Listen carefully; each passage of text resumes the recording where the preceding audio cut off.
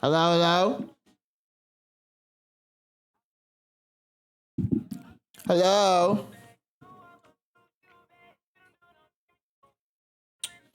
What's good, y'all? What's good, SJ? NBA? What? Yeah, yeah. You done with this? Oh. What's good, NBA? What's good, Gadget? What's good, Austin? I'm not about to eat all of that, bro. Bro, I already got my own fries. Put that somewhere. You gonna throw it in the trash? Wasteful. I'm not eating all that. Wasteful. Throw it out. Yo, wasting food. You wasn't gonna eat it. Not now. I already got this. I got my burger too. No, I told you. Not you now. Yeah, I'll eat it later, maybe. Okay.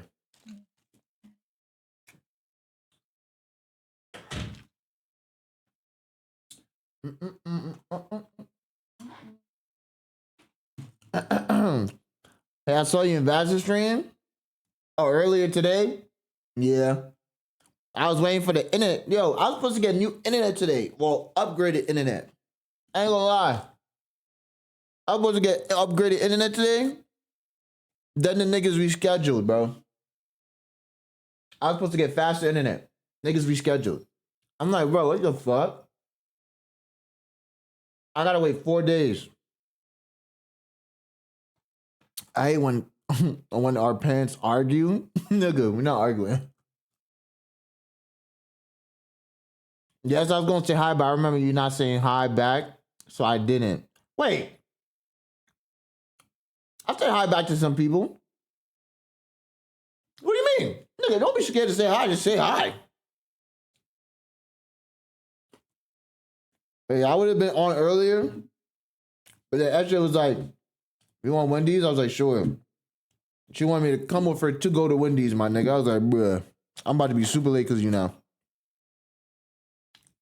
But I also have to wait for my brother too, because this nigga wanted to do a parlay. So I have to wait on that nigga as well.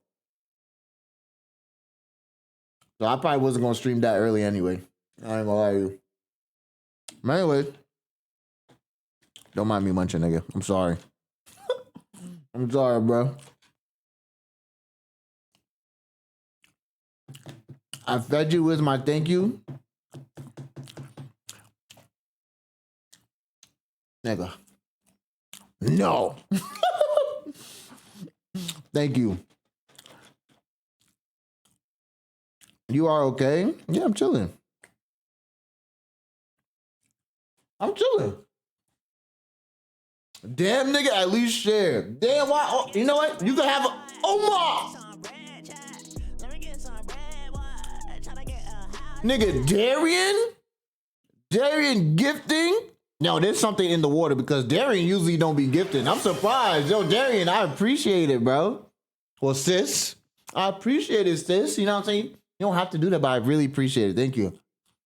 Darian is one of the, like, she's always active in this bitch, so I respect her a lot, bro. She's always in this bitch, so I really respect her a lot for that. Because she didn't have to be here, obviously. Don't let that distract you for giving me a nugget. You're welcome. Thank you. I really appreciate it. Y'all understand, too, like, since niggas is not going to be consistent on RNA and shit, y'all niggas dead ass help with the bills. I ain't going to lie to you, son. Y'all niggas really fucking be helping, son. Money going to be low this year. At least the beginning of it. I don't know how I'll be in the middle or towards the end, but in the beginning of the year, money's gonna be low. I ain't gonna lie to you. But y'all niggas, y'all really helped me out, bro. And that's some real shit. Yo, what's good, Infamous? Please help. I broke you too. Yeah. I'm happy to help a little. Yeah, man. You know? Y'all might not really understand the gratitude that I feel, but y'all niggas definitely helped a lot. A lot. You still want this nugget, Gaji? You want this little ass nugget? You want the chicken nugget? Yes. Here, have it, nigga. You got this one. This is the last one. I gave you the last nugget. So anyway, so today we're gonna do some reactions. I'm gonna try to get through the ones that I want to get through first for the channel. I got 5 videos, so that's 5 videos for the rest of the week. We're gonna have another reaction day, which is, I think it's Wednesday. So we can watch whatever y'all niggas want to watch. But today is mainly strictly the shit that I'm gonna be watching. Obviously, if we have enough time, I'll try to squeeze some of y'all shit in, but I'm getting these shits out the way for the rest of the week. Milk out. Yo, what's good, Sally? I know I ain't hit you back up yet. I was busy, bro. And then by the time I came to stream it, I had to stream. Yo, what's good, Scar Man? How you doing? Anyways, how y'all niggas doing, though? What's the mental today? Y'all niggas alright today? Yeah, this chicken nugget a little weird. Nigga, what the fuck? Yep. Hey, back up. Nigga sniffing my fries. Back your ass up, nigga. 5 vids, you know your ass ain't watching nobody else's shit. I mean, I'm talking about like future reference. Maybe not today because obviously niggas started late. But yeah. No problem again. Reply me when you're free. Also sub to your YouTube. Hey man, I appreciate that, buddy. I appreciate that. Mental's well. How's your mental? My mental's alright. I can't complain. I've been fucking playing Marvel Rivals off stream, y'all. I ain't gonna lie to you, I've been grinding. Low key. I've been fucking grinding low key. Low key? I've been grinding. Try hard? Yes, bro. Yo, last night I was playing. I got from gold 3 to gold 1. I'm almost plat. If I play a little bit more today, which I did, but it was kind of like win, loss, win, loss, win, win, loss, loss. I probably could get to plat today. Yo, it's good, Kage. Yo, it's good, Utah. Hey, I watched you and Vash's videos from the basement in 2020 with some funny shit. I hope you guys are doing well nowadays. Hey, man, you one of the OGs then? Basement era? You basement era type nigga? Oh, yeah, you one of the OGs. What's good, though? Don't mind me, now. I'm just smacking. Let me take some of my diet cherry vanilla Coke. You could call me Crone. I got you. Crone. Hold on, we got a chest. Let's share the chest. Oh my God, I love this emote. Nah, this emote fire as hell. It's my vibe right now, because that's what I'm doing. I watched Lunar when they had that black Naruto character icon. Oh, you know, yeah, you OG, nigga. You one of the OGs, OG, if you know that icon. Yeah, I was 15, now I'm 19. Now I'm 19, god damn. Nigga grew the fuck up. Thanks for getting me through high school. It's crazy when people say that. Like, damn, thanks for getting me through this, or thanks for getting me through this tough time. I still don't believe that shit. I ain't gonna lie. It's more like, what's the word? Fuck. I just spit, my fault. What's it called? When you feel like you don't deserve something? I forgot what it's called. But my message? What? Oh, I found you in Vash in September of 2021. God damn. Thanks for carrying COVID. Carrying COVID is crazy. Carrying COVID is crazy. I don't know if I carry, but I know a lot of y'all niggas came during COVID.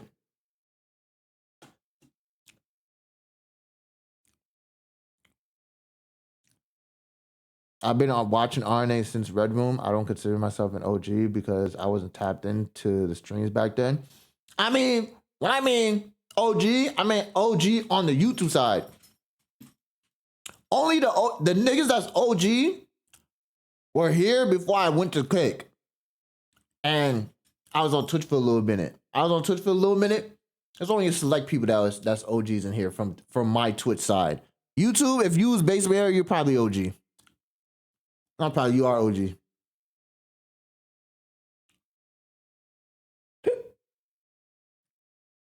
I was in middle school when I started watching y'all. Now I'm in my junior year of high school. God damn, that nigga's growing the fuck up on some shit. I feel like my kid's growing up for real. Because it wasn't shit else to watch. There was probably a lot of people to watch in COVID time period. A lot of people were blown up in the COVID era. I'm not gonna lie to you. A lot of niggas was blown up.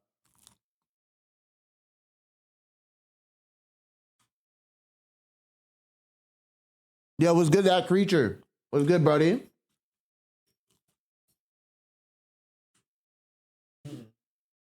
And I chew that shit up, nigga. I've been watching y'all for like 3 years, and now just tuning into the streams. Hey, nigga, all that matters is that you're here now. Get my viewership up, nigga. Fuck are you talking about? I'm trying to get verified. I'm trying to get verified on Twitch, nigga. One day, nigga. One day.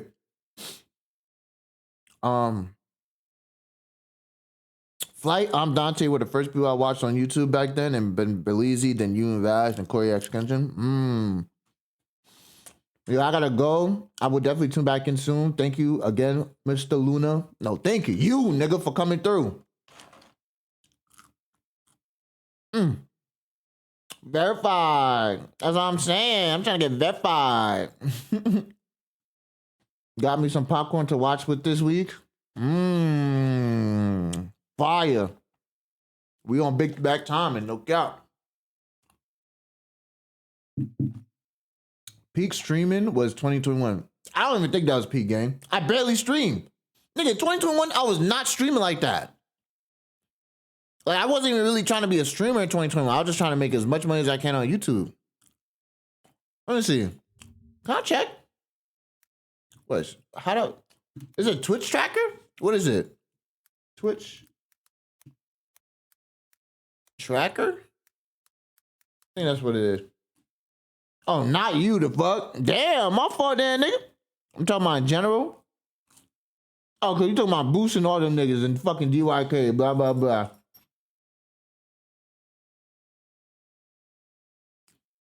I don't know when I started watching, but it was the basement days. So you was probably one of the OGs, I ain't gonna lie to you. 2014 Lunar, all right. Nigga, that's just lore that these niggas don't even know about. Come on now. You over here trying to be special. 2014 Lunar is superior. Oh my god.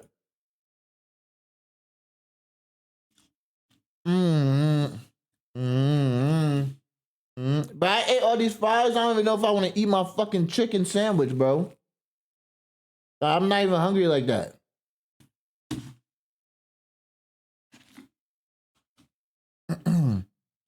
You're gonna shed some light on that, gang? Bro, it's literally when I wasn't even fucking doing YouTube. I wasn't doing YouTube. I wasn't doing anything. I was just in school. Niggas didn't start doing YouTube till like 2017.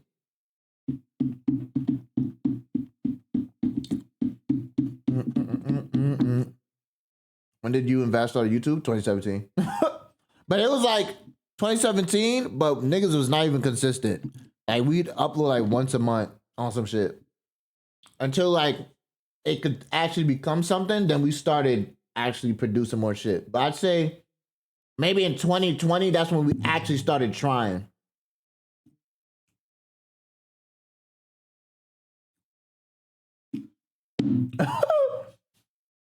Is that better TTV emote? What the fuck?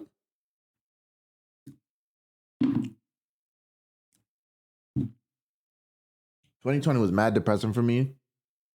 I mean, shit. I feel like a lot of people probably felt that way, COVID era and shit like that, you know? And some people probably had the time of their life during 2020. I ain't gonna lie to you. Yo, can you move your fat ass head back up? You all up on me. Nah, this shit was lit, see?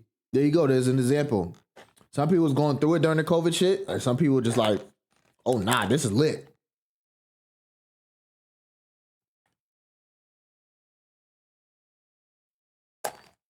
I'm about to take one bite out of my chicken sandwich, and let me see if I'm gonna fucking eat it or not. Cause last time I had a burger from Wendy's, that shit was small as fuck, and the burger was mid. So I wanna try if this shit is actually good, or is ass. This shit look mid as fuck though, I'm not gonna lie to you, Chad. Look at this shit. This shit look, nigga, why the fuck my button lopsided, my nigga? Like, oh! I dropped it.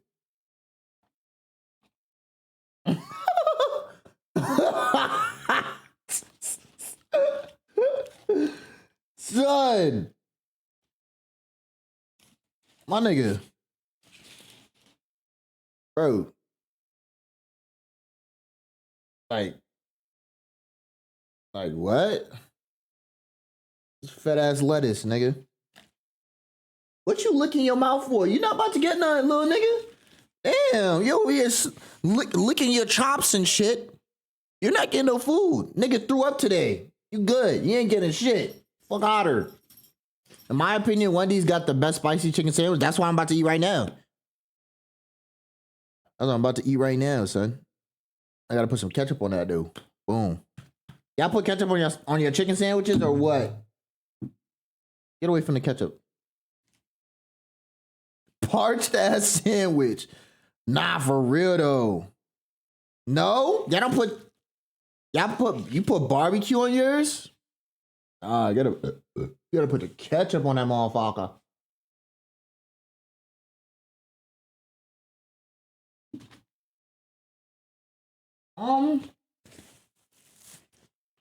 The fuck?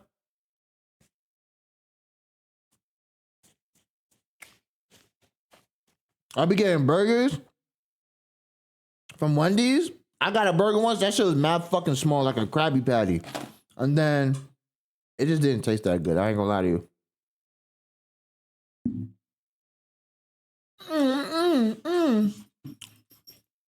Let me pull up my videos. You back up, son. Your Wendy's might be trash, maybe. I don't know. Hold on. I got my videos, boom.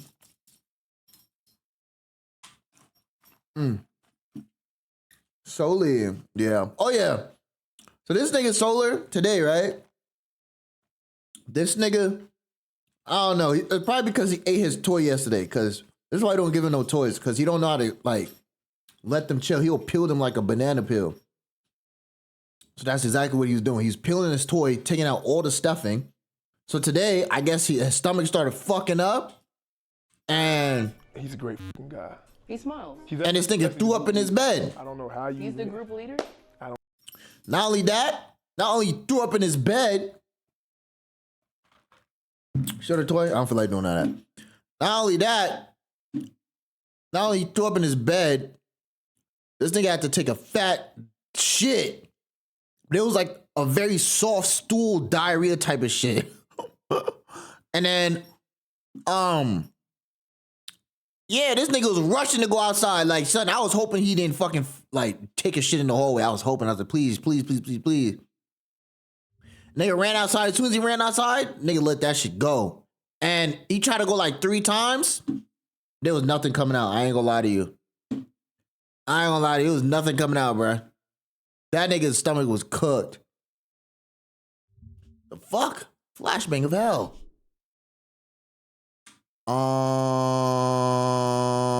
Boom. Boom. Boom. And boom. All right, bet. Get that out the way. One night, Shut your ass up. Shut your ass up. Elon Shut your ass Musk. up. Shut your ass up. I bet.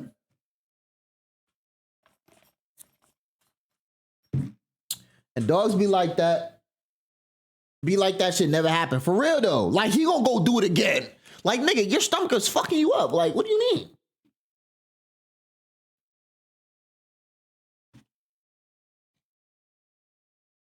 You feel me?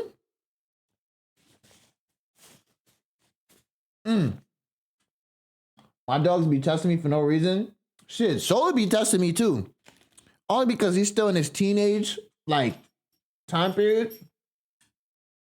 So he be trying to see how far he can go with his fucking antics. And I be correcting that nigga. Yo, you ain't no nigga. You getting corrected, buddy.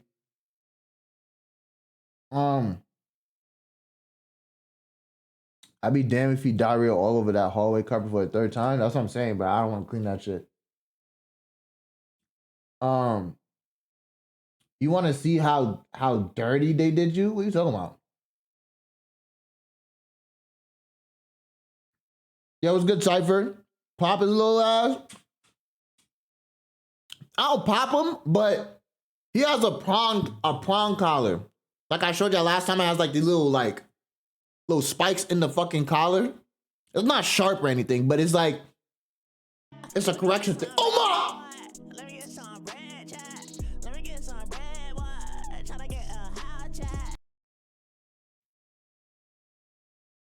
Slazy. The fuck you got going on? Nigga didn't say a word. Just drop subs. Oh my God. Bro, thank you for the fucking 11 gifted, bro.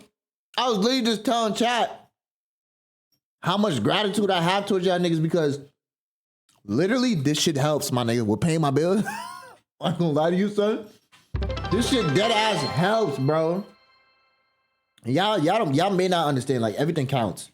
So like when shit like this happens, bro, I'm really like grateful. Cause then maybe I'm like, damn, this month I survived this month. Like this is how I think about it. If I can get by every month, even just by a little bit, my nigga, I survive for the month. I'm like, okay, bills is paid, I'm good. Like fuck, I feel refreshed, nigga. Days never finished. Massa got me working. Hey man, get your money on. For real though, yeah man, I'm trying to tell you, bro. Like every month, I'm like, damn, I'm getting by.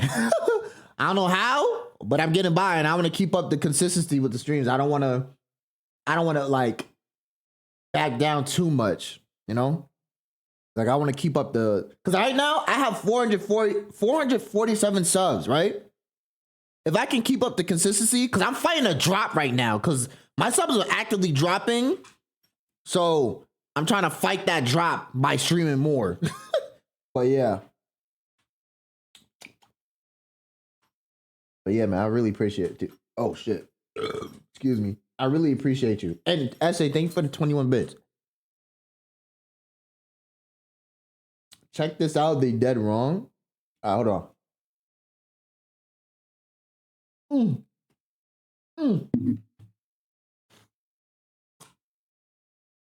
the fuck? This is the downside of having a beard, my nigga. Food gets in your fucking beard.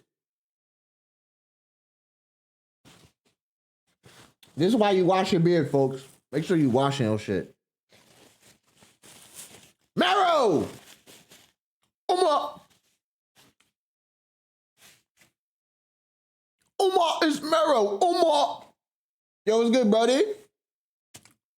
I don't have a beard anymore, but that's the only thing about having a beard. It's so fucking annoying when you eat.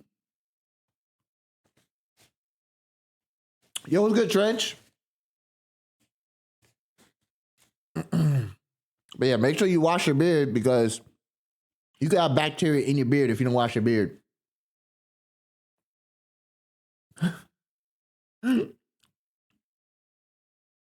Hey, yo, what was that white shit on your beard, on your chin? Yo, chill, man. Ew, me, yo, relax. Relax, nigga. What the fuck? Anyways, but I was eating a burger. It got white shit on there. It got white shit on there, son. No cap.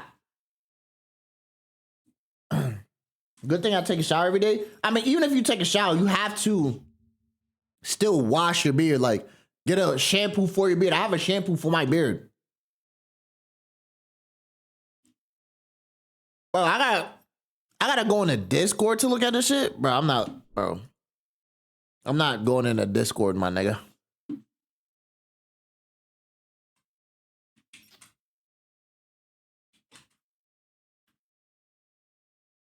When you have a vid view, if it's something that it might be towards the end, and I might not get to it. I'm not gonna lie to you. I'm not gonna lie to you. I'll probably save it for next time, if anything. Wait, you watch wrestling? Since when the fuck you watch wrestling? Oh, you just like my mom for real. I'm in love with my auntie, huh? No, I used to. I used to have a wizard beard, and you're so right. You got to get in there. Exactly. Nigga used to look like Gandalf. Nigga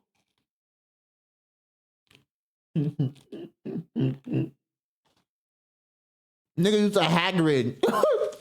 Nigga Cut Mary used to look like Hagrid.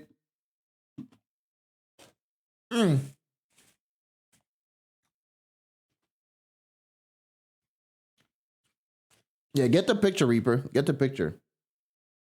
I don't feel like going all in the Discord. Anyways, nigga, thank me by playing Tekken with me without having to ask. Well, hey, nigga, not all the time I'm playing the fucking game. That's the thing. Niggas think I play games all the time. I don't.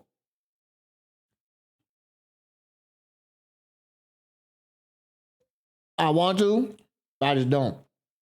I got other shit to take care of.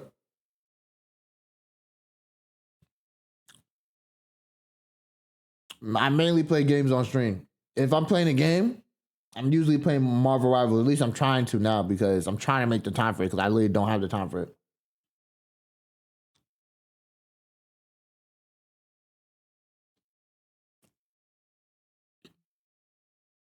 I got you. Is this channel worthy? Let me see. What the fuck, E-Man?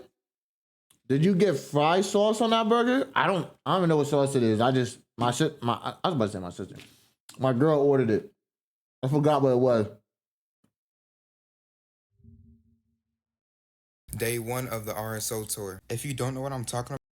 How I smash sex offenders when I'm down bad? What the fuck is this video? Oh my God. I mean, we could try it, but it's gonna be for like next reaction day, which is Wednesday. That title's actually insane. What the fuck? All right, Slazy. Thank you for popping by and thank you for the gifted, bro. I really appreciate it.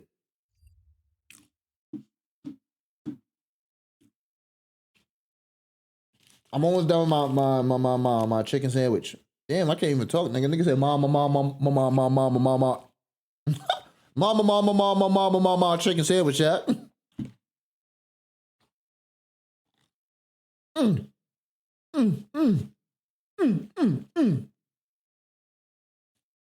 done with the chicken sandwich. I'm dead ass not eating these rest of these fries though. That nigga get a forbidden game. That's actually insane. But I could try it on the channel to see if it works. If it works, then if the nigga has more parts, we'll watch it. That's really what it is right now. Find the shit that works, recycle it. Because yeah, I could probably watch anime all the time, but I don't want to watch anime all the time. Like, I don't want my channel to be just based on anime. I want it to be based on multiple different things that work. I know the horror shit work. I want to get more into documents like crime docs.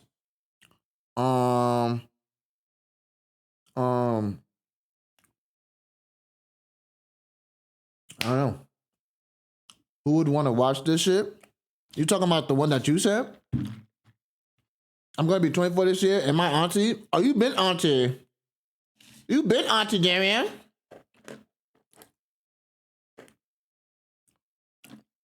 I want to watch you all the time.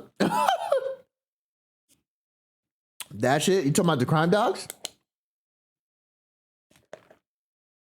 I mean, I go off of what people say in my comments, and obviously how views and likes do. What the dog doing? He right next to me. Oh, the Japanese cartoon shit? A lot of people react to anime, and that shit work.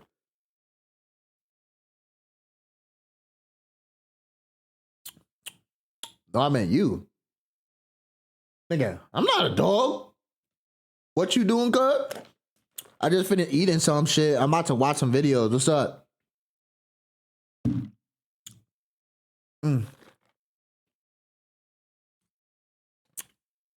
Woo for us. Get the fuck out of here.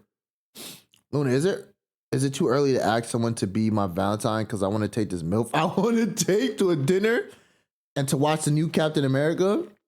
Nigga, no, just go at it. She wouldn't gotta be a Valentine, nigga. If you on that, get on it. That's it, nigga. Get on it. She's a MILF though? Shit, nigga. You tough for that. Nigga getting some MILF Uchi. Okay. Get you that MILF Uchi. Is she gonna be a sugar baby too? I mean, sugar mama? Are you gonna be the sugar baby? Bro, I hate paper fucking straws. Look at this shit. Look. I hate paper straws. Yo, these shits are so ass. Why niggas do paper straws for? This is garbage. Bro, I can't even drink nothing because this shit fucking ripping. This shit's so ass, my nigga. Bro, man, get the shit out of my fucking shit. That shit pissed me off.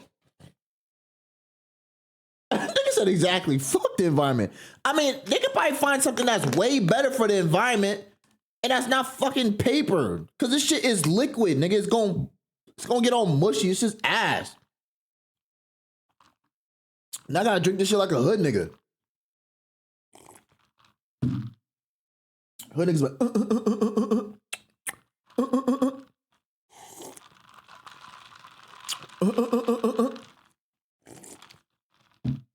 You are though? I'm far from hood nigga. I'm not no hood nigga. Shit, I used to live in the hood nigga. I'm a suburban kid. I'm a suburban boy.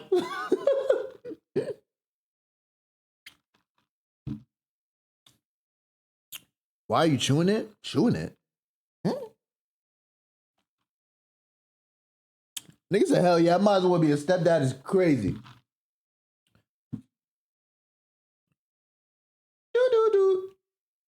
Do. I grew up in the country. I'm a country girl. Chat. Hold on. I need some paper towels. Also, I'm not eating these fries. I'm throwing this shit out. I ain't gonna lie to you. I'll be right back. Ooh. Ooh.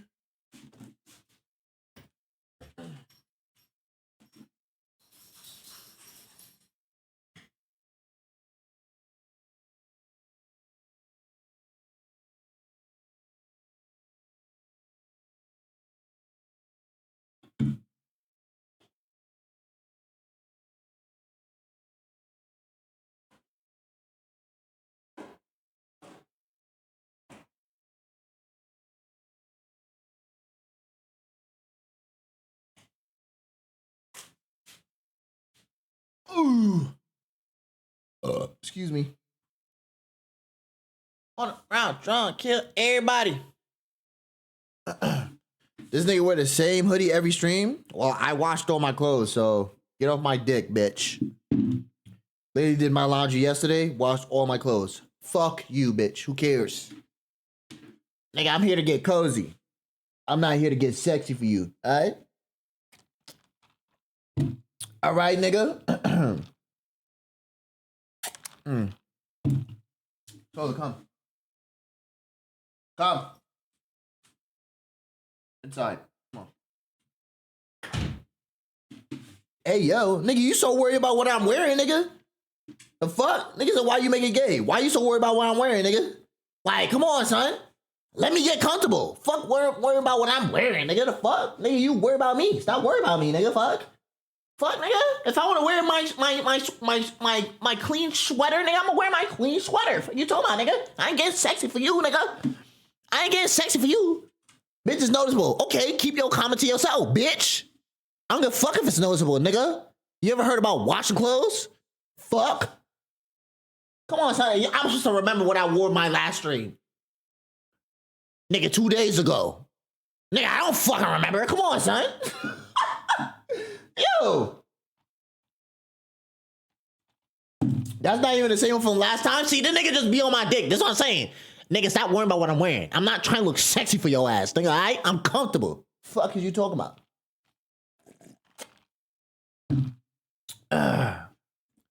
Crashing out over a hoodie. Nah, cause niggas be trying to go back and forth with me, my nigga. Like, nigga, I get back and forth too, nigga. I can act smart too, nigga. Niggas get smart with me, I act smart too, nigga. Fuck you talking about, nigga. Stop. Yo, come on, son. You just reacted today? Yeah. Yo, what's good, Leia? Yo, what's good, Darko? Anyways, what are y'all talking about? Man, it don't even matter no more. It don't even matter no more.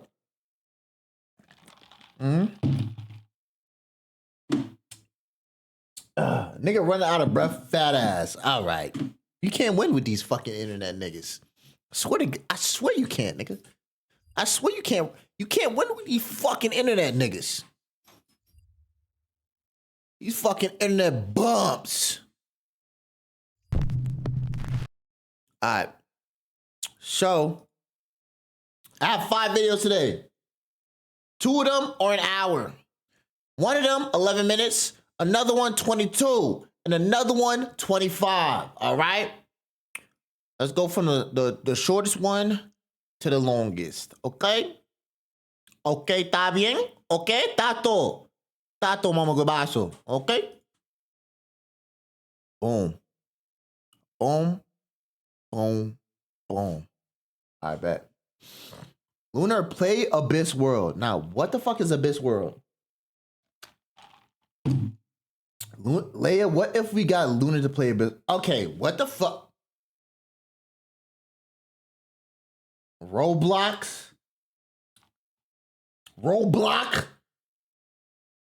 These gonna be on the channel? Yeah, all 5 of these videos is gonna be on the channel for the week. I just want to bust out 5 videos so I have 5 videos lined up for the whole entire week. The next time we react, which is Wednesday, we can react to whatever y'all want me to react to. Just to have some bonding time with y'all and the burn time, obviously. So, 5 videos. 6, nigga? Well, I don't think we're gonna do 6 today. Yo, why y'all niggas want to kill yourselves for? The hell? Calm down. Yo, what's good, Quinny?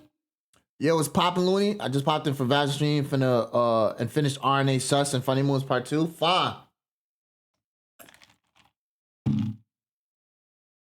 My Rust wipe got fucked. Oh, so that's why you talking about you want a KYS. Okay. You be alright, nigga. You living. You surviving, nigga. You be alright. You ain't dying, nigga. Relax, nigga. You be alright.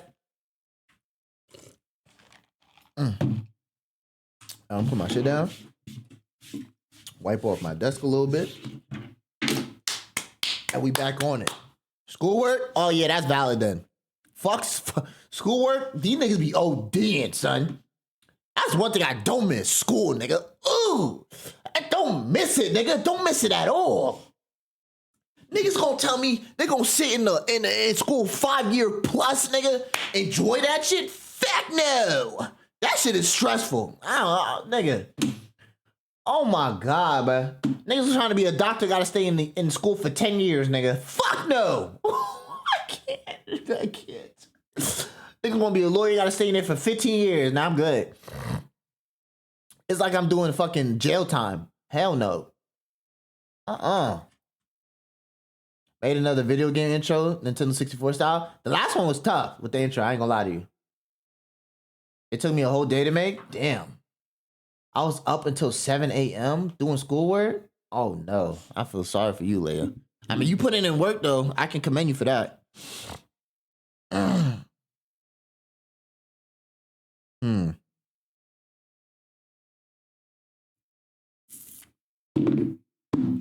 I bet.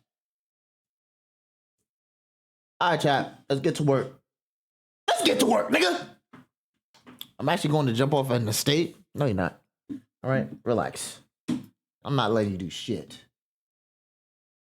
I'm gonna play Abyss World to relax. These niggas really stressing. Yo, these niggas stressing. Hold on, let me get my cam. Put this over here. Elon, yes, but it's Tommy NFG. He's talking about Elon Musk. But you know, Elon Musk been wilding out. We need that dog emote. I'm pretty sure they have that dog emote in Better TV. You probably gotta like search for that dude. I mean, I don't know if y'all niggas been adding emotes on the Better TV shit, but like, it's probably in there. Yo, what's good, Envy? What's good, broski? I'll look later. Yeah, I got you. Yeah. I also want to, well, email was telling me that something else is better than Better TV, but we never got to that conversation yet, but we'll get to that when we get to that. All right. So let me, boom, we're going to do this, chat. Okay, I'm about to make a little quick intro. Let me hide that. And, okay. Now, boom.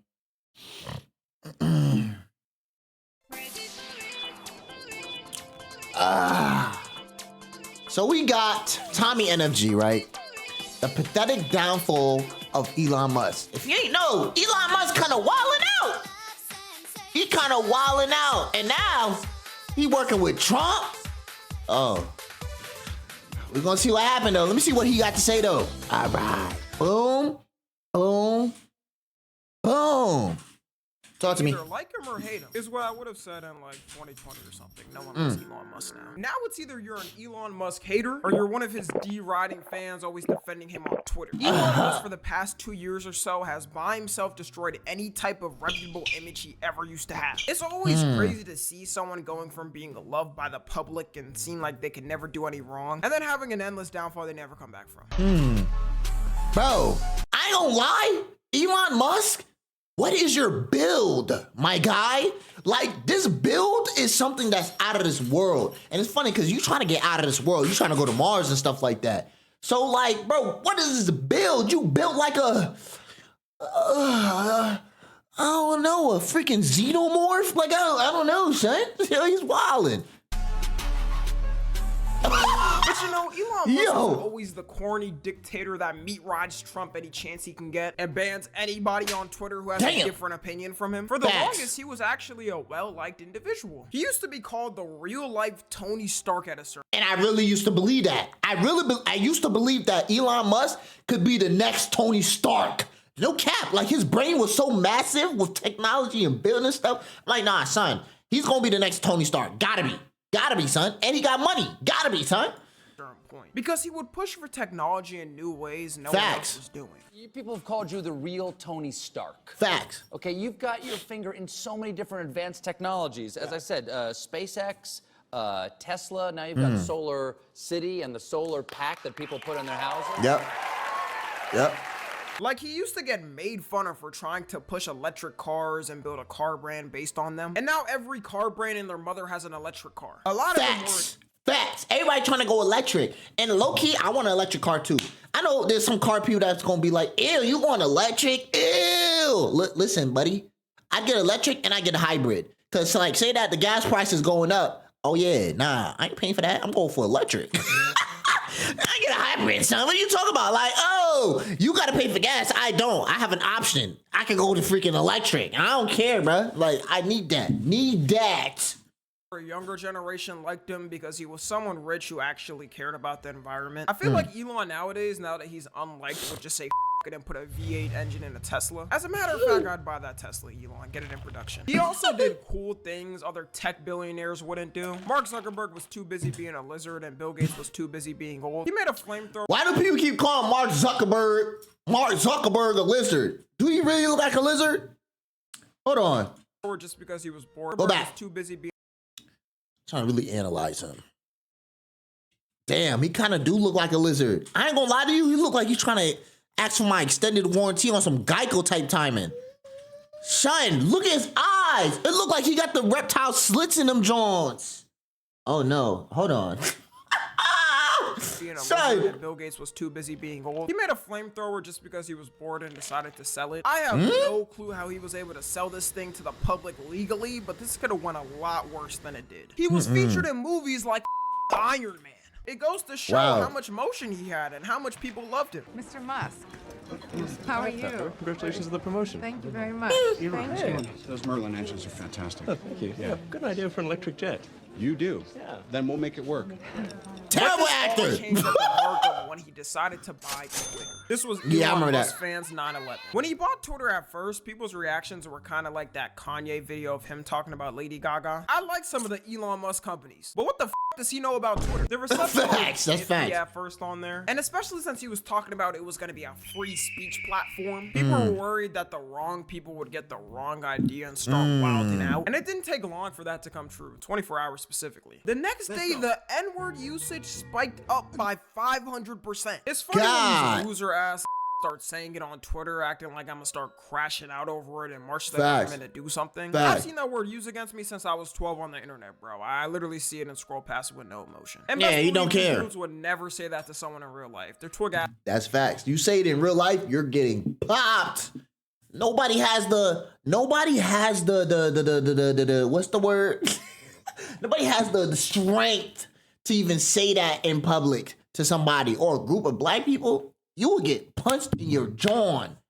Like, you're not saying that. You're just a Twitter typer. You're just a typer online. You're not doing none of that in person. Like, come on, son. It's just not. Snapped in half. But a lot of people also liked the initial idea he had. People were feeling for a long time that Twitter was more politically biased, and they would censor people with more traditional views or being a Trump fan. I would have agreed with this too. Like, I'm a true believer in free speech and everyone having their own political viewpoint, even if I disagree with it. But then it turned out that he would just censor people's views he didn't like and anyone who pissed him off. When he first took over, he famously banned a bunch of journalists who criticized him and for quote-unquote doxing. The doxing wasn't an actual doxing, though. Let me explain it. There used to be an account on Twitter named Elon Jet, which would take public flight data online that anybody can access and post it on a Twitter account for people to see. This isn't an uncommon thing, like Taylor Swift's flight logs used to get posted online all the time. And he had suspended the account, so some journalists talked about the account and shared links to it. Then they all ended up getting banned for that. Like, they didn't share his private estate or hire spies to track where Elon is. They literally wrote a story about public information that was available to everyone. This dude's supposed to be the free speech guy or some and you can't handle a little story like this? There's no world where Elon Musk could ever get hurt by some info like this. He's the richest man in the world. He probably got more security than the president. He also banned words on the platform. The word cis and cisgendered is now labeled a slur on there. Dead ass? I didn't even know he did that. What?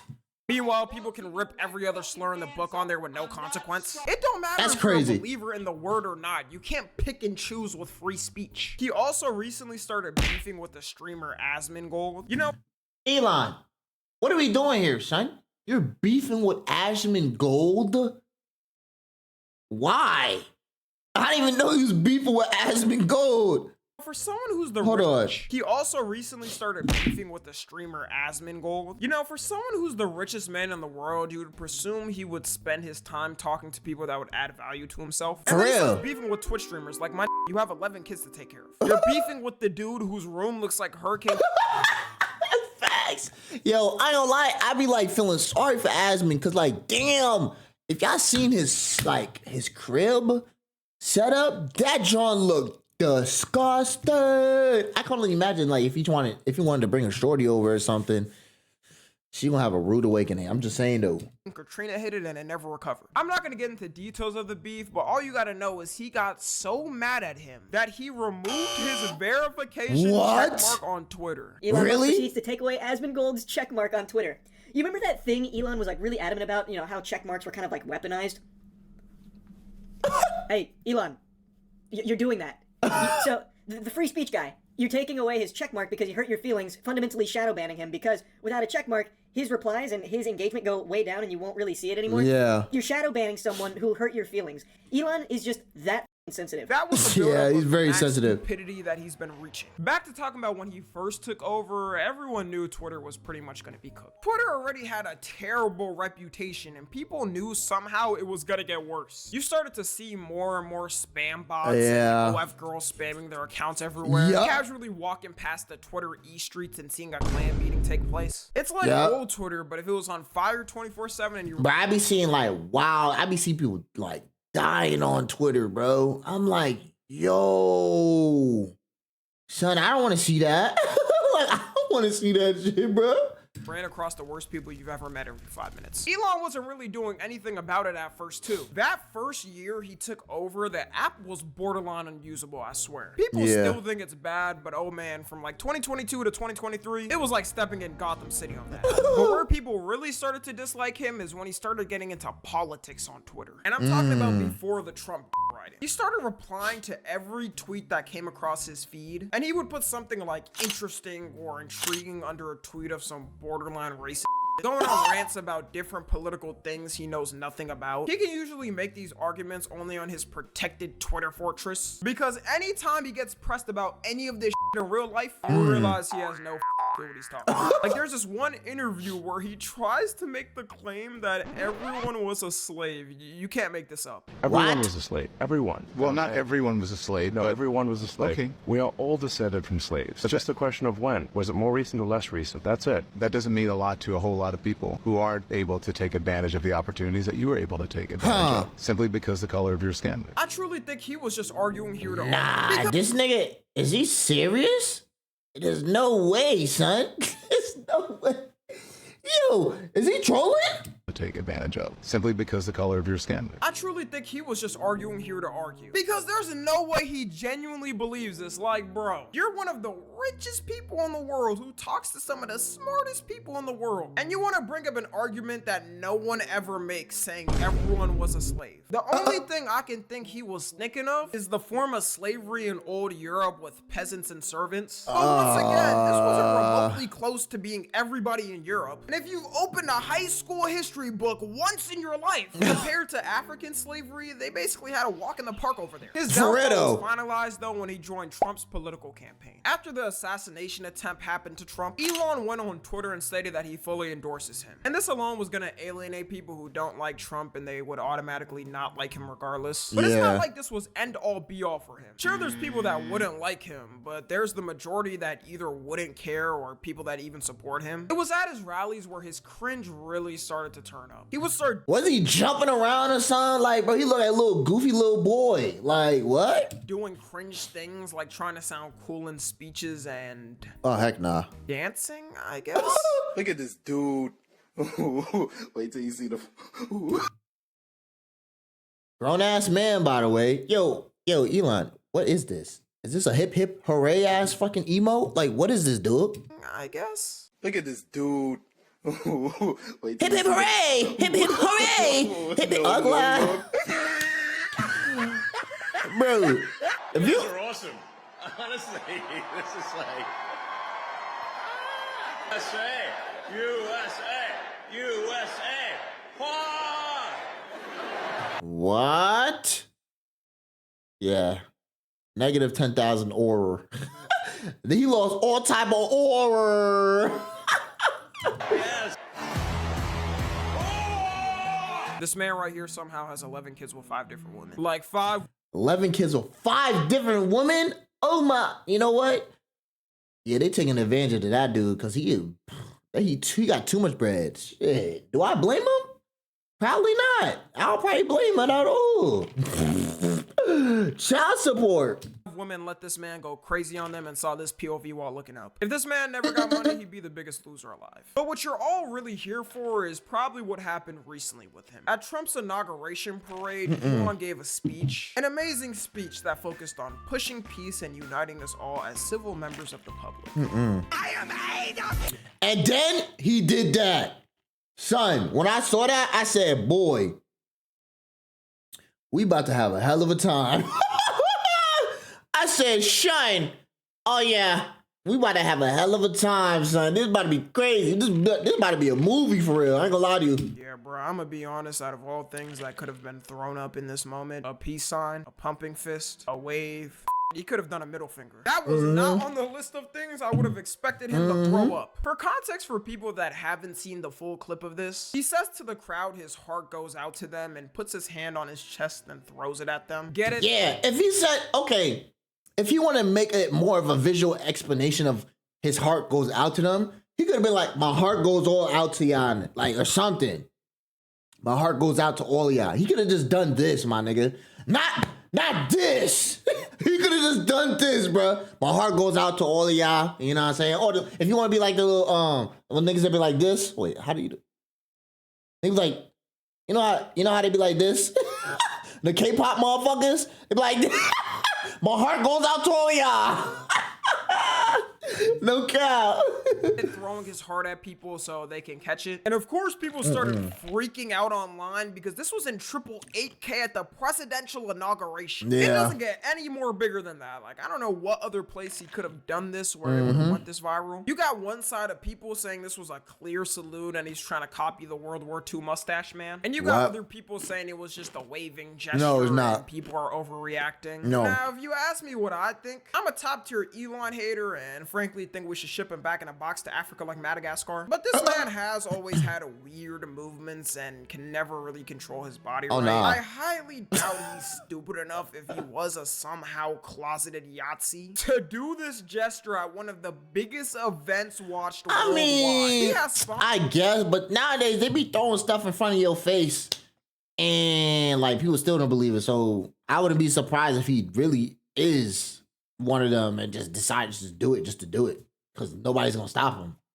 You know, that he could lose and take everything away. And this is one of those acts, if done on purpose and confirmed, there is no coming back from. His net worth would go from $427 billion to $427. For sure. At the same time, I'm also thinking, is he dumb enough not to think about something like this before doing it? Even thinking off the look, like if I ever made that gesture accidentally, I feel like I'm gonna notice it immediately. Exactly. Like, oh wait, I didn't mean like that or something. But he just kept doing it. He did 2 times. Sure, comes out this was all his evil plan and we enter like World War III or some.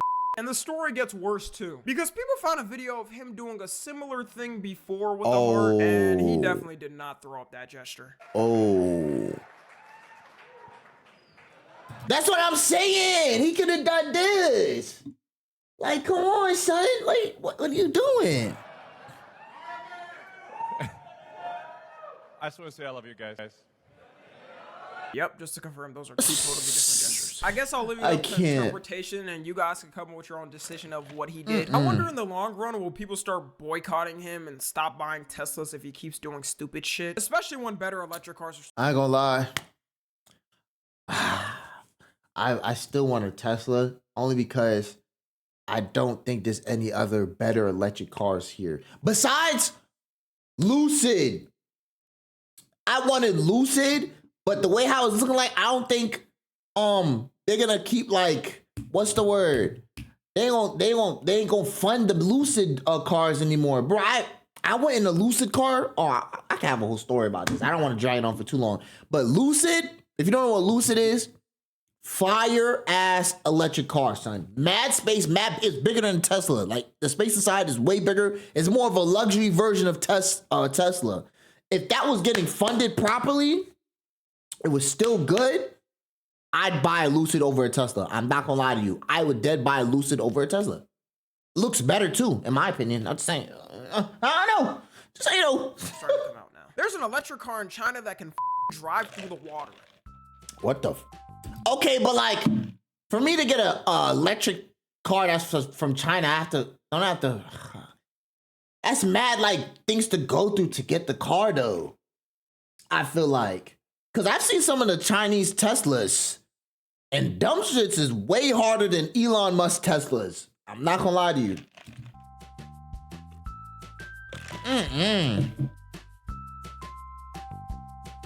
That's so fire.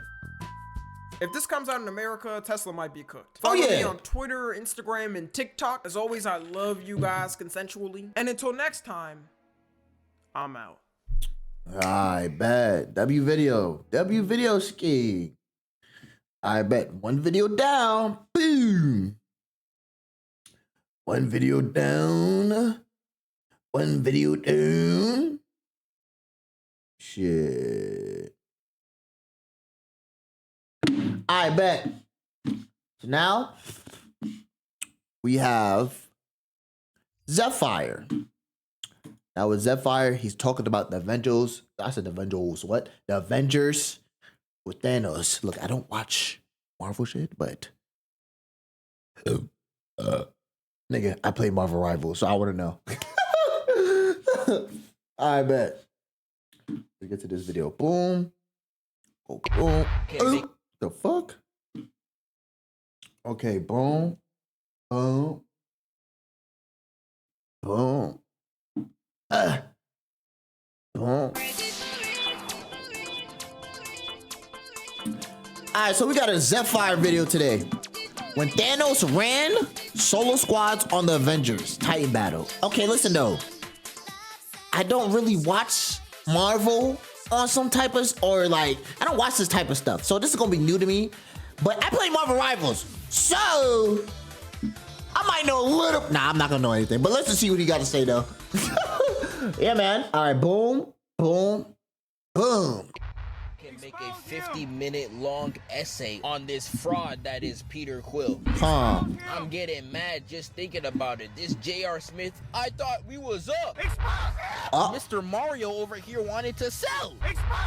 Uh-oh. So, last time, Yo-oh. we had Thanos and his goons rolling around the universe like he King Von. He going to every planet snatching they chains. God damn. Just like this. Worthless nigga. Your gym is mine, you nigga. Yeah, I'm not even gonna hold y'all. He tweaking. Okay, so I ain't watched this, John, but people be saying like Thanos is like really OP on some shit. I don't really know. Like, is he really that OP? I know he be collecting the gemstones, the Infinity Stone, bomb, bomb, bomb, bomb. He got all of them and he's massacring everybody. I don't know. Yo, what's good, princess? The Earth's not so mightiest heroes trying to step up to the plate. You have Thanos dunking on them like how. To Hulk? Okay, when I used to watch stuff like this, right? I think back then, the Hulk was my favorite superhero. I think the Hulk was my favorite because I used to have the game. I used to play the game. It was like an old game on Xbox, I think. I forgot what it's called. But I think he was my favorite. But back then, the Hulk was savage.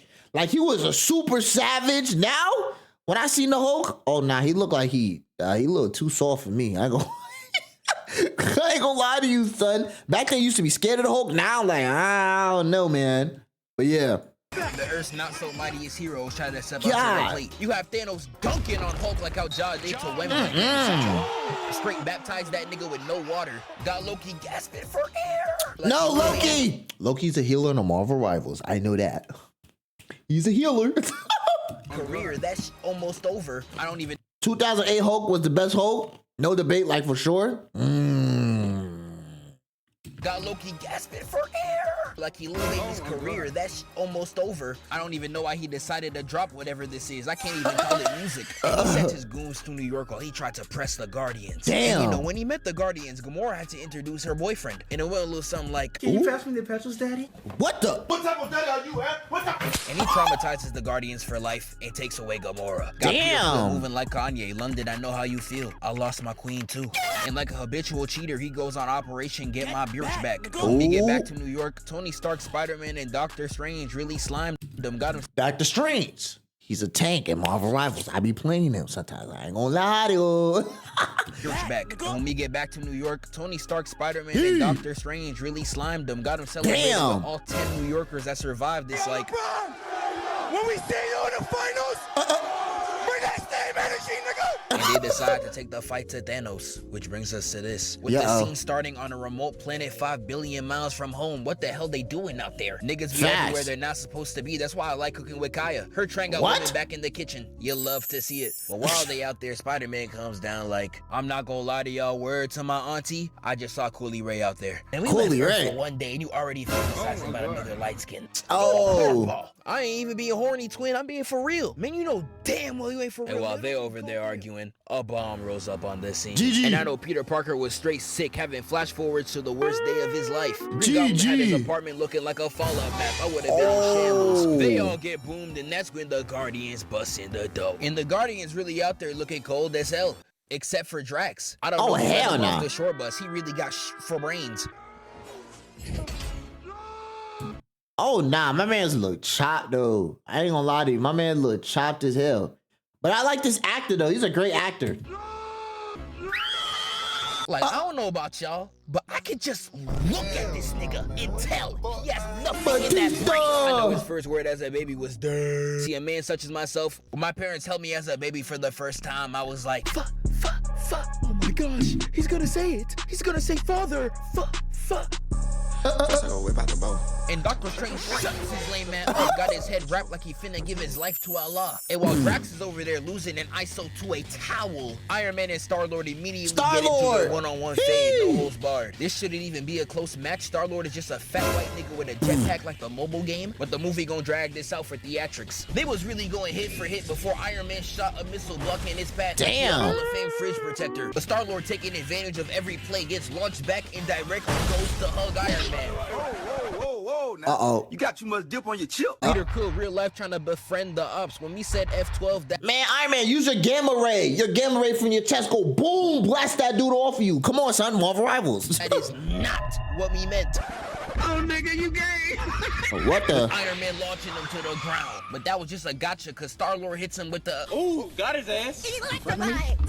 Oh.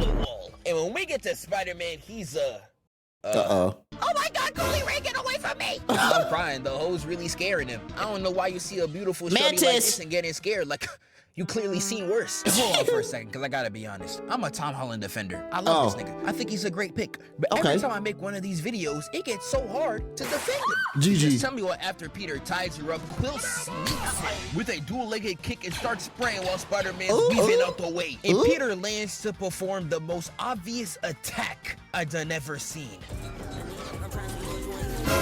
Oh my goodness, Valentine! Oh no.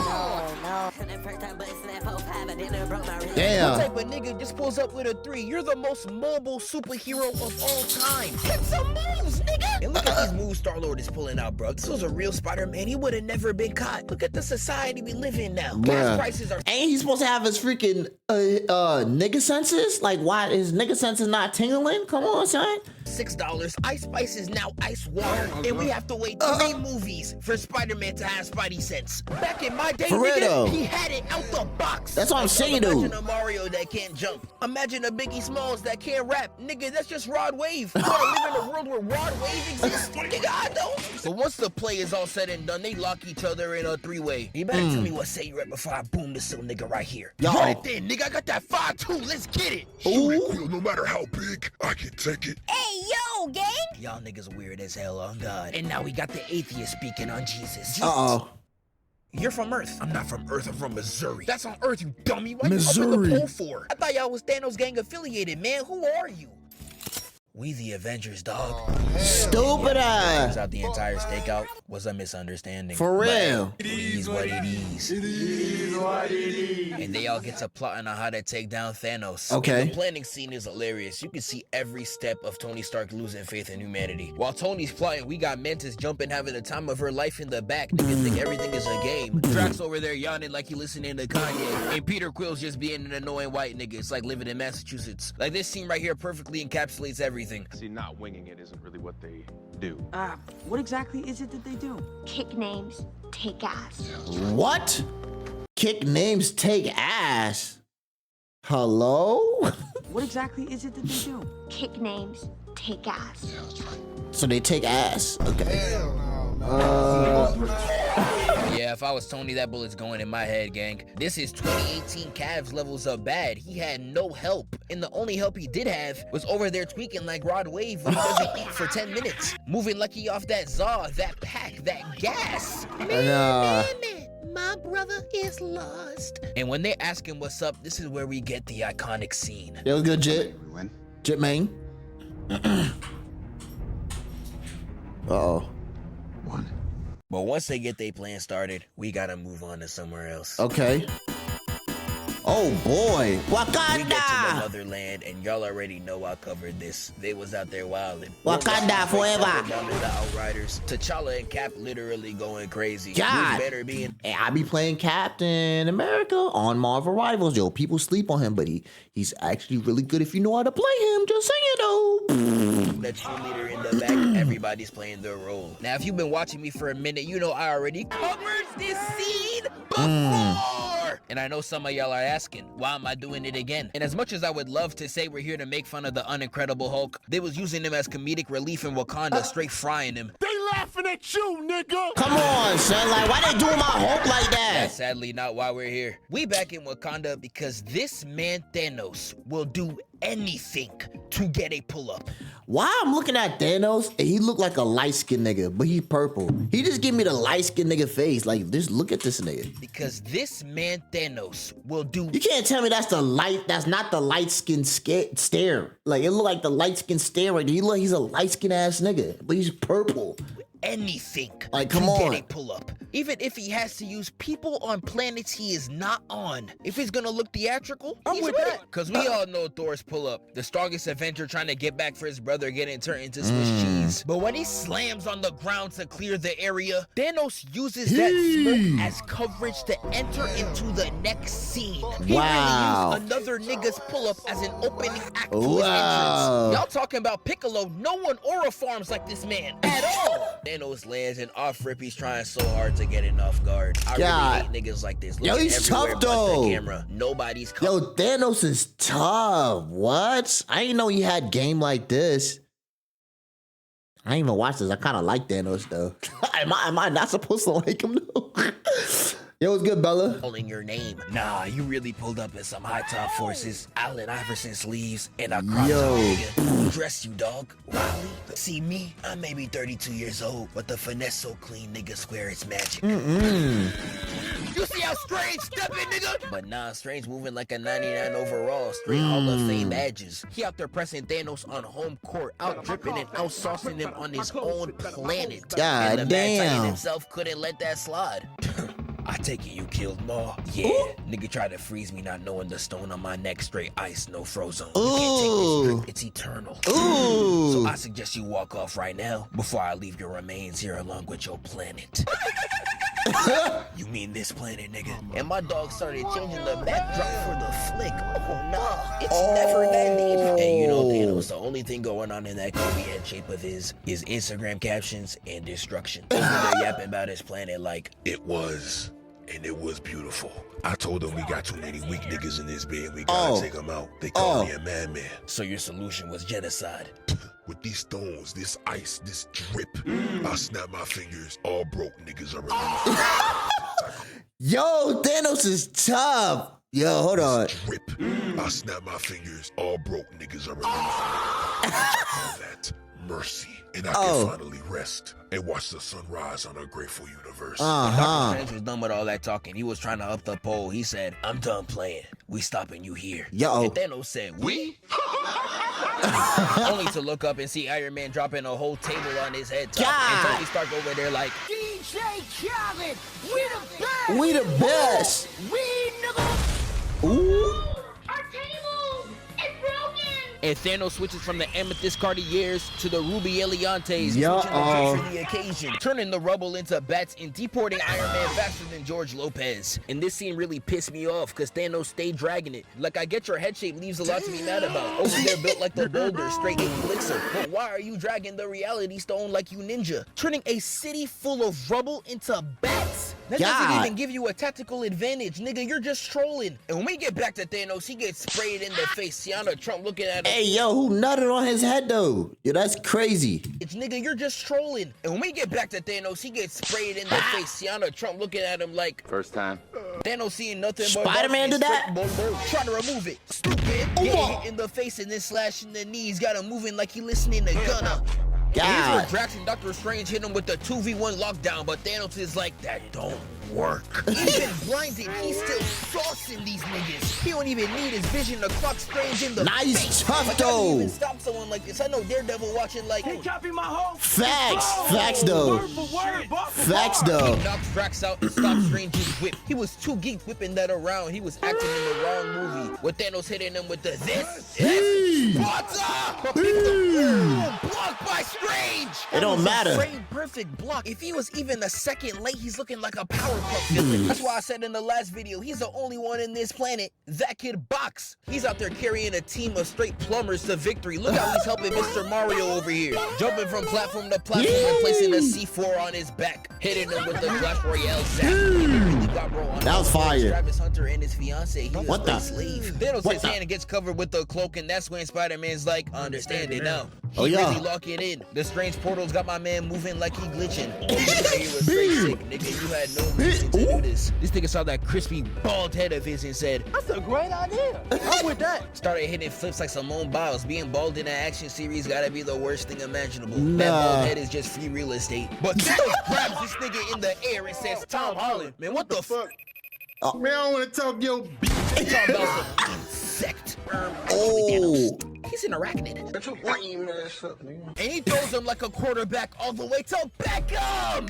God Iron Man damn. pulls up trying to torture him alive, doing him like how he used to do Afghanistan. But Thanos taking the opportunity to clip farm, starts taking album covers in the middle of the flame. This nigga's tough, bro. Right. This nigga Thanos is so fucking tough, bro. I ain't gonna lie. I don't know if it's because Zephyr making him look more tough than he is, but this nigga is tough. I don't care, bro.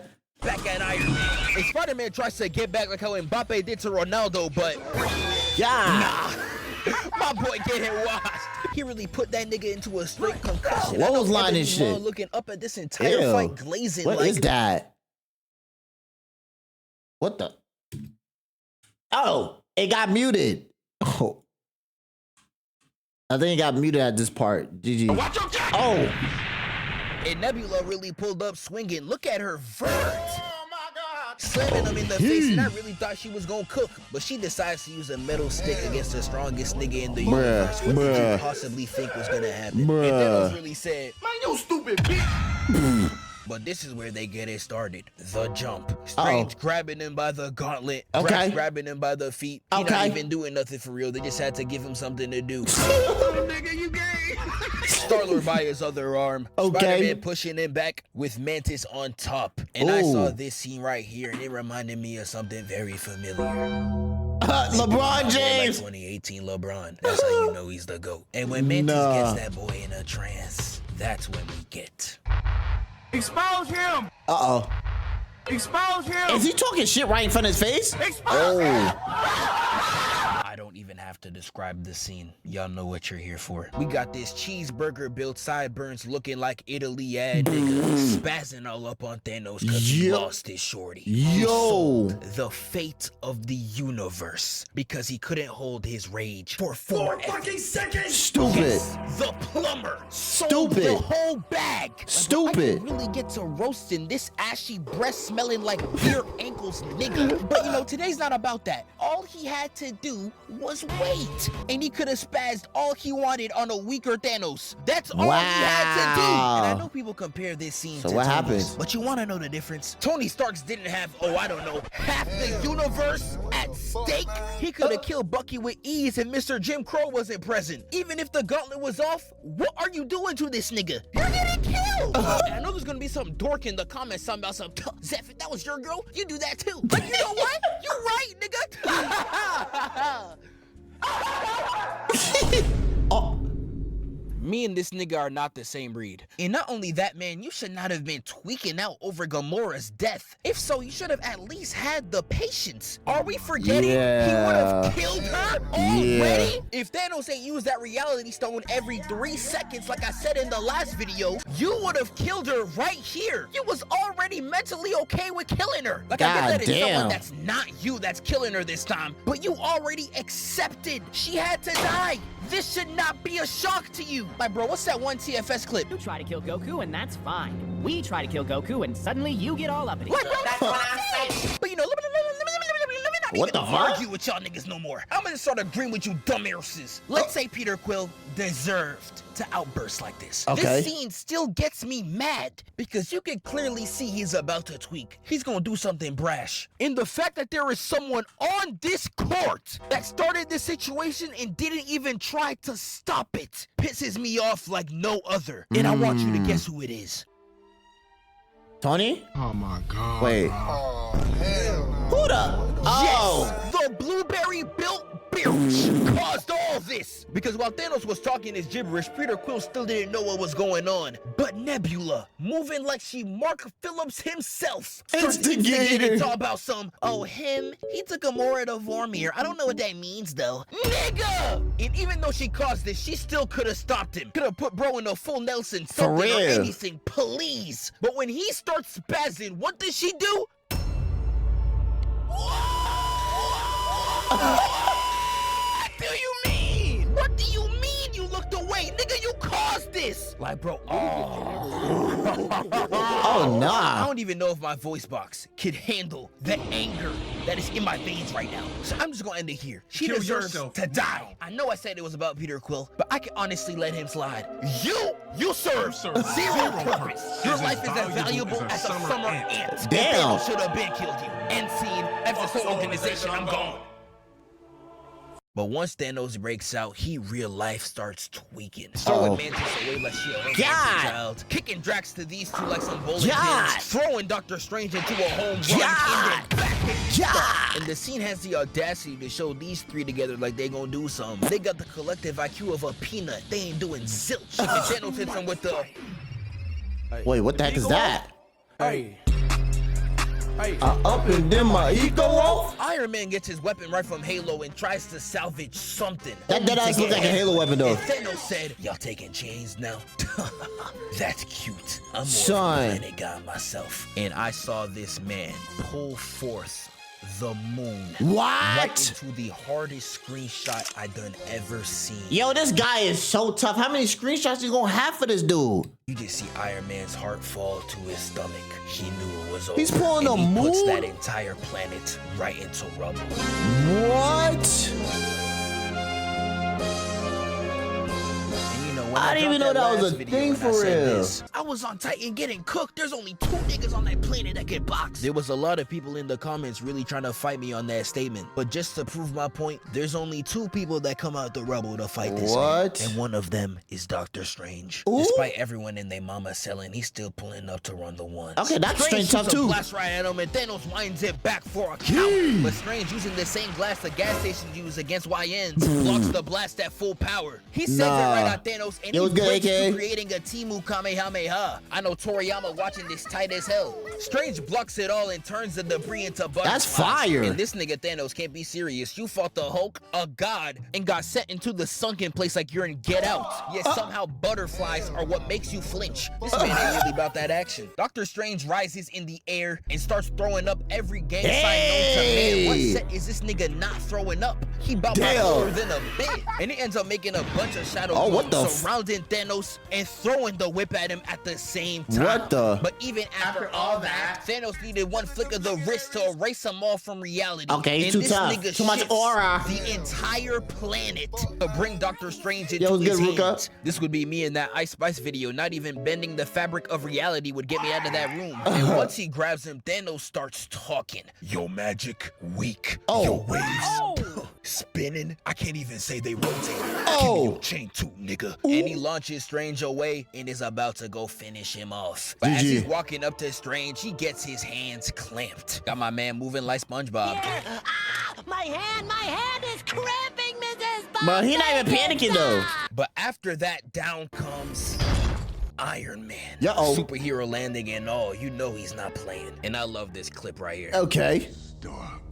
You know me? You know me? You're not the only one cursed with knowledge. Oh. My only curse is you. What? Wait. As much as I love this What scene, was that combat? Son. Oh my God. Yo. Yo, AKA. Yo, 25, son? No, y'all niggas old. Y'all ODing. Yo, I appreciate you for the 25 get there, broski. You did not have to drop that. Oh my God. W act, real, man. W act. Hey, man, I really appreciate that. Y'all don't understand how much this helps for the bills. I am not gonna lie to you. I really appreciate it again. Thank you, broski. I don't know what he was cooking Oh my with that God. comeback. My only curse is you. That comeback was ass, though. I'm not gonna lie to you. Said nothing, nigga. What are you talking about? He lucky the whole cast is knocked out. They would have been on the sidelines looking like these. Nathaniel B? What is it? Get the fuck out of the floor! But this right here is my favorite fight in the entire MCU. Peep game. Iron Man hits the Moon Knight right on Thanos. Random BS. Go. Spraying right in his face. But nah, for real, Moon. Okay, so I play Marvel Rivals. I know they call him Moon Knight, but I call that nigga Moonshine, okay? He really be throwing bullshit. Iron Man hits the Moon Knight right on Thanos. Random BS. Go. Spraying right in his face. But that was just a screen for him to jump at his chest, flipping like Tank Davis. Landing and pushing Brody to the wall. And Thanos gets up like, wave check. And he got that boy lacking. He is not. Nah, that's not wave check. He Michael Jordan his shit. Spinning today. Those ain't waves, nigga. Those are ripples. In this punch right here, I cannot fathom how Iron Man survived this. Now, this is Mike Tyson's stat line. No, a lot of y'all don't think he's a great fider no more because he lost to Jake Paul. But That shit he's was 60 rigged. years old. That shit was He rigged. in It was that rigged. ring I don't fighting care. arthritis, a speech impediment, and now they It's just for money. There's still no chance. But I think we can all agree in his prime, a regular person is not surviving a punch from him. God. Now, double all of these stats, that is basically Thanos. So now we gonna watch this and tell me how Iron Man survived. Oh, it's muted. Oh, shite. Hold on. Maybe it's gonna come back. Bro accepted it. Boom. Good night, I buddy, want y'all buddy. to realize he got this scar from one punch. And Wow. it wasn't even the arm with the gauntlet. Even Wow. if he put that helmet on in time, he in there like these. And he's gonna come out sounding like Darius too. Thanos hits bro with a Darius gun, is and Fido. Iron Man blocks it full force. Weaves out the way, charges right in with a bicycle kick like he the GOAT. Damn. To slam his fist down and clock him. Okay. Really? All that for a drop of blood. Did the most. And this look right here, yeah, it was over with, nigga. God He flips damn. Iron Man over, got him hitting the Sonic Adventure, and starts beating on this nigga. Hitting him with straight left, right, straight. God, yo, he's destroying his joint. And he picks him up by the face and launches him. And this is what I love about Tony Stark. No matter what adversity, no matter what unfair advantage the MCU puts him through, he doesn't back down. Yo, Using Iron the Man going last of crazy. his energy to spray at Thanos. But like I always say, Thanos got too much sauce. He Too was walking much. towards I ain't gonna lie to you though. When I play Marvel Rivals, I hate Iron Man. I'm not gonna lie to you, son. Iron Man is so annoying. He's so annoying, man. Iron Man, just like this. What Playboy card he say? VVS, diamond shining. Oh my, oh, hey. Of that nature. And uses the ice on his wrist to break this nigga's suit. And despite Damn. Iron Man still trying to run the ISO, that don't work. With Thanos reversing his knife and stabbing it. Oh my. Right in front of the sunset, got it looking like the Dune final battle. Wait, so It's who wins horrible, this? But right before Thanos ends it off, He about to looks kill at him. Tony and says, Stark, your waves, they're spinning. You have my respect. And before Thanos wipes him off the map, Doctor Strange concedes and gives him the time stone. Ending the entire battle on Titan in Thanos' victory. And if you Wow. want to know what happens next, well, it's how you're reversing vision just like this. Yeah. There you go. Damn, I gotta watch this freaking movie, son. Like, what the heck is wrong with me? This is fire. Damn, W video. What? What's this? I know, I already seen that. Oh. What? Oh.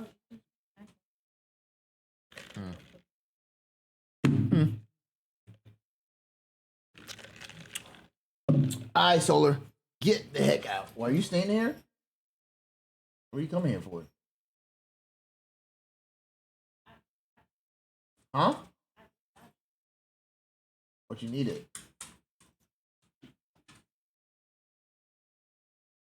Huh? Did it through my phone? Oh. Okay.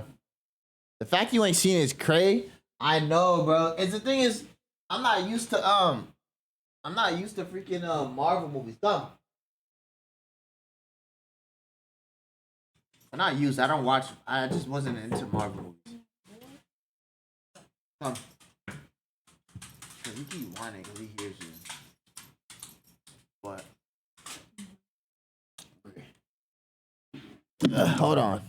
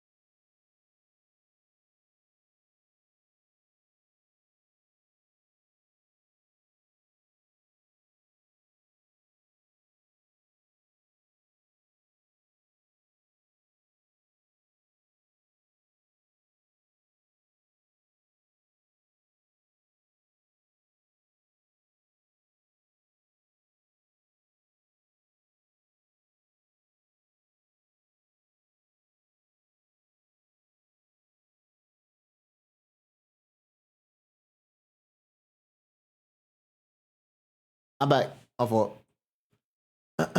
Marvel was my whole childhood. Marvel generally is the peak action superhero movies, in my opinion. I gotta watch it. I just be lazy, bro. I be lazy and like I don't really be watching shit. If I'm watching shit, it be like when I'm about to go to bed, and I literally can't stay through a whole fucking movie. I end up falling asleep. I ain't gonna lie to you. And I know the Marvel movies mad fucking long.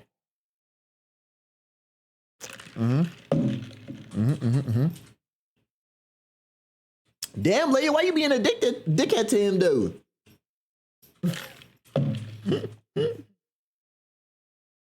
Leia dead being a dickhead. Damn, my subs dropped. Look, remember when I told y'all niggas I was at 400 something? Now I'm at 204. Holy fuck. All right, hold on. Let me.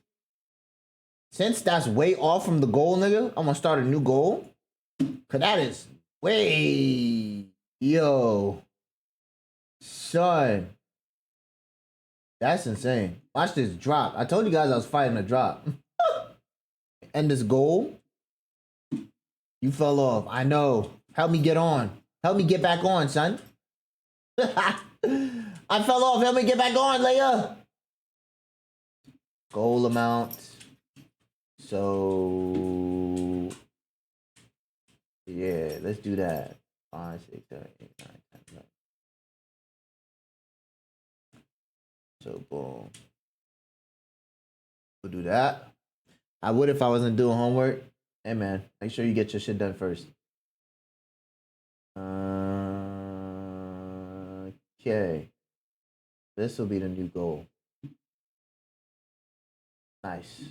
Boom and boom. Alrighty. Not gonna lie, I don't think I'm getting this shit done. It's over. If you don't finish it, what happens? Are you failing?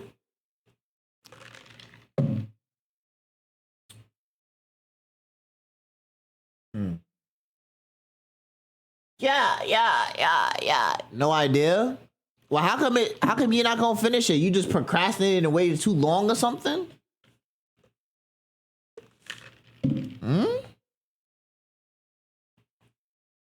I mean, I'm gonna do it anyway, but it'll be late. Hey, better late than never, bro. At least you got some points. Yes? Oh, see? That's where we fucked up. Procrastination. Come on, son. I'm a heavy procrastinator. It's my curse.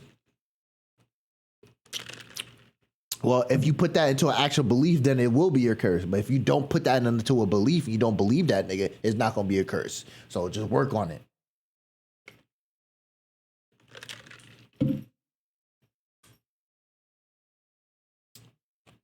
Finish it, Leia. Whatever you want to do right now is not worth it. Just do your homework. Yes, do your homework, like he said.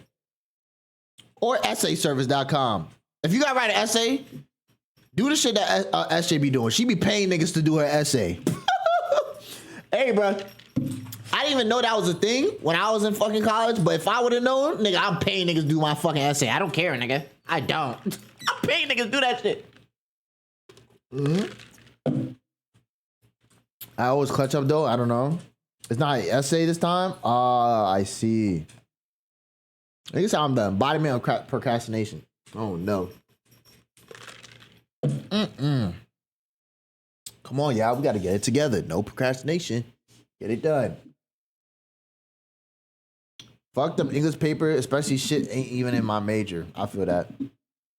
That's why I can't do school, because my procrastinating ability is more powerful. It's more powerful than Super Saiyan God. Oh, hell nah. So everybody here just procrastinators. Okay.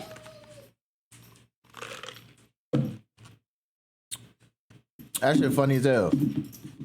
But yeah, I don't like school neither, bro. That's one thing I do not fucking miss. At all, dude. At all. Did it all through high school and low-key college. Yeah, so we fit right in. Yeah, y'all niggas fit like a glove. Cause you the king of it. I do be procrastinating, I ain't gonna lie. But it's only with things I don't want to really do. If it's something that I want to do, then I'll do it, obviously. But if it's something I don't want to do, nigga, I'm like, bro, I don't want to do this shit. But I know I should start, like, you know, working on that. Okay. Cap, you be procrastinating to stream. Nigga, I've been consistent. What do you mean procrastinating to stream? I stream. Niggas saying like, I don't stream. Nigga, I stream, nigga. Come on, son. You wildin', baby. Solar, can you get out from underneath the desk? I procrastinated in college and high school. That's why I'm telling you to do your homework later, because it's not worth it. Yeah, man. Do your fucking homework, bro. Do your fucking homework, my G. No bad. No bad. Fuck is this nigga playing? The fuck? Is this Poppy playtime? Probably is.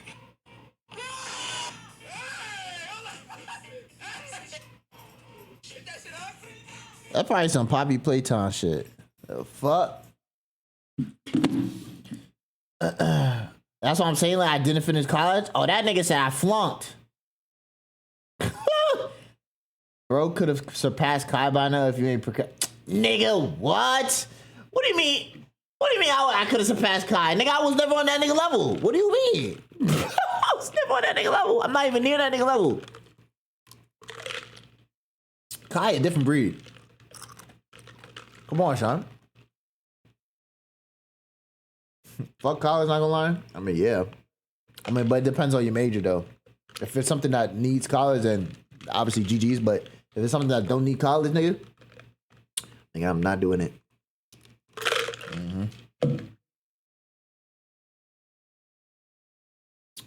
The adrenaline kicking in? Nigga, you need to pop some fucking Adderall, nigga. I might drop out next term. I mean, you do what you want to do. I need Adderall. Exactly. Get me some. Yeah, let me just go get Adderall and ship it to wherever the fuck you're at, my nigga. Like it's gonna come on time. Come on, Shane.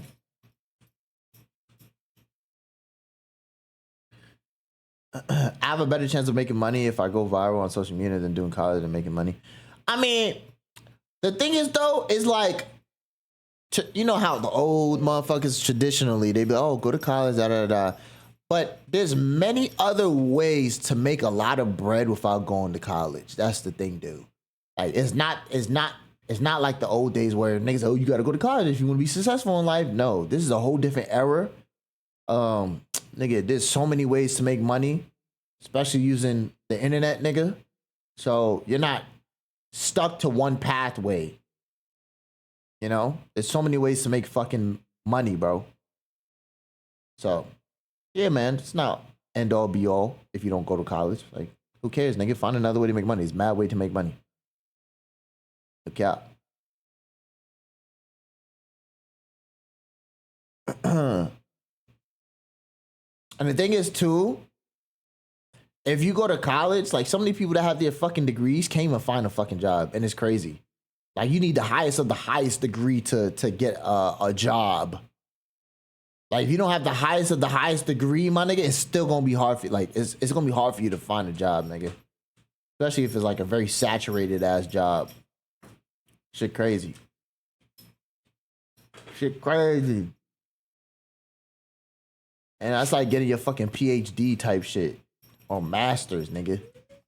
Fuck that. You gotta be in school for years, son. I can't, bro. I could not do it, Modi Soka. I could not do it, Modi Soka. Chat, I could not do it, Modi Soka. I'd be selling some shoes, some toes. That's the shoes. Nigga, I'm sweat. I'd be selling that. I'd be selling that hard shit. I'd be selling that dope. No, I'm just kidding. Son, bro, I bought the Marvel Rivals Battle Pass and I'm still on the first page. I need to grind. Hold on. Yeah, nigga, what the fuck you doing? Shit, I'll probably get the Battle Pass when I'm close to being finished towards the end of the season. Cause I don't know if I want the Battle Pass yet.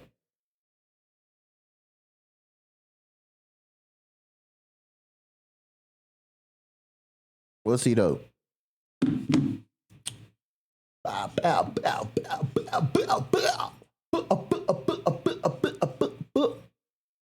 I'm buying Battle Pass because you know people gonna bring in the OG factor, and if I sell my account, it'll sell for higher. I mean, yeah, if that becomes a point.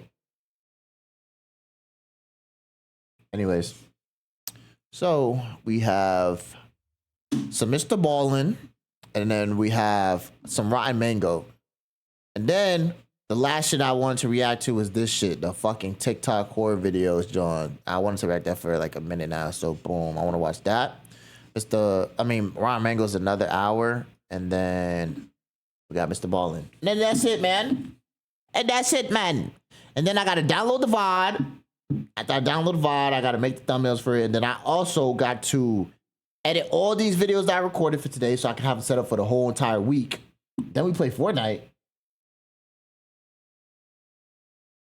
Fact now. Of course you react when I'm working. It's okay, Leia. It's gonna be on YouTube. It's going to be on the YouTube, skis. Everything going to be on YouTube. Okay, está bien? Está bien, Toto. Está bien, Toto. El hueso. El hueso. El hueso. I'm chatting. You know how I feel about that, man. Hey, man, it's better than nothing. It's better than nothing. Come on, son. It's better than nothing. I told you what the schedule is going to be for the week in the next coming weeks, my nigga. Come on, get with the program. No one told you to procrastinate, nigga. No one told you to procrastinate with your homework, my nigga. You could have been in the live being active and shit if you finished your homework, my nigga. Come on. Come on, Shane. Don't blame it on me. Blame it on you. It's your fault. Bye. I'm sorry.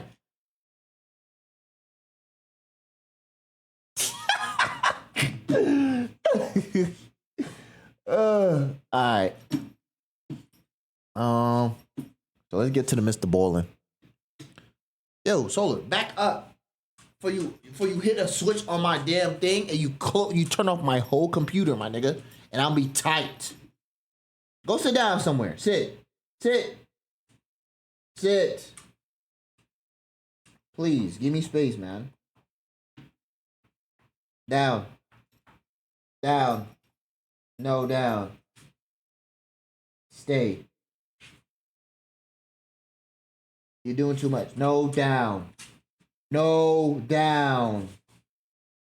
Stay. You're doing too much right now, Shen. You all up on me. I'm trying to do my thing. You feel me? Come on, Shen. What'd I say? Down. You gotta make some diarrhea or something? Like, what's wrong with you? Like, relax, man. Me talking to my people, you be like, nah, you stupid.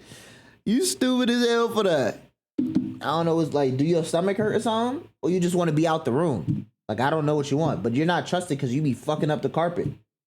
See, if you wasn't fucking up the carpet, dude, you'd be alright, but you be fucking up the carpet, son. So if I open this door and let you out, what you gonna do? Feel me? You can't be trusted, dude. You have to stay in here with me. You're locked in this room till I'm done. All right. Sorry if y'all hear this dude whining in the background, because he probably gonna end up doing that. I'm not gonna lie to you. But yeah, man.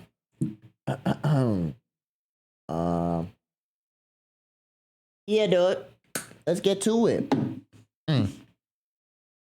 So boom. Oh shit. Let me take this out. Oh, didn't mean to do that. Let me take this out. Okay, about boom. What is this about? Don't worry, I got you. I'm gonna read it off.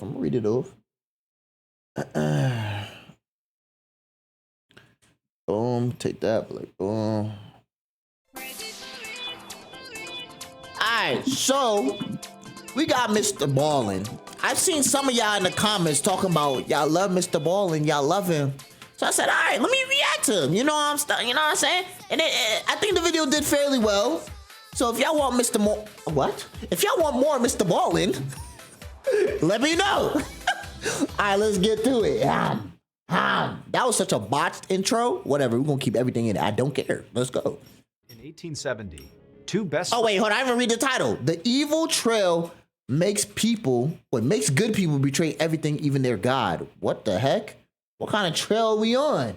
One night in 1870, two best friends were out in the wilds of the Canadian wilderness when they discovered this gigantic gold mine. But within just a few hours... So they got a golden nugget? ...of this seemingly incredible discovery, something horrible happened to these two men that kickstarted a chain of tragic events that today we still do not fully understand. Okay. But before we get into that story, if you're a fan of the strange, dark, and mysterious delivered in story format, then you've come to the right place, because that's all we do, and we upload once a week. So if that's of interest to you, please offer to make the like button their favorite dish, fettuccine Alfredo. But replace the Alfredo sauce with poisonous sea urchins. Also, please subscribe to our channel and turn on all notifications so you don't miss any of our weekly uploads. Okay, let's get into today's story. Let's do it. Spooky, spooky, spooky. The path less traveled. Okay. On a spring morning in 1870, a gold prospector named Frank Lemon rode his horse along the shore of the North Saskatchewan River, which is a river that runs through Alberta and Saskatchewan in Canada. Frank was at the back of a line of about a dozen men who had all been hired by a rich investor named Lafayette French. He had commissioned them to search the Canadian wilderness for potential gold mines. And if they found a gold mine, then French would bankroll a full-scale mining operation and pull out all the gold he could, and these men who found it would get a cut of the profits. When Frank had signed up for this job, he had thought it was a great opportunity. In fact, he thought it was such a big opportunity that he had convinced his best friend, whose nickname was Blackjack, to come along as well. But now, after weeks of searching the wilderness for these mines and not finding any, all Frank really wanted to do now was just go home. And so as this group of men continued their ride along the shore, Frank sort of zoned out and just kind of stared off into the forest all around him. And then at some point, as he was doing this, looking off to his right, he noticed amongst the thick trees, there was this little trail, this dirt trail that kind of wound off into the distance. And for some reason, Frank was just immediately drawn to it. And so he pulled on his horse's reins and came to a stop and just stared at this strange trail. Frank thought about how for all this time they've been out here searching for gold, they'd basically only looked in this river and found nothing. And so he thought to himself, you know, maybe the gold is not in the river, but it's maybe out there in the woods. Nah, I'm good. Too much exploring. That's too much. That's when you start running into shit. I'm good off that. This trail that he was looking at might lead them to gold. And so Frank turned back around to tell the rest of the group about his big idea, you know, to try to go down this trail here. But when he looked, he saw all the men in the group, except for his best friend Blackjack, had continued on without him. They basically hadn't even stopped when Frank had stopped. However, Frank really didn't care that the group had left him because he was totally over this trip and frankly didn't want to be with this group anyways. And so he just looked over at Blackjack and just kind of gestured towards this trail as if to say, "You want to go this way?" And Blackjack, who was also totally over this trip, just smiled and nodded, like, "Yeah, let's go." And so the two men turned their horses and began heading down this thin dirt trail off into the woods. For several hours, Frank and Blackjack continued on this trail deeper and deeper into the forest. You get a picture of very thick trees all around, and it's just this little winding dirt trail on the ground. They had no idea where this trail was going, but there was just something so powerful about this trail. It was like calling them to go. But as they rode along, Frank kept getting this bad feeling. Like he kept hearing what sounded like voices and footsteps right. Oh yeah, when you get your bad feeling going, you better listen to that. That is your intuition, buddy. Nah, son. Especially in the forest, you don't know what's in there. Oh yeah, I'm not even gonna risk it. I'm out of there. Forests are already scary. That's what I'm saying. Like, especially at nighttime too, GG. Right behind them on the trail. But every time he turned, all he saw was Blackjack. There was nobody around them at all. They were. Are you hearing voices too? Oh yeah, nah. And after a while, Frank kept hearing these noises, and he asked Blackjack, like, "Hey, are you hearing that stuff too?" And Blackjack said, "Yeah, I am." Ooh. But he too would turn. So if it's both of y'all hearing that, y'all both gotta go. Cause if I'm not the crazy one and you're hearing it too, oh yeah, nah, there's something up. We gotta get out of here. Around and see nothing. They were all alone. And so eventually, the men convinced themselves that, what those sounds must be is the sound of their party, who's discovered they have, left the group and maybe they're out there looking for them. But Frank and Blackjack really had no intention of rejoining the group. They kind of didn't like the group. And so they said, you know what, let's just keep on going. Eventually, the path these two friends were on led them to a stream.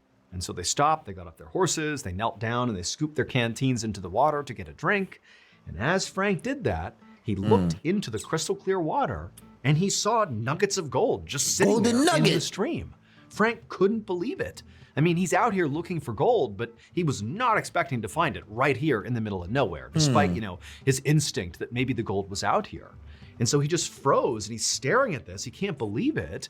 He grabs Blackjack, who hadn't seen it yet, and pulls him over.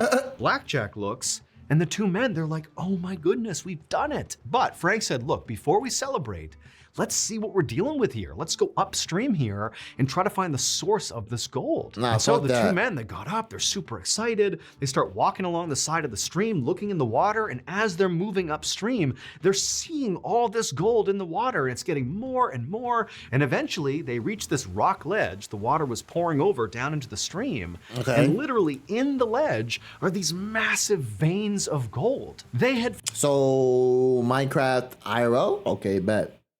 Found a gigantic gold mine that clearly nobody else had tapped before. Now they gotta find this diamonds. Could be worth not just millions of dollars, but billions of dollars. Billions. And so at this point, the two friends began to celebrate. They were ecstatic. I mean, this is unbelievable. They're jumping around, they're hugging each other. And then at some point, they just kind of stopped and went silent because they realized they now had a big dilemma. So the whole reason Frank and Blackjack were out here in the Canadian wilderness was to look for gold, but they were looking for gold on behalf of the rich investor, Lafayette French, which meant they were contractually obligated to tell French if they found gold. Oh, so they trying to keep the information between themselves and like pocket some of the nuggets. Damn. And so here they are, they found this massive gold mine, and that's what they're supposed to do, again, based on their contract. But if they did that, French would get rich beyond his wildest dreams from this mine. And yeah, he'd cut them a check, a piece of the profits. But it would be like nothing compared to what French would get from this gold mine. Or, and this is where the dilemma comes in, Frank and Blackjack could hide the fact that they had found this mine. And then they alone could come out here anytime they wanted, take the gold, and become rich themselves. Granted, they would have to be kind of subtle about it, because if they started showing up with barrelfuls of gold, Lafayette French is going to find out about it and they're going to be in trouble. But, there was a way to do it where this mine could effectively be theirs and they could get rich. But obviously there was a lot of risk involved in that second choice. And so Frank and Blackjack decided that, you know what, this is way too big of a decision for us to make just on the fly right now. So they gotta let's think just about it. stay here in the area, let's camp out for the night and just sleep on this and come to a decision tomorrow. So the two men left the stream and headed over to this clearing that was right nearby and decided that's where they would pitch their camp for the night. Blackjack left to go gather firewood and Frank began to pitch their tent. And as Frank did that, as he began setting up their tent, he began hearing whispers, kind of like the voices he was hearing as they were walking in on that trail, and they kept thinking it was maybe the group that was looking for them. He began hearing those voices again. It was kind of all around him in the trees. Hell no. But every time he looked, there was no one there. Now, Frank convinced himself that maybe these whispers were actually Blackjack, because he had gone off to get firewood, and maybe it was him. But at one point, when Frank heard these whispers, he looked in the direction of the whispers. There was no one there. And he realized Blackjack was at the same time on the opposite side of the clearing. It could not have been him. And so Frank couldn't help but feel really unsettled. It was like there was somebody or something here watching them or listening to them, but he just couldn't tell who or what it was. But Frank just told himself to shake it off. Don't worry about that. Instead, no, bro, I'm focus on telling my getting the camp set mans.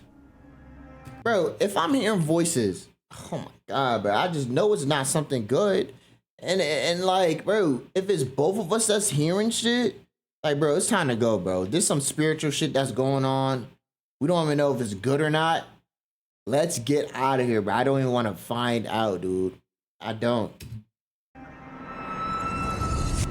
Like, I get it. The Golden Nuggets. We recently launched our It's newest not podcast at Ballen. The Golden Nuggets is not worth my life, man. Fact that. Is this a true story? It might be. Ballen Studios called Redacted. Hold on. Skip. Because skip. all the This ad. Pulled up to a secret nuclear hall confront room from their guns when Valar Skip. and subscribe. Wondery Plus. Skip. Hours Yeah, this later, ad is Frank and- long. It took A place few in the hours 1800s, later, he said. Frank Yeah. and Blackjack were sitting on a log in front of their campfire eating rations, talking about what they were going to do with the gold. At some point, Frank said what he was really thinking about this whole situation. He told Blackjack, look, I think we'd be so stupid to tell Lafayette French. Why should we take a small payday one time when we can basically have an endless supply of wealth for the rest of our lives? Facts. But when Frank looked over at Blackjack to see what his reaction was to this pitch, he could see right away that Blackjack disagreed. Blackjack was kind of looking down and he kind of turned to Frank and was like, look, it's morally wrong to lie here. I would rather be poor and honest than rich and morally bankrupt. And so what had started as a civil discussion from this point on really escalated and just became a full-blown yelling fight with both men absolutely refusing to budge on their stance about. See, when it comes to money, a lot of nigga change for that money, son. I'm just saying, though. When it comes to money, a lot of people change, so you're gonna be fighting them over that, bro. What to do with this gold. And eventually, when the two men were standing up and just screaming in each other's faces, Blackjack finally just threw his hands up and said, you know what, enough. And he turned around and stormed over to the tent and disappeared inside. For a minute, Frank just stood there stewing by the fire, just completely furious that Blackjack didn't see it the way he saw it. But eventually, Frank kind of calmed down and thought, you know what? I need to go to bed too. Obviously, we are not near a decision. We need to sleep on this. And so, even though Frank was still upset, he walked over to the tent too, didn't say a word to Blackjack. He just climbed inside, got into his sleeping bag, and tried to go to sleep. But after laying there for a while, when Frank had not fallen asleep, and his friend Blackjack had, he was snoring and passed out, Frank just could not help feeling enraged again at his friend. Like, how can you not see this opportunity here? Because it's bread. Why in the world would you tell Lafayette French? That's so stupid. And so Frank just laid there restlessly, tossing and turning, listening to the sound of Blackjack snoring and getting so mad at him. Oh no, what are you about to do? As he did, Frank went from, I need to convince Blackjack in the morning that we need to keep the gold for ourselves, to, I need to stop Blackjack. What are you gonna do? You gonna kill him? He is an obstacle. He's not a friend. Yo, what's good, He's a Rodrigo? problem. And as he thought about this, these dark thought loops were going through his head. Frank just became consumed with rage. It was like he couldn't control what he was doing. Oh, you getting possessed. And in that moment, Frank found himself getting up, walking out of the tent, and grabbing an axe. And before he could even think about it, he had walked back into the tent, raised the axe, and driven it into Blackjack's skull, killing him instantly.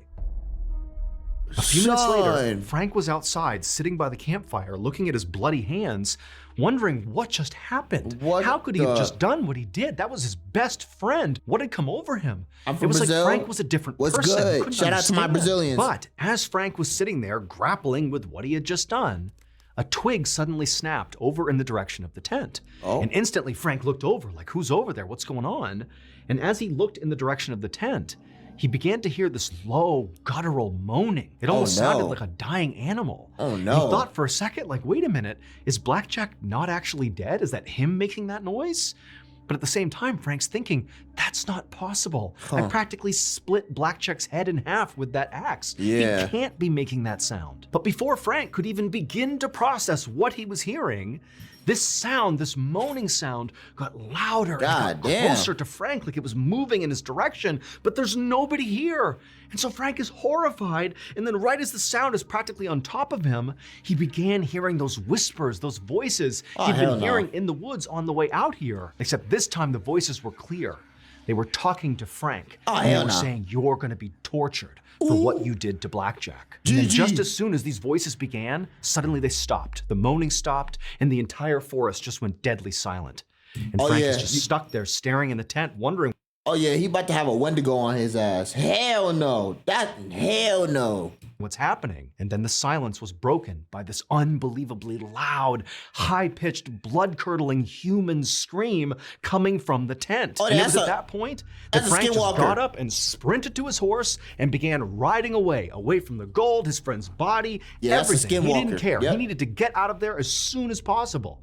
But the second he began blindly galloping through the forest away from this area, he began hearing whispers and heavy footsteps right behind him as if they were following him out of the forest. But Frank was so scared, he didn't even dare turn around to look. He just rode as fast as he possibly could. Hours later, Frank suddenly emerged from the dark forest, and just by absolute happenstance, he arrived right in the town that he and the other gold prospectors had passed through on their way out into the woods. And the moment Frank left the tree line and actually entered into this town, the whispering and the footsteps, which had basically chased him all the way to this point, they stopped. Wow. Suddenly, Frank was all alone. Now, by this point, Frank had convinced himself that everything he'd heard in the woods, the voice telling him he was going to be tortured for what he'd done, the heavy footsteps, the whispering, the screaming, the moaning, all of it, everything that had caused him to flee was actually the ghost of Blackjack. That after he had killed his friend's spirit had immediately risen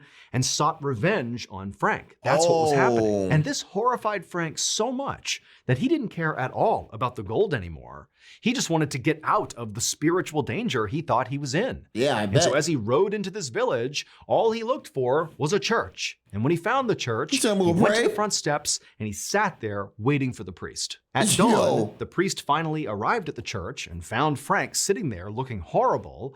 And Frank instantly stood up, rushed over to the priest, and began begging him to save him from Blackjack's ghost. At first, as the priest listened to Frank tell his story about this ghost, he just thought that Frank was crazy. But once he got Frank to slow down and sort of go over the details step by step, the priest realized that perhaps there was some truth to this story. It sounded like it was probably true that Frank really did find a gold mine with his friend named Blackjack.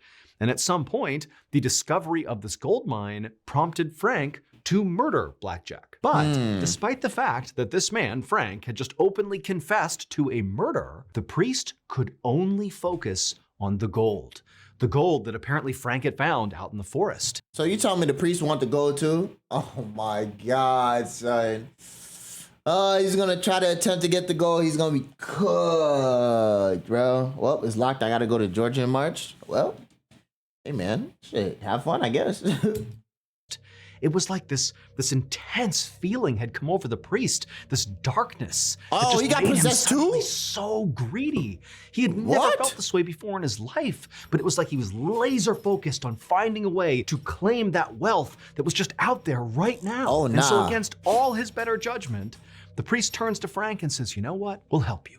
But for right now, you need to get out of town. Get out of here. Don't come back. We'll go out, we'll find Blackjack, we'll give him a proper burial, and that will protect you from his ghost. And so Frank was so thankful to the priest, and he took off. You're not worried about that, realizing that the priest did not care at all about Frank at this point. All the priest cared about was getting Frank out of the picture so that that gold mine out in the woods could be his. The next day, the priest asked his friend, an outdoorsman named John McDougal, to head off into the wilderness to try to find Frank and Blackjack's campsite. And so that's what John did, and after a few hours of looking, he found the campsite. And sure enough, he found Blackjack's dead body still inside of the tent with the axe lodged in his head. And right away, John, the ever-loyal friend to the priest, began doing what the priest told him to do, which was to bury Blackjack to cover up the murder. Because the priest and John were planning to claim this gold mine for themselves. And they couldn't have this murder getting out to the public, because then officials would come out and investigate the scene, and then they would find the gold mine. They couldn't have that. And so John began digging a grave for Blackjack, and as he did, he began hearing whispers all around him in the trees. Remember, he's all alone out there. He's cooked. So he began looking around, trying to figure out who's out here. Did somebody follow him? Good dozer. No one. John did his best to keep trying to dig as quickly as he could, but these whispers, these awful voices, they just kept getting louder and louder and more pronounced. He's cooked. And closer to him, eventually to the point where John was spooked. I mean, John was this avid outdoorsman who routinely spent time by himself out in the wild. But here he was feeling very unsettled by these voices. But despite his fear, John did what he was told and dug the grave as fast as he could. What's your dog grabbed name? Blackjack's Solar. body, threw him inside. He covered him up, and he put a couple of big stones on top of the gravesite to kind of make a makeshift tombstone. And then afterwards, again, despite feeling totally unsettled out here, John did the next part of the plan, which was to go look for gold, to go to the stream. Wow, they didn't even say a prayer for his mans? Like, try to, appease the spirit or something? They said, fuck it, just throw his ass in the hole and throw some rocks on top of him. It's crazy. Find the gold these guys were talking about. But as John is down by the water looking for gold, he began hearing more and more of those voices all around him. He kept spinning around, but nobody was there. And then finally, this awful high-pitched laughter cut through the trees. He whipped around. There was nobody there, but it was so terrifying that John just abandoned the search for gold and just hopped back on his horse and fled out of there. But within a couple of days, John and the priest had convinced themselves that those weird noises and that laughter that John had heard out there weren't real? Was just some bird. That it was all in John's head. He was spooked for no reason. Bird? Okay, I ain't gonna lie. Some birds do be mimicking humans and how they laugh and talk like that, but nah, B, that's not no freaking bird. Come on, son. It's not worth the gold, bro. Your life, it's not worth it. It was just that incredible pull of that gold being out there waiting to be claimed. It was like John and the priest, they couldn't not go looking for it. And so John decided to go back out into the woods. Except this time, he did not go alone. He brought a group of men with him. And so this group, led by John, retraced Frank and Blackjack's steps down that skinny trail all the way to their campsite. And when they got there, John just froze. He could not believe what he was seeing. The rocks that were sitting on the grave where John had just buried Blackjack were gone. These huge rocks just missing. And also, the tent, the bloodied tent where Blackjack had been murdered, had also been cleared. There was no trace of it anywhere. It was like the campsite had never existed. And this made no sense to John, because he knows this is a totally isolated part of the wilderness. Like, nobody comes through here. Who in their right mind would just happen to pass by and randomly grab all these rocks and the tent covered in blood and take it out of here? It made no sense. Like, who could have done this? Now, until this point, John really had convinced himself that everything he'd experienced the time before was in his head. It was just a bird, or, it was just normal forest sounds. And he also, like the priest, had convinced himself that Frank's original story about Blackjack's ghost chasing him out of the forest was just the ramblings of a crazy, guilty man. A murderer's guilty conscience had created that story. But now, as John was surveying the scene in front of him, he couldn't help but think, maybe this place is haunted. And so once again, John just turned and fled. He and the men, they got out of there as fast as they could. And when John got back to town, instead of going to the priest, he just went right to the bar and just started drinking. And he kept on drinking until he died of alcohol poisoning just a couple of days later. Is he dumb? Son, why are you drinking yourself to death? Oh, nah, he's gotta be a different type of dumb. Like, what? Nah, what if it was the spirit that made him drink that much? I don't know. But like, are you stupid? And John's death started a chain of unexplained catastrophes, all connected to this gold. First, the priest, after discovering what happened to John, didn't really spend any time grieving the loss of his friend. Instead, the priest just saddled up and headed out into the woods to find the gold himself. However, he found the trail. You see, everybody's so focused on this gold, everybody's dying because of it. 2 people literally died because of it. I'm done with that. I'm done with the gold, bro. I'm not doing that, son. That led out to the campsite might actually be restored. Had been destroyed in a forest fire. Then Lafayette French, the rich investor who had bankrolled the original expedition, he heard about the mine and decided he would go find it. However, hold on. Had been destroyed. However, he found the trail that led out to the campsite and to the gold had been destroyed in a forest fire. Then Lafayette French, the rich investor who had bankrolled the original expedition, he heard about the mine and decided he would go find it. However, so everybody dying because the of guide this. that he hired to take him there literally died on the way into the forest. By this, everybody dying. Oh yeah. 4 people, 4 people died. Oh yeah. I'm done with that. I am not. No, you're bugging. Blood is retarded. No cap. At this point, French had heard all the stories about how, Blackjack's ghost was out in this forest haunting the area, preventing people from finding the gold. But French ignored all those stories.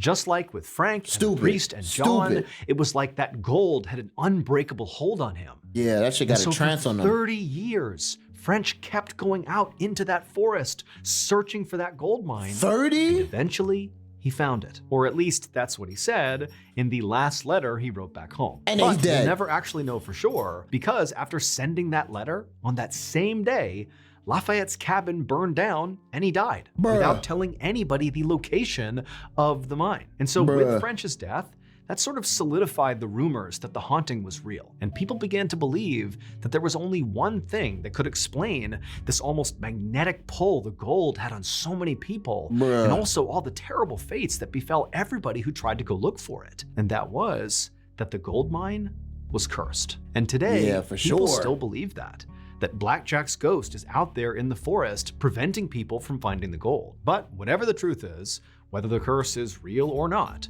to this day, no one has ever been able to successfully find the gold again and live to tell about it. Yeah, I'm out of there. I don't give a damn about that gold. It's not worth my life. Are you the type of person who has binged basically? W video though, Mr. Ballen, W video. Look, listen, I am not, no, this shit risking my life just to get me some nuggets, some gold nuggets. Fact, no, fact that. I don't care how much amount of money, it's not worth my life, bro. I just can't. I just can't do. Chat, I think I'm gonna go walk Solar because I think he has to take a shit. I don't know. Because he did have diarrhea earlier and I don't want him to shit in the house or like shit in the hallway while I'm taking him outside. So I'm gonna go do that real quick. I'll be back. I'll give y'all a video to watch. In the meantime, I might throw up some Corey for y'all niggas actually. Just throw up his newest shit or whatever. And I'll be right back. You feel me? I don't want him to shit in the house. Just have this nigga go shit outside real quick. Get his little poopy diarrhea shitty ass situated. No cha. No cha. No cha. No cha. Cha. No cha. All right. Boom. Corey X. Corey X. King. Corey X. King. All right. Boom. I've been confused a lot lately. What do you mean? Oh, you got confused at the end. I got 100K channel points.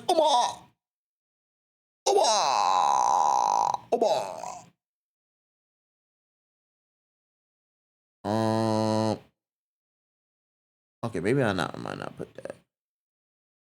Let me see. Bada boom, bada bing, bada boom. No, leave me, please. Shut up. Boom. All right. What's good, Dante? Why niggas keep saying they see a black nigga with glasses, round glasses on, a hoodie and a fucking beanie. I'm Dante. I gotta just be I'm Dante, huh? I don't look like I'm Dante. That's the thing though. I do not look like this nigga. Alright, I'm gonna do this with my cam so y'all can see his face and stuff. But I'll be right back. I'm gonna go walk my dog.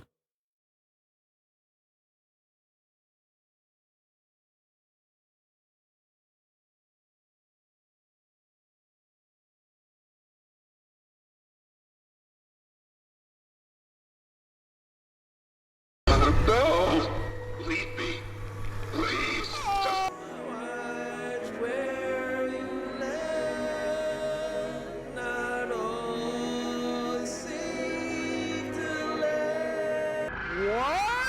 What? You know, I was thinking, it's a new year, 2025, right? Yeah. You guys know that edit that I do every single year except 2024. OGs might know what I'm referring to, but it goes a little something like, hey, I think you're really cool. I like you a lot. Maybe we can hang out or something. Yeah. We knocked it out early this year. What's up to what's going on, Corey Kids are doing? Welcome to Poppy Playtime Chapter 3. Finally, we've reached the game I thought was gonna be the most anticipated. Now, we do have some impetus to get this out. I've heard word on the street Chapter 4 is gonna drop any day now. I'm hearing this is gonna be a 2 to 4 hour experience. Sensational. So get your popcorn. I need y'all to samurai slice that like button. It's a long video. Some of y'all suckers gonna forget. Make sure you bookmark your, if you gotta do something else, come back to your same part. Stay hydrated. Any other announcements? Because we about to be here for a while. Hopefully you're stress-free. Hopefully you prayed up. I want to take a second. Thank my Lord and Savior Jesus Christ. Thank him for putting you guys in my life and me in yours. I really hope that these videos can be a little break from everything else you got going on, whatever that may be. We all live different lives. All of our journeys are different. All of our struggles are different. Our vices are different. But, being able to come together just for a while, just for a little tiny, minute distraction, and hopefully you're getting your work done, or at least you're taking breaks and not just, diving straight into the content when you got all these responsibilities waiting for you when you're done, right? You don't want to run from the things you got to do. Where is this coming from? I don't know. It's just coming out. I'm feeling compelled to just let you know. So yeah, Chapter 3. I don't know what Chapter 1 and 2 were about. That was like 4 years ago. I took a break for a year. Like, I don't know what's going on. So in the aftermath of the train crash, you now find yourself stranded in the depths with a new goal in your sights. Let's get into it. New game. What's the time? I do remember that.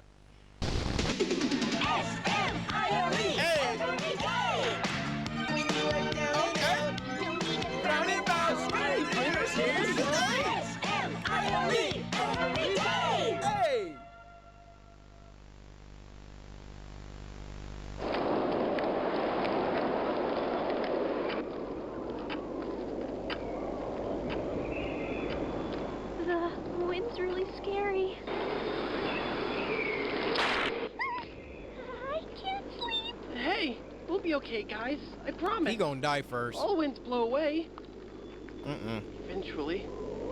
He gonna die first. Bro. Who's banging on the door like that? Up. He don't look nice. Catnap! Please, help us go to sleep, Catnap. We need it, Catnap. Please help us. Sleep, sleep, sleep. How's he about to help y'all? Oh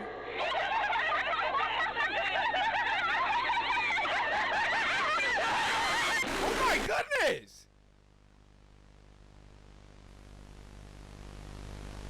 Everyone knows Huggy Wuggy and Poppy Playtime, but are your children safe from Playtime Co.'s latest toy?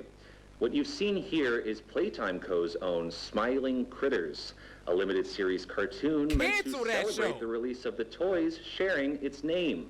Yet both now face the fire sparked by the inclusion of one key member. This is Catnap. And like the others of his line, you just pull his little tail and... What? Seems innocent enough. Laughing gas? However, parents across the country report their children experiencing strange and often violent nightmares. And beside them... Lawsuits. Their little, grinning catnap doll. Oh, yeah. Now, with That's a class controversy action. growing, Playtime Co. has announced the recall of all catnap toys from the Smiling Critters line. We're suing you His out of image existence. cleared from all promotional material. But damage already done, will disappearing be that easy? The exact cause of these incidents still unknown. Only one thing appears glaringly certain. Your children are not safe with catnap. Hey, they know how to set the stage. I'm not gonna lie. They take longer than me to come out with stuff, but they know how to set the stage. They're not saying something.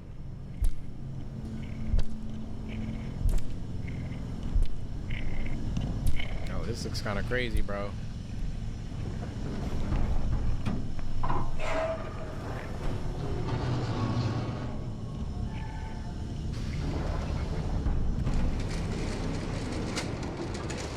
We start the game getting thrown. Oh, we got found by catnap. Up, down, up, down. All right, hold up. Hold up, because I couldn't see. Boy getting old, little bit. I'm seeing a lot of comments. First of all, my siblings don't have children, so I'm not no uncle. Number two, my boy Afro. Oh, y'all didn't see the patch notes? Yeah, actually, I'm big bro. I'm not unk level yet. So if I see any more comments, get banned. This is my channel. You play by my rules. All right. Wait, are the walls closing in? Oh, we're dead. Oh, I gotta climb up. Climb up. Yep. Where we going now? Yep, drop down. Get your eagle on, girl. I don't know where I'm at. Look around for objects that pull yourself. Nope. Okay. Nope. Oh, yeah. It's all coming back now. Wait. Okay, there we go. What's happening here? Don't wanna mess up like that. Jump. I don't know where we're going. Okay. All right, guys. I made it. Where do I go now? Okay, I gotta crouch. Okay, we're making progress. Hey. Y'all know I can hear a beat in anything. Hey, I said wrong answer. Looking at me crazy. Sucker, what you doing? I'm taking all your ladies. That's the CXK, you know it is. I'm doing everything. Everything is. What? And I'm stomping on your kids. Whoa, now. Oh, got to open the door. Got it.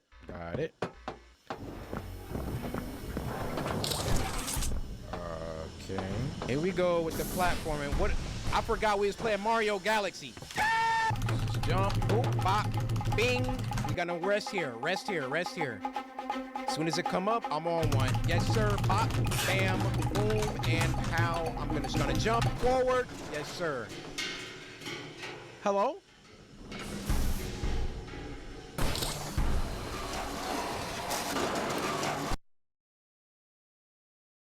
Turn around and die. Why did it move away? All right, just gotta hold it and jump on it. All right, I'm already sick of the platforming in this. Sheesh. All right. Guess I'm gonna go this way. Typical tunnel jump scare. Okay, I was about to say. Show over there watching. Thought I heard something. Let's pop this in. Claire Harper debrief. All right, Miss Harper. Please explain the situation. All right, so TLDR, Miss Harper, something happened to her daughter, Marie. She inhaled some of the smoke from catnap. Hey, that's GG's. Couldn't be me. Let's move. Oh, I remember these things. Hold up. What you gotta say? I'm Bubba Bubbaphant. Hey, I remember you. I remember you too. What else you gotta say? An elephant always remembers. Want to know what I remember about you? Oh, I don't know. That I'm the Shogun, you know, black, handsome, you know. What you remember about me?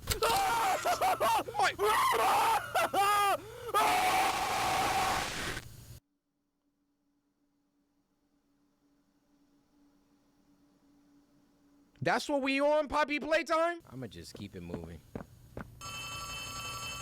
Phones? Where that's at? It sounds like it's this way. Hold up. Before I do that, what's over here? Bring it around town. Open up. Poppy's here.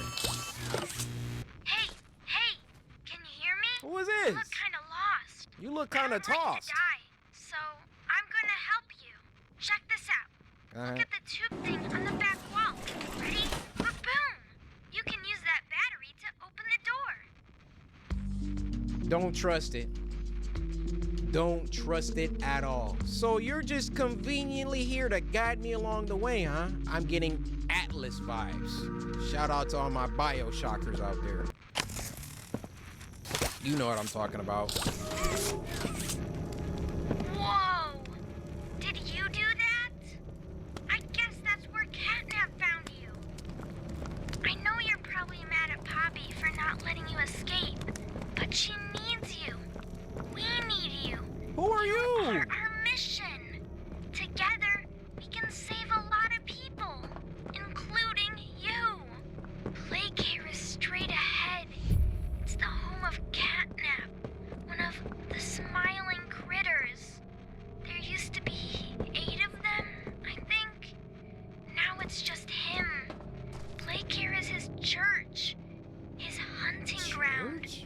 Whatever he wants it to be. You better get moving quickly. We'll keep in touch. Oh, and by the way, my name is Ali. Nice to meet you.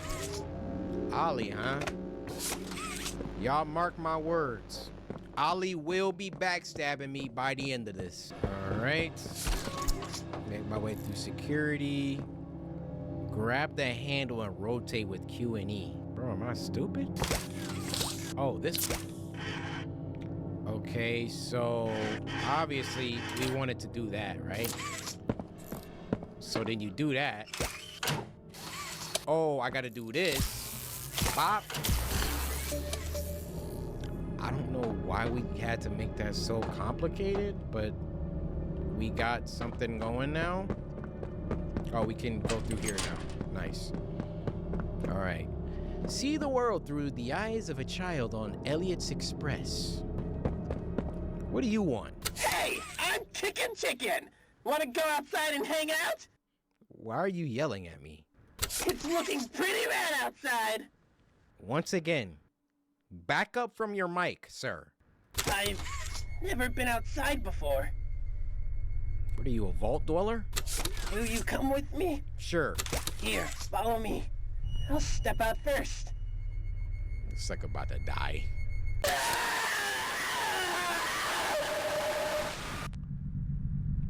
I used to hate these cardboard things. Now I feel bad for them. I don't know what's vaporizing these guys. Something is murdering them viciously. All right. So that did something. That did something. I mean, I want to comment on the environment. Like, there is so much attention to detail that I just feel is kind of unsung here. The blood splatter, all the debris, stuff on the wall, the posters.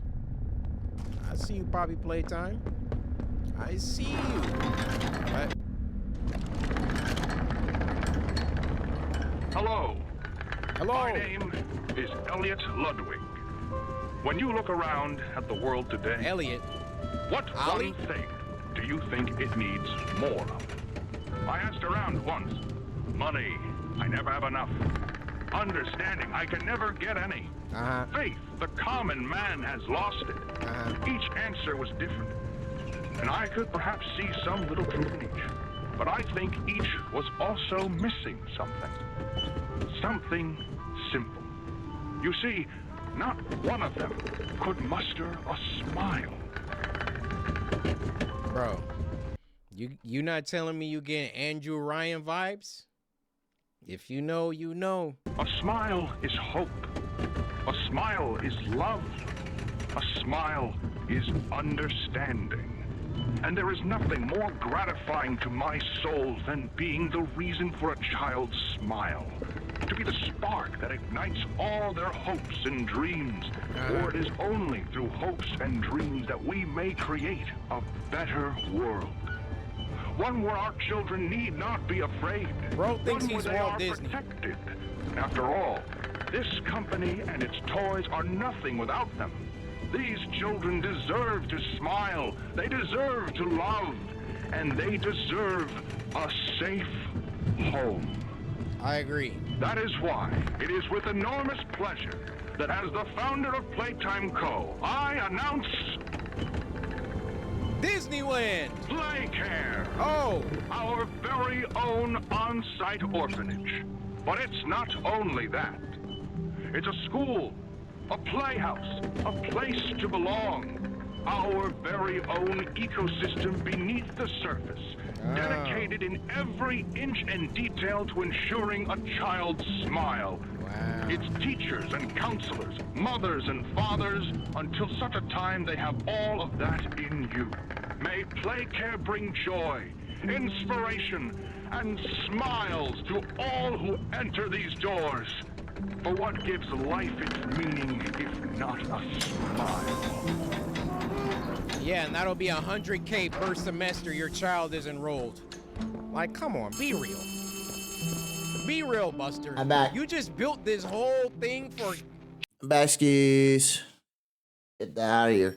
Hey, okay, man. I don't know if you're still here, man, but thank you for the fucking 1,000 viewer raid, buddy. Appreciate you, gang. Wait, Skull just followed me? Is this Skull? Is this the actual The Skull, my nigga? It is. My nigga Skull. Yo, Skull, thank you for the follow, brody. You know I wasn't here. Back. Appreciate you, dude. All right. I'm back with it. You choose an hour-long vid. I mean, I wasn't here though. I need a long vid. Yeah, I wasn't gonna finish this anyway. This is just a BRB bid. Okay, bet. All right, let's get to the real stuff. Yo, what's good, JD? Anime JD, what's good, boy? Ski. All right, boom, boom, boom, boom. All right, so we have Rotten Mango. Kermit chilling, dude. Chilling, bro. Okay, bro. It's me, Kermit the Frog here. Okay, bro. All right. Boom. All right, hold on. I'm gonna put some tester. Cause nigga, this should be itchy. I mean, actually itchy, ashy. Want some shit? Gotta get right. What's that shit? What are you whining for, man? You ready? Yo, this nigga, when I took him out too, this nigga had straight diarrhea again, bro. I might have to take him out after I finish editing and shit. Holy. I might clutch up, as you should. You the clutch master McGee for real. TMI, you'll be alright. You'll be alright, nigga. I bet. Boom. Alright, let's do this. Is this too loud? Okay, boom, boom. Alright, so we have some more Rotten Mango, you know. Y'all been in the comments talking about I love Rotten Mango, this, that, and the third. So I said, okay, let me drop another video on some shit. You know what I'm saying? All right, bet. Let's see what she's talking about now. So now, man survives real-life Squid Game that killed 551 people. So you mean Squid Games was real? Ah, heck nah, bruh. All right, let's see what's going on. Boom, boom, boom. Bada bing, bada boo. The conspiracy that one of the richest families in the world hunts humans as sport started a really long time ago. It started way before TikTok. But this I'm liking the background. Very, very vibey. I'm liking the background, shorty. No cap. party definitely did not help with the conspiracies.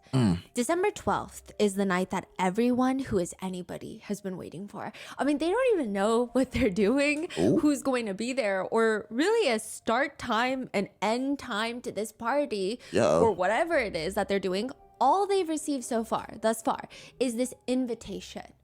At first glance, the invitation seems like it's in a different language. Yes, Carman. It's SDAEHTSILAER and SESSA. It doesn't make sense. Some invitees took weeks to decipher this code. It's an invite to a party because it's not in a different language. It's definitely not the party, okay? It is in English. You just have to hold up the invitation in front of a mirror and the reflection will tell you about it. Oh, wow. It says, that's tech. black tie, long dresses, and surrealist heads. People spend weeks having the top designers handcraft surrealist heads and masks for this gathering because it's a party that you have to wear masks. So a masquerade and it's not party. every day that a Rothschild invites you to a party. Side note, the Rothschilds were one of the wealthiest families in the world. At their height, calculated with inflation, some estimates put their net family worth around $1.4 trillion. Trillion? Son, how does it feel to be that rich? I will never know. Well, let me not say that, because you know you gotta manifest and stuff like that. But damn, son, a trillionaire. What am I gonna do with all that money? Oh my God, give some, ow, my head. Yo, give some of that away, bro. Wow. They're still all very wealthy, but there's probably hundreds and hundreds of Rothschild descendants. Their wealth is much more scattered and spread across, with only a handful, just a mere handful, being billionaires still. But back then, they were likely the single most influential, wealthiest family in the entire world. If they tell you to jump, it is probably in your best interest, perhaps even safety, to jump as high as you can. Wow. If they tell you to wear black tie, long dresses, and surrealist mask heads, it is probably in your best interest to get the best surrealist mask head that you could possibly find, or get a top designer to create one. Wow. These invites are so coveted that another wealthy socialite at one point threatened to self-exit if she was not invited to the next party held by them. What's good with them? I don't know what the guests were expecting. But when they get to the chateau in France, I mean, it's hard to miss the house, by the way. 80 guest bedrooms. 80? Oh my. Library with over 80,000 books, with about... Okay, well, I ain't reading none of the books. I ain't gonna lie to you. 30 square kilometers of dense forest land surrounding this chateau, which... that amount of land is about the size of a small city, or a quarter of Manhattan, or maybe... A quarter of Manhattan? Oh my... Son. If you combine all 4 Disney theme parks, Magic Kingdom, Epcot, Hollywood Studios, Animal Kingdom, into one, that's how much forest they have. Bro. It's massive. It's isolated. It's outside of Paris. And the guests are coming in. Wow. Audrey Hepburn is there, wearing a bird cage filled with birds on her head. Another guest is just wearing a giant apple covering their entire face. What the? Another guest has this giant mask. I'm sure everywhere they walk, they're just slapping people with this mask. Okay. And it's just giant cutouts of Mona Lisa with different expressions, different oogly eyes. Oh, no. Staring at the guests, all chopped up everywhere. Oh no. Then the hostess wore a giant stag's head, like a Oh, deer's hell no. head, with tears of diamonds streaming down the stag's face. Real diamonds. What the hell are those? In front of the main staircase are the wait staff. They're dressed as cats. And they're all meowing and pawing at each other, purring and Wait, they taking the RP way too serious. You tell me they RPing as cats too? Talking about meowing and pawing each other? What's going on, Shen? as cats. And they're all meowing and Oh my god, you're right, Kyrie. This is furries before they were actual furries. This is where the furry started. pawing at each other, purring and sleeping on the steps. What And when the- you sit down at the dining table, the plates are covered in fur. Not like, oh, someone's cat put fur on my plate, but the entire plate is made out of fur. Hell no. And on the I'm not table, eating you from see that. a taxidermy turtle. What I mean, the- are we supposed to? I don't think you're supposed to eat the turtle. Taxidermy? What's the real food here? The food is placed on a giant mannequin that is laying nude on a bed of roses. And the menu consists of slightly cannibalistic sounding titles such as Sir Loin. Welcome to the Surrealist Ball, held by the Rothschild. It has been decades since this now viral ball, but everyone still talks about it, mainly because of the creepy pictures that of the host and the hostess, the Rothschild couple that's hosting. They're standing there, black tie, event gown to the floor, hand in hand, just wearing giant masks. Heck no. It's very unsettling. So much so that netizens believe that after this little dinner, they were most likely hunting people in the dense woods, in the thick forest afterwards. That makes the most sense, does it not? They're Yeah. hunting humans. There are Nah, they probably be doing all type of like rituals and stuff too. I feel like they definitely be doing some dark stuff in here. No cap. 2 men in the forest. They have long rifles. They're looking Oh. through their scopes. Oh. You see that? Yeah, I do. I see it. They see a person in the middle of the woods. This is not in France. This is not connected to the Rothschild, at least not directly. Ooh. This is in Ulsan, South Korea. Oh. And the 2 hunters see another person on the other side of the rifle, which is not alarming. It is the season for hunting for pheasants. Yeah, but the intriguing human? thing is, it's not another hunter. Wait, look, there's more. There's more people. There's a lot of people. Oh. And then there's another one and another one. Seeing a few people in the middle of the woods at this time should not be the most alarming. But when you see nearly 100 people in the middle of the woods gathered, Facts. it's weird. It's intriguing. Facts. The hunters get closer. It looks like some sort of construction site. Oh. Maybe they're building Real out case here. photos. I mean, again, it's not too strange. This is a developing area. They're about to walk back when one of them stops. No, something's weird about this place. Yo. The next day, that man alone, one of the 2 hunters, comes back. This time, instead of a rifle, he's... God damn! Yo, how much you think that lens costs?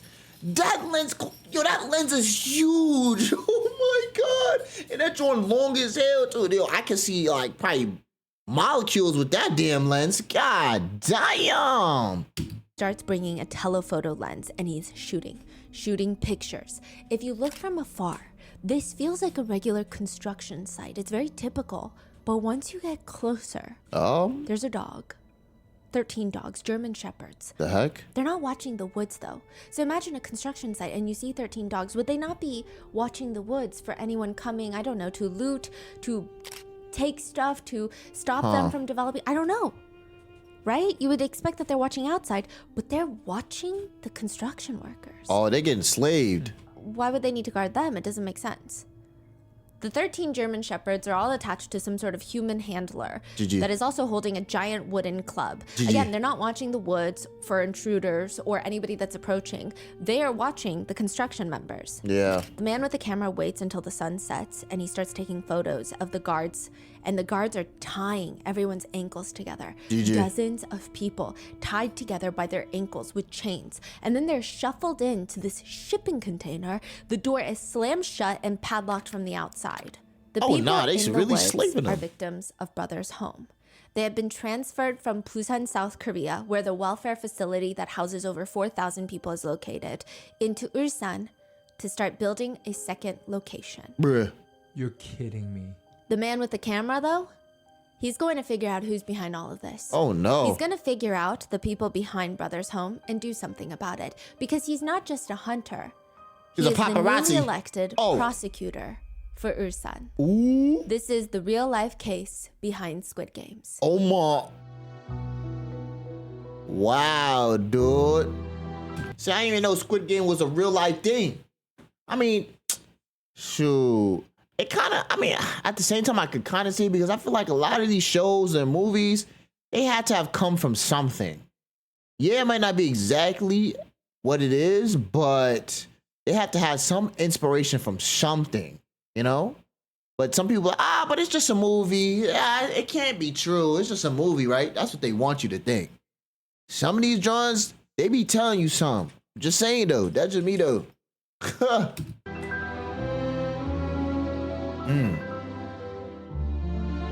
They needed a foundation, a basis of ideas, exactly.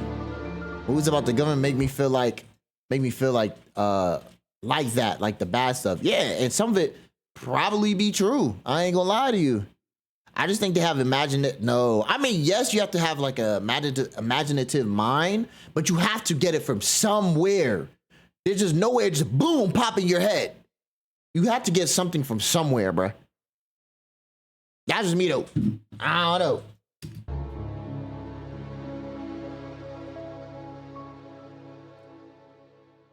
We would like to thank today's sponsors who have made it possible for Rotten Mango to directly support a survivor of today's episode. This episode's partnerships have also made it possible to support Rotten Mango's growing team, and we'd also like to thank you guys for your continued support as we work on our mission to be worthy advocates. Fire. As always, full show notes are available at RottenMangoPodcast.com.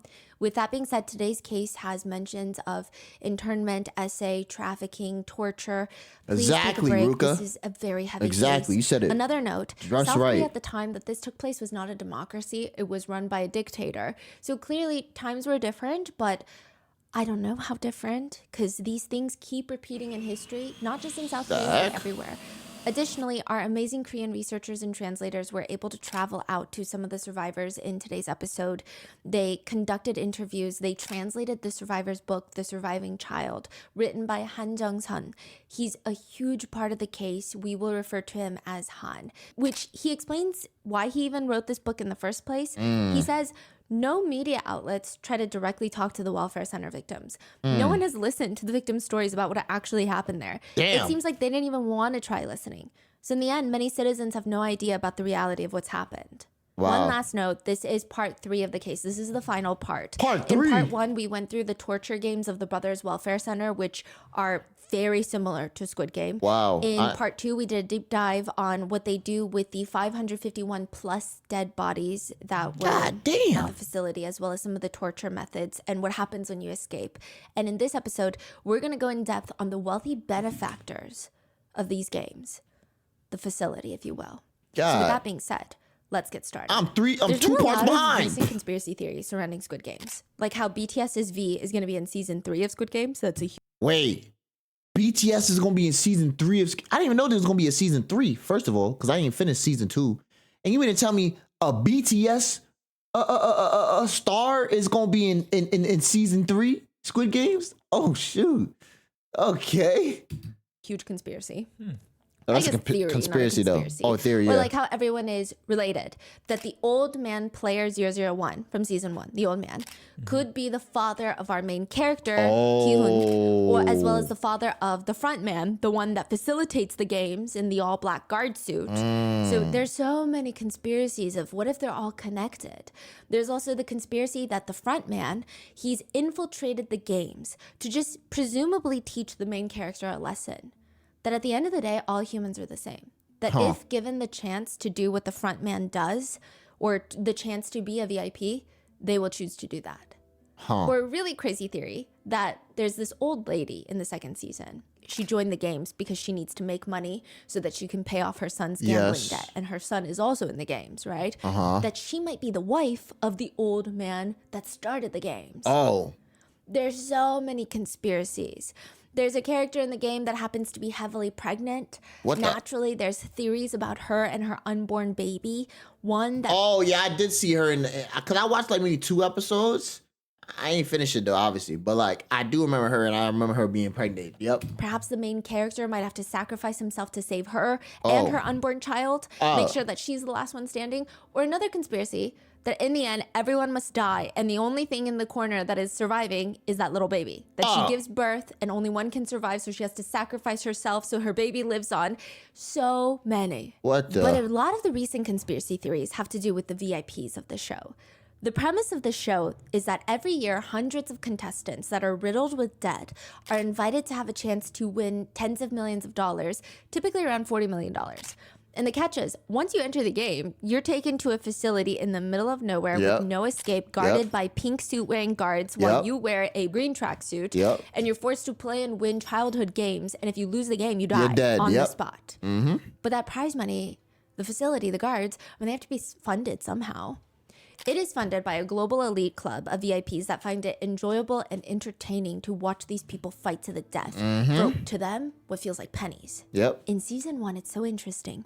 You get a glimpse of the VIPs. They're watching while getting served food and drinks.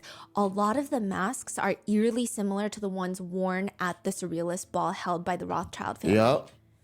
The stag horns, the bejeweled masks, they're so similar. In season 2, though, someone points out a conspiracy. They never... Do y'all ever wonder how the guards get their jobs, or is it just me? I never really wondered that. Obviously, it has to be some type of shady type of thing going on. Like, I ain't really think about that. And then it's probably hard to get recruited, too. Because if you know about it, and you're not one of them, you probably are going to die. Or, I don't know. Never show the VIPs again in season 2. They never show them. They never show them watching, their reactions, nothing, even though they did in season 1. Would it not be more natural to show them again? There could be a play of dynamic of people are dying and the VIPs are reacting, and maybe they form interpersonal relationships and they grow attached to some characters and not other characters, but no. And at one point, it feels like the main character breaks the fourth wall and is telling others in the game that the VIPs are watching them. But it almost feels like he's looking at us, the viewers.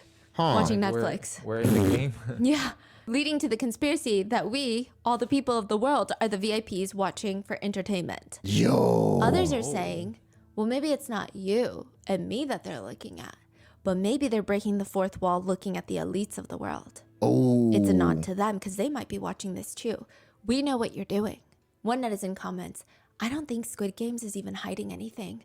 I think the purpose of this show is that this is actually happening somewhere in the world. Yo, hold on. She kind of spitting, though. And you know what the crazy thing is, too, though? Like, I wouldn't be surprised. Yo, the way how the world is so freaking messed up, boy, and corrupted, I would not be surprised. I'm not gonna lie to you. There's a lot of things that we don't know about that you probably never know in your lifetime. Just saying, until it all comes into to light. You probably won't know. And there's a lot of like, bro, the world is not what you think it is, bro. It's not. It's not, bro. I would not be surprised. It's crazy out here. I'm not gonna lie to you. For real. At Brother's home, everyone hates to see Madam Park coming. Once you hear her shoes click-clacking down the long hallway, all the doors leading up to the rooms filled with bunk beds with children in there. I mean, you just know that somebody's in trouble. They need Jesus. That is why Madam Park is called, because they need Jesus. Usually she has her purse, and it's filled to the brim with choco pies. They're like these fluffy cream sandwiches. I guess imagine... Ooh, that should look good too, shorty. Can I get one? Okay, I'm big backing. Let me chill. Oreos, but fluffy. Just packets of individual choco pies in her purse. Walking down the hall, she's staring at the hundreds of children standing at attention because they're like, please don't let it be me. Please don't let it be me. Wow. Which one is it? The guards point at the two boys, and they already look like they've been beat. Damn. Nothing we've done seems to fix it, Madam Park. We've already tried everything. We've tried the first step as well. Wow. The guards mean that they've already tried to tie the private parts of the two boys together with a small thread. What? Son. Why though? Why are you tying the other boy pee-pee to the other boy pee-pee together? What is that? Like, what are they trying to make a slinky? Like, what are you doing? Like, what's the purpose though? Yo, come on, Shane. The logic behind it is these two boys keep peeing in their sleep. They keep wetting the bed as they sleep. If they're connected by their privates, if one of them starts wetting the bed while they're sleeping, then the other boy's private part gets wet and he wakes up and says, hey, wake up. You're using the restroom. We got to go use the restroom. It almost... Son, so what happens if, say that one of them like it and then one of them get bricked? It's going to break the thread? Or one of them get more brick than the other, and then it like the thread gets tighter and starts freaking cutting their joint. Ah, nah. Oh, nigga, shut your ass. I'm saying though. I'm just saying though, nigga. Like the fuck? Come on, son. This never works. So the idea that they continue the practice seems to be based off of torture alone. And if that doesn't work, which is almost always, the next step that the guards do is call in Madam Park. She's the cure. She sits down with the boys, and if this is your first time seeing Madam Park, she almost seems maternal. She looks like a little ajumma, like a church lady. And she's got all these children's snacks in her purse. You know I can help you, right? The truth is, the reason you're doing this is it's the demons. The The demons demons? are making you wet the bed. Bro. Come here. Oh, yo, if Shorty would have said that to me, I'm gonna look at you like you dumb. What do you mean the demons are making me wet the... Ah, hell nah, son. She makes the boys one by one, all the bedwetters, lay on her lap, on their backs. Their private part is across her lap, and she pulls down their pants and their underwear, Oh, and no. she starts grabbing and squeezing their private areas. Yo! Oh yeah, Granny getting slapped. What do you mean you gonna grab my Johnskis? You gonna grab my Johnsons? And you gonna squeeze my Johnsons? Son, no you're not, buddy. Come on, yo. Say it with me. Lord, I believe. And then she'll squeeze as hard as she can, and they Oh. all scream out in pain. Oh no. She screams, boys who believe in the Lord will be cured. Many victims say that the pain is so Oh. unbearable that you can't even think. You can't even think to say what she wants you to say because you just want to stop the pain, yes? Oh, but you can't no. even think to say, what did she tell me to say again? I just need to scream. It's almost a reflex. Oh no. Until finally, it's just white hot pain and they're screaming, I believe in the Lord, I believe in the Lord. And it seems like their vision is going white. Only then will the madam let you put your pants back on. And as you wipe your face with all the tears, this is also documented in the book, she will reach into her purse and pull out a singular choco pie. Okay. It is the best and worst thing many of them will taste in weeks. Wow. Han, the author of the book, if you watch the first 2 episodes, he's the survivor that authored the book that was used for source material, but also he's the one that was trapped with his sister. Wow. He and his sister were taken to the brothers' home by police officers after their father dropped them off one drunk evening. He just didn't know how to take care of the kids anymore. Eldad. Han, like many of the other survivors, he has these nightmares.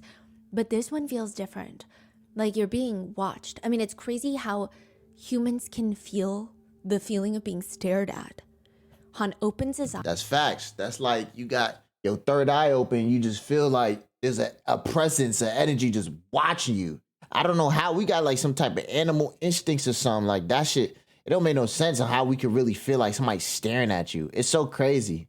It's like, it's so crazy, bro. Like right now, who you feel staring at you? What the? Eyes, and right in front of his face are 2 floating eyeballs just glowing in the dark, unblinking.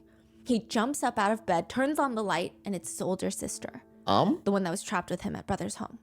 I thought the older sister is in the other Psych ward? Yeah. This is once they're out. Oh. They're trying to live together once they escape. We're gonna go into detail on how they all escape. Uh-oh. And he turns on the light. Shine, what are you doing? I told you we're supposed to sleep now. Yeah, I'll go to sleep. But when Han looks up again, she's not asleep. His older sister is just sitting there staring at the wall. Oh no. Some nights she laughs at the wall. Oh no. Other nights she cries at the wall. Whenever Han would ask her, Shine, why are you laughing? Why are you crying? She'll turn around and tell him stories about their lives before Brother's home. She never talks about what happened at Brother's home, at least not in these moments. Han says, there was a time I thought about just killing everyone. For me, I had nothing to lose. It was entirely possible to do it. I could have become a psychopath that society could learn to fear. I could have. Instead, he thought, well, why don't I just start small? I'll just kill one person first. I'll kill my dad. What? Because he thought, he's the reason that we're in Brother's home. My older sister, who was so smart, so very kind, ended up in Brother's home, put on psych ward meds. I mean, she lost her mind in there. She was beat every single day. She was tortured in ways that, I mean, Han was tortured the same way. Oh no. They were both essayed. It was a lot. Oh no. The whole thing became more complicated when Han finds out that his dad was also trapped in Brother's home later, but that doesn't make things better. So over a decade after they're released, Han decides, I can't do this anymore. For the past decade after Brothers Home, I've just been floating around. My sister is still not my sister, like the sister I remember. I gotta do something. So he goes to see his dad with a knife. He says, I visited my father. He didn't realize I was his son. He didn't recognize me, but I recognized him. And at the time I was carrying my knife. My intention was to kill my father. I asked he him, didn't. do you remember sending your children to Brothers Welfare Center? He responded, I remember. I had no choice at the time. It was difficult. Again, his father does not recognize him. It's funny how his father don't even recognize him, but he's so open to answer that question that should probably be personal. And he didn't even ask, like, how do you know that? He just said, yeah, it was a tough decision, but I had to do it. Like, that's crazy. He asks, sir, what do you think Brothers Home was like for your children? Do you think it was a nice place for your kids? Han said if his dad said anything along the lines of, I think it was okay. I think it wasn't the best, but He gonna it's kill okay. them. He would have killed them Yep. right then and there. Yep. He would have, no second thoughts about it. His father opens his mouth, looks up at Han. That place was not a place for humans. Oh, They broke my ribs in there. I was beaten badly. wow. I feel, and Han could see the guilt in his dad's face. And for a second, Han is Wow. holding the knife in his pocket, but he thinks, what if I were my dad? Would I have done the same thing? What Wow. if I had no money? The government said, the Olympics are coming. We want to help clean up the streets. We'll take care of your kid. We'll feed your kid. We'll educate your kid for you. Your kid will be better off. Would I send my kid there? Maybe, because it's the government. And they both stare at each other, and before Han asks, who do you think I am standing in front of you? I don't know, some government official? Wow. Are you here to monitor me or something? Ugh. I'm your son. Ooh. Han writes, my father's eyes suddenly lit up. He looked up at me for a moment and then suddenly lowered his eyes. After that, he didn't say another word for 3 years. Damn. I think he was tormented by guilt. Oh, yeah, for sure. Han tells his dad that he'll be back to see him. And since then, Han has visited his dad every single month in the psych ward. Wow. After being released, Han's dad has been left in the psych ward. And on Han's way out, he throws out his knife. After escaping Brothers Home, the biggest... Damn, that first initial comment, if it would have been the wrong comment he ain't like, he would have shanked him. No UK. That's crazy. Yo. memory Han has was being in Brothers Home, and the words were just ringing in his head. He didn't even know what he was thinking about. It just kept saying, with a knife. He would wake up, and in his mind, it would just say, with a knife, with a knife, with a knife, with a knife. And he initially thought, once he gets out, okay, I'm going to kill everyone with a knife. Like, I've lost my mind in there. I'm going to turn into a psychopath so that people will listen to me, and I'm going to stab everybody with a knife. And then he thinks, no, I'm just going to kill my dad with a knife. That's what my brain was telling me to do.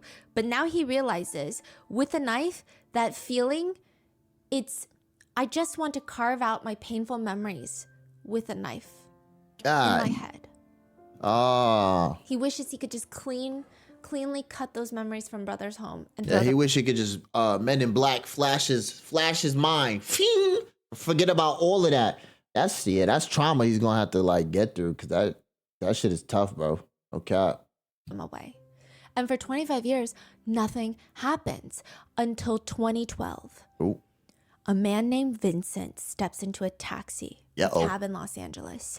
He offers the cab driver a very interesting proposal. Drive me around to 5 different stops and get paid $600. $600? Max, the cab driver, he agrees because he doesn't know that Vincent is going to 5 different places to kill 5 different people. He's a hitman.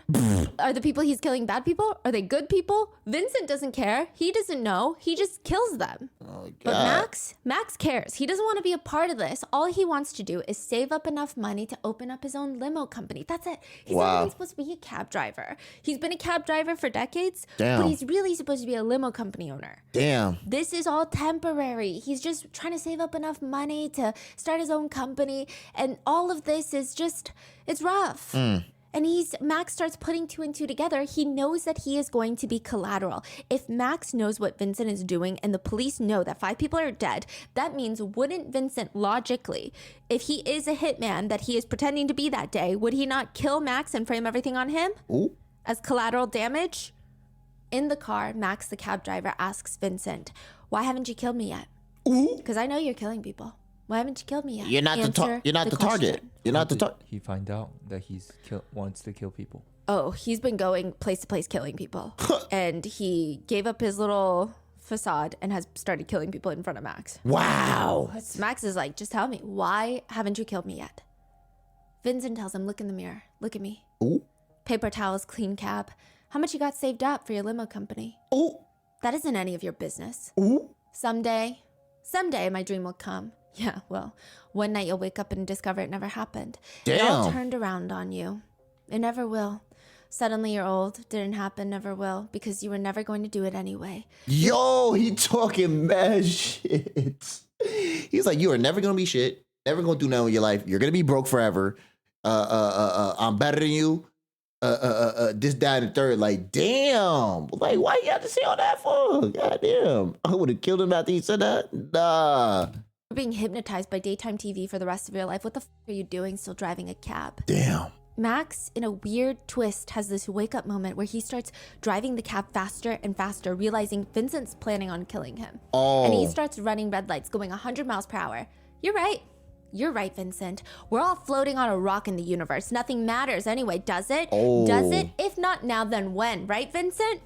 And he purposefully flips the car over, nearly killing the both of them, but ultimately taking control over his own life. This is the plot of the 2004 movie Collateral. Wow, see, this is why I be telling y'all, son. These movies be getting it from something. Has to get it from something. I'm just saying, I'm trying to tell you. Sometimes New Year's resolutions feel unattainable. Skip. All right. There's this moment where Tom Cruise's character, Vincent, says something along the lines of, you became a hostage to someone like I never me watched this because all you movie do is before. dream. To achieve your dream, you should have done everything, but you didn't.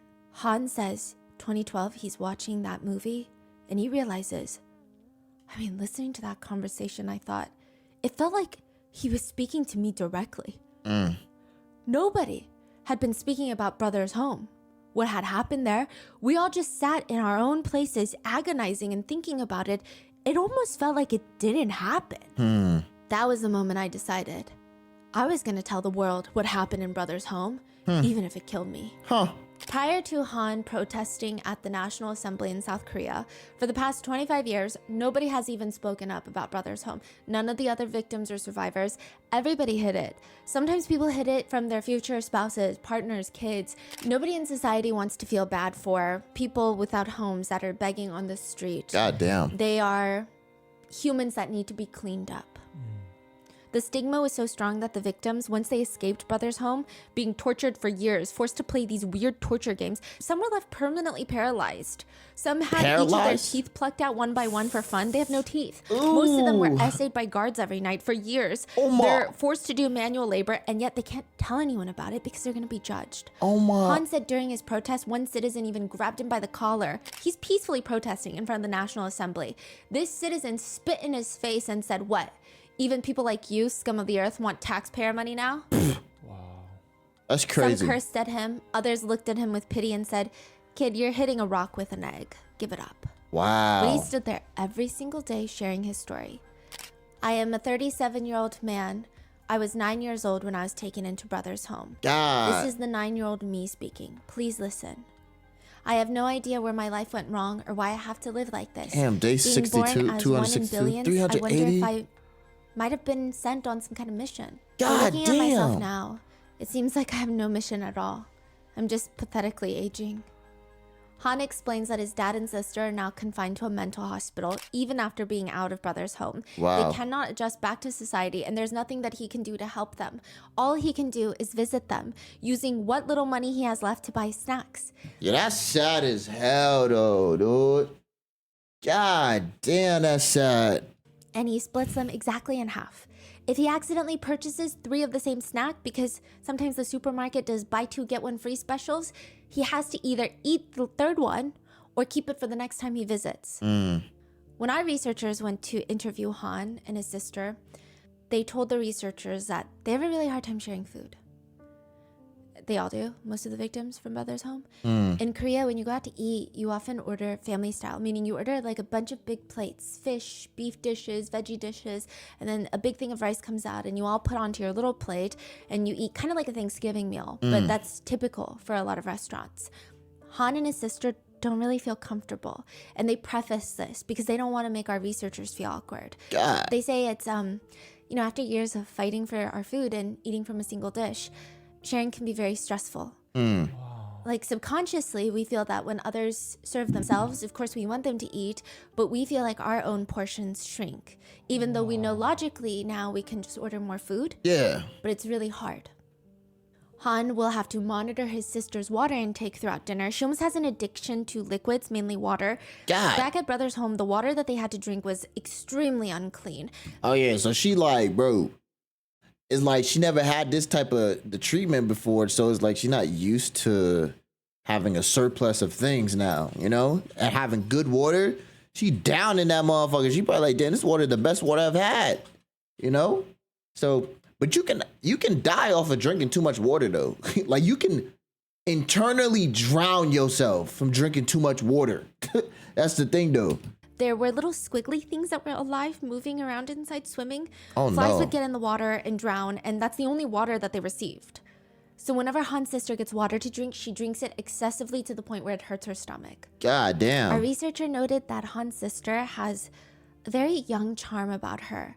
She behaves more similarly to a younger girl, even though she's in her 40s now. I mean, yeah, because she probably didn't even get to really experience her childhood. Obviously, she didn't really get a good experience of when she was younger. So yeah, I can see why she's stuck in her old ways, you know?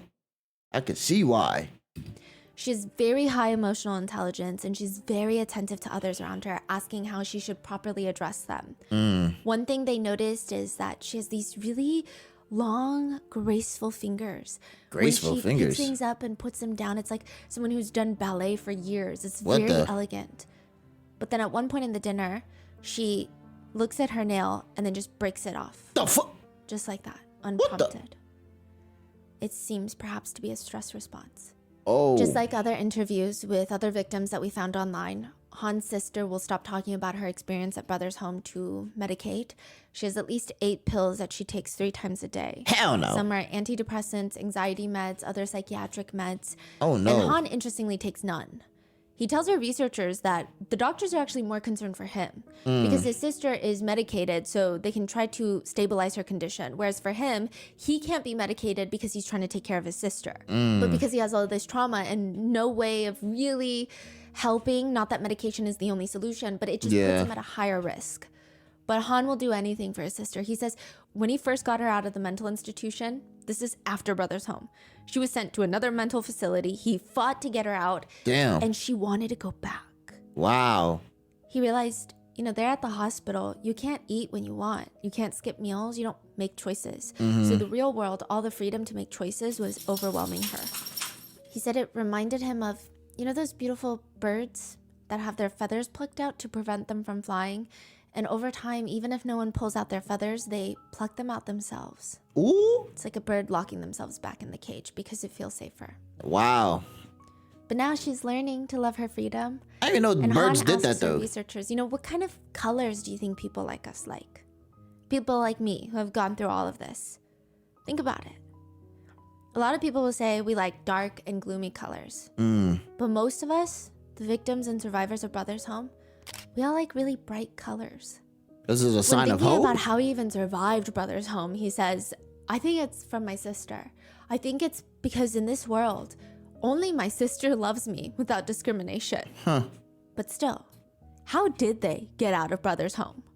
The prosecutor in the woods has pictures of what Brothers Home is doing to their victims. In fact, he has multiple pictures. The ones that he took when he stumbled upon the construction site in the middle of the woods. I mean, this is a slam dunk case. Are you kidding? Chaining people by the ankles, throwing them into a warehouse, locking them up, padlocking it from the outside. Yeah. The prosecutor thought, my thoughts on this were quite simple. This is a very serious crime. Even confining and forcing one person to do labor is a very serious crime. Confining and forcing hundreds into labor, I mean, there's no room for excuses. We have to launch an investigation. He gets a search warrant for Brothers Home. He says the first thing he noticed when he walked into that massive compound, 60 plus buildings in the middle of the woods in Busan, the smell. Like human grease. Like you don't wash your hair for a few days and it starts to smell. So it smelled like mad must. Okay, understandable. Because probably they were barely taking showers or had access to showers like that. You might be smelling bodily fluids and feces. You know what I'm saying? That joint crazy. Why is her hand orange? I don't know. Smell like scalp, but so much worse. Could be the lighting. Every building is darkly lit. He says, the team that I went in, the prosecutors, we couldn't believe that a place like this exists in Korea, even though we were standing there, seeing it with our own eyes. During the search warrant, they find the massive safe in the back, the size of a bank vault, where they found $8 million with a ton of foreign currency in there. $8 million? The prosecutor is looking around like, bring me whoever is in charge of this place now.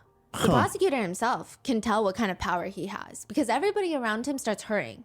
To do what? I don't know. To call the director of this place. All of them are running around acting busy. That was good, because he's a Gumball. prosecutor. They're going to look busy even if they're not. They're going to try their best to look like they're innocent. That's normal. This is how normal people react and respond to prosecutors like him. So he sits there and he waits for the director. He waits and he waits and the director walks in and you would think that the prosecutor begged for this meeting on his hands and knees like a dog. His name is Director Park. This is Madam Park's husband. He runs this place. He started this place. He's a short, unassuming ajashi. He looks like a regular, like 50-something-year-old man. He does have a more built figure. He used to be a boxer. He walks in and he's instantly agitated. Someone like me cannot be interrogated by someone like you. Let's not even have this conversation. Bring me the chief prosecutor. Bring me your boss. No, you know what? Bring me your boss's boss's boss's boss. Who does this guy think he is, though? That's what he said. Yes. Who do you think he is, though? Wow. Where the hell does this guy get this type of confidence? To have this level came of from confidence YouTube. when Welcome, facing a Brody. prosecutor, you have to have one of two things. In a very serious crime like this one, kidnapping, entrapping, forcing thousands of people into what can only be considered the closest thing to a modern day concentration camp in South Korea. That's how people have described it. You have to have three things. A lot of money. A lot of money. 2, you better have connections. Not your average, I want an aquarium in my home the size of a dining table by 3 p.m. connections. You better be well connected to the most powerful people. If you're talking like that to a prosecutor, maybe you're like a Tibar.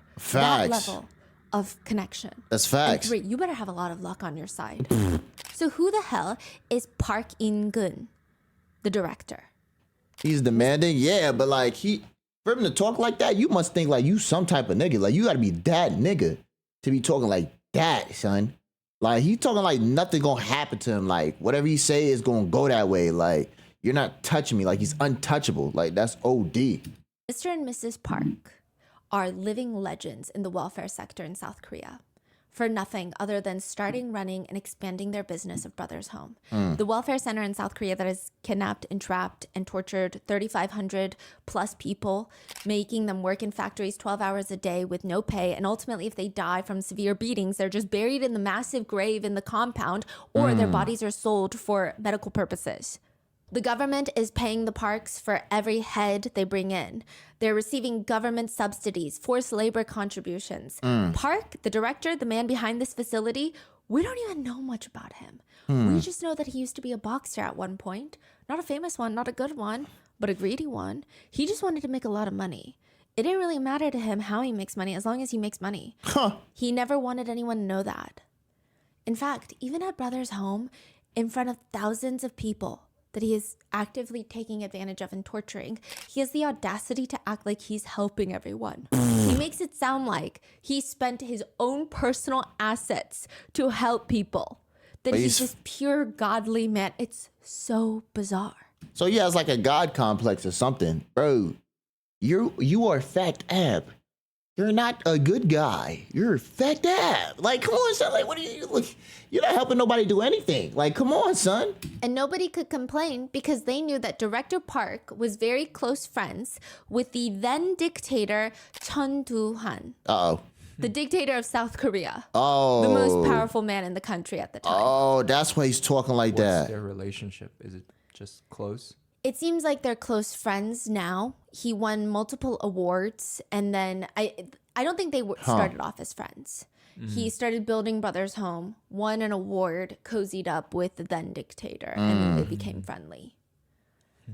The government would even help fund these vanity projects. What? The Director Park would be the main character. They would promote how great welfare centers in South Korea are, and there would be a narrator for this honestly propaganda film, and the narration would start.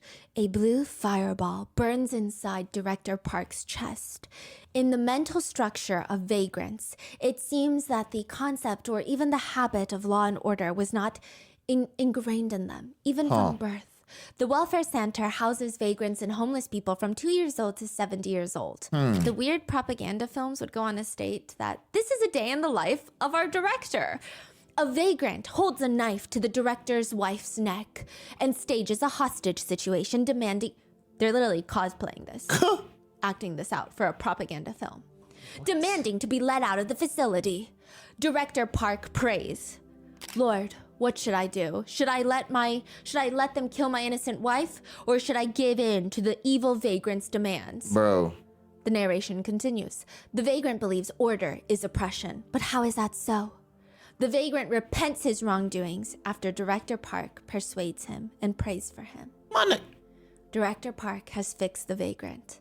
Director Park has always firmly resolved to watch over the people until the very last person. Man. The government funded these videos, and I mean, that's some they bullshit. would have segments that even say, homeless people, people who have run away from home, beggars, all these people are being accepted at Brothers Home. G. The video even shows tours of the psych wards. Here, there are not only vagrants and children, there are psychiatric patients, mentally unstable patients, disabled people. In the cafeteria that we have here, there are 5 choices of side dishes that everyone can choose from. Yeah. The video shows massive amounts of fresh food being dinshed onto everybody's plate, which you know is not true. Yeah, that's what I'm This saying. in part 2. You know, the truth is everybody is starving inside of Brothers Home. Yep. They're eating baby mice, sucking on pine cones, eating Ew. caterpillars to get nutrition. But this propaganda film is showing them eating like kings. And they show Director Park and his wife always eats meals with everyone at Brothers And that's Home. cap. One victim says, Director Park was as close to a monster as it gets. He really is a monster. Hardly anyone could even look him in the eye. Wow. You know how one word from the North Korean dictator, the whole country responds? It was exactly the same in Brothers Home. One word from Director Park and everyone moves under his order. And it's interesting that the propaganda videos are very reminiscent of something North Korea would put out. But now he's been arrested. The doors to all the buildings in the massive compound are open. Sunshine is coming in, and it's the best disinfectant. Victims are speaking with the prosecution. Director Park would say things like, you guys are all evil in society. Even if you were to catch diseases, skin diseases in here, you're not worth being treated. You are scum. You're making South Korea a worse place. What the? They're telling the prosecutors everything. If someone tried to escape, Director Park would tell them, you are a social evil. And then they would be beaten in front of every single person at the mandatory church segments every single Sunday. Is he the one that's beating people with the boxing gloves or no? Yeah, he and his brother-in-law, Pastor Lim. Pastor Lim is the more religious one. That's his brother-in-law. So this whole compound is really run by Director Park, Director Park's wife, Madam Park, and then her sister and her sister's brother-in-law. Her sister's brother-in-law. Yeah, it's like a whole family business. And they're just beating people with a boxing. So family business to torture motherfuckers. That sounds insane, bruh. That is actually insane. While running this religious church camp. And Pastor Lim was, okay, I don't even want to call him Pastor Lim. Lim, he was technically the pastor at the church. Yeah, and you know, did damn this. A lot pastor. of victims believe he did this because They say when you're a welfare center in South Korea at the time, no one internationally wants to donate. But if you say, hey, we're a Christian welfare center in South Korea, a lot of Christian churches. Okay. She might be spitting. Wait, what the fuck? That's crazy though. Like, just because it's a Christian, it makes them want to donate? But if you say, hey, we're a Christian welfare center in South Korea, a lot of Christian churches welfare center in America and overseas will donate. Now niggas want They to would just donate. steal the donations. Oh. So they scamming niggas too. So now they saying, yeah, we're a Christian donation area, whatever the fuck. And then boom, we gonna take their money too? That's crazy. Yeah. They would even run these big campaigns of these were kids without homes. And that's crazy that they're using religion to steal money from people. Like, oh my God. We took them in, and now we want to reunite them Bullshit. with their families. Bullshit. But we need money to do that. We need manpower. So a lot of people overseas was donating to the church, and there was a victim who came forward and said, I was a child with a home, parents and siblings. I just couldn't understand why I was there, why I was being trapped in this place and being robbed of a proper education. I clearly gave Pastor Lim my home address and phone number. I even told him, my parents run a Chinese restaurant. Here is where you need to go and look. They took me to a different neighborhood, found a random Chinese restaurant, threw me in there and said, hey, owner, is this your kid? The owner shook their head because obviously these are not my parents. Facts. But they took that as proof that I was not wanted by my family. So I needed to stay in brother's home. Wow. They documented this for people that were donating. As for embezzling, it's pretty clear that that is what they're doing. Another advocate says the brothers' home embezzled money by finding loopholes in the government subsidy payments. So when it came to food purchases, for example, they would receive enough money to feed 3,000 people. They would only purchase food to feed less than half of that. They got to pocket the rest of the money that's supposed to be spent. The first trial found Director Park guilty in unlawful confinement and embezzlement charges. Oh, they're actually taking in all of them. Mainly just Director Park. Okay. He was ultimately imprisoned for 10 years in prison with a $500,000 fine, which is far too lenient. But the problem is, Director Park appeals that decision and it goes into a second trial. The second trial results in, instead of 10 years in prison, 4 years in prison. Okay. And the new fine is $0. Huh. The sentence is then reduced by more than half and the fine vanishes. And just like that, 600 people died in Brother's home in 4 years. That's all he's getting. Yeah. God but damn. This too gets appealed. And finally, And his ultimate final sentence gets boiled down, reduced to 2.5 years in prison and $0. Man, fuck all that, nigga. They need to take that nigga life. Oh my God. They need to electric chair that nigga. What? The main reason for the reduction being they argued that the unlawful confinement charge, there's no proof. They're saying there's not enough proof that he was holding people against their will. Bro. Which is about as unhinged as if I were to see a kangaroo building a 3-story house in the middle of Central Park. It's just absurd. The logic behind it is not making sense.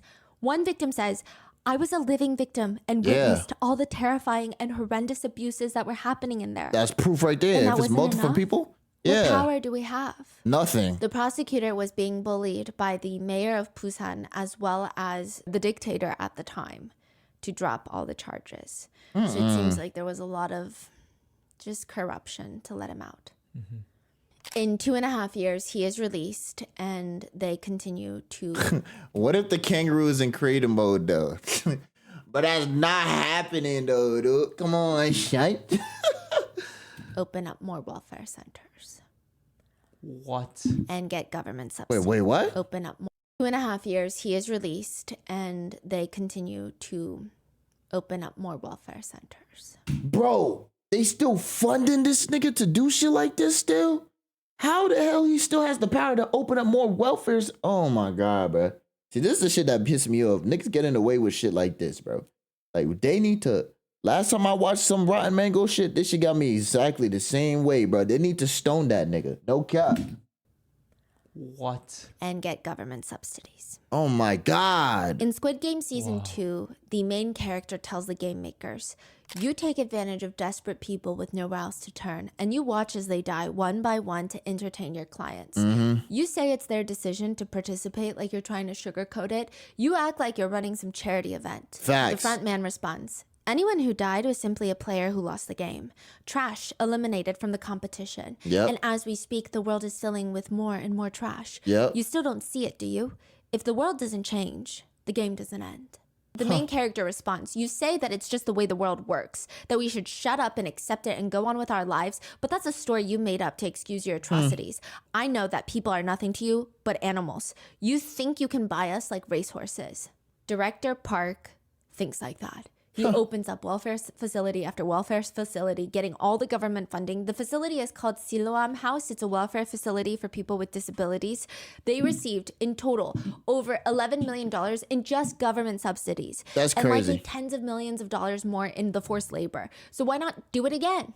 And when he finds that to be less exciting financially, he later moves to Australia. The whole family immigrates to Australia and opens up this massive golf course, sports center, hot springs. And interestingly, he buys a company called Jobstown and starts operating his business under that name.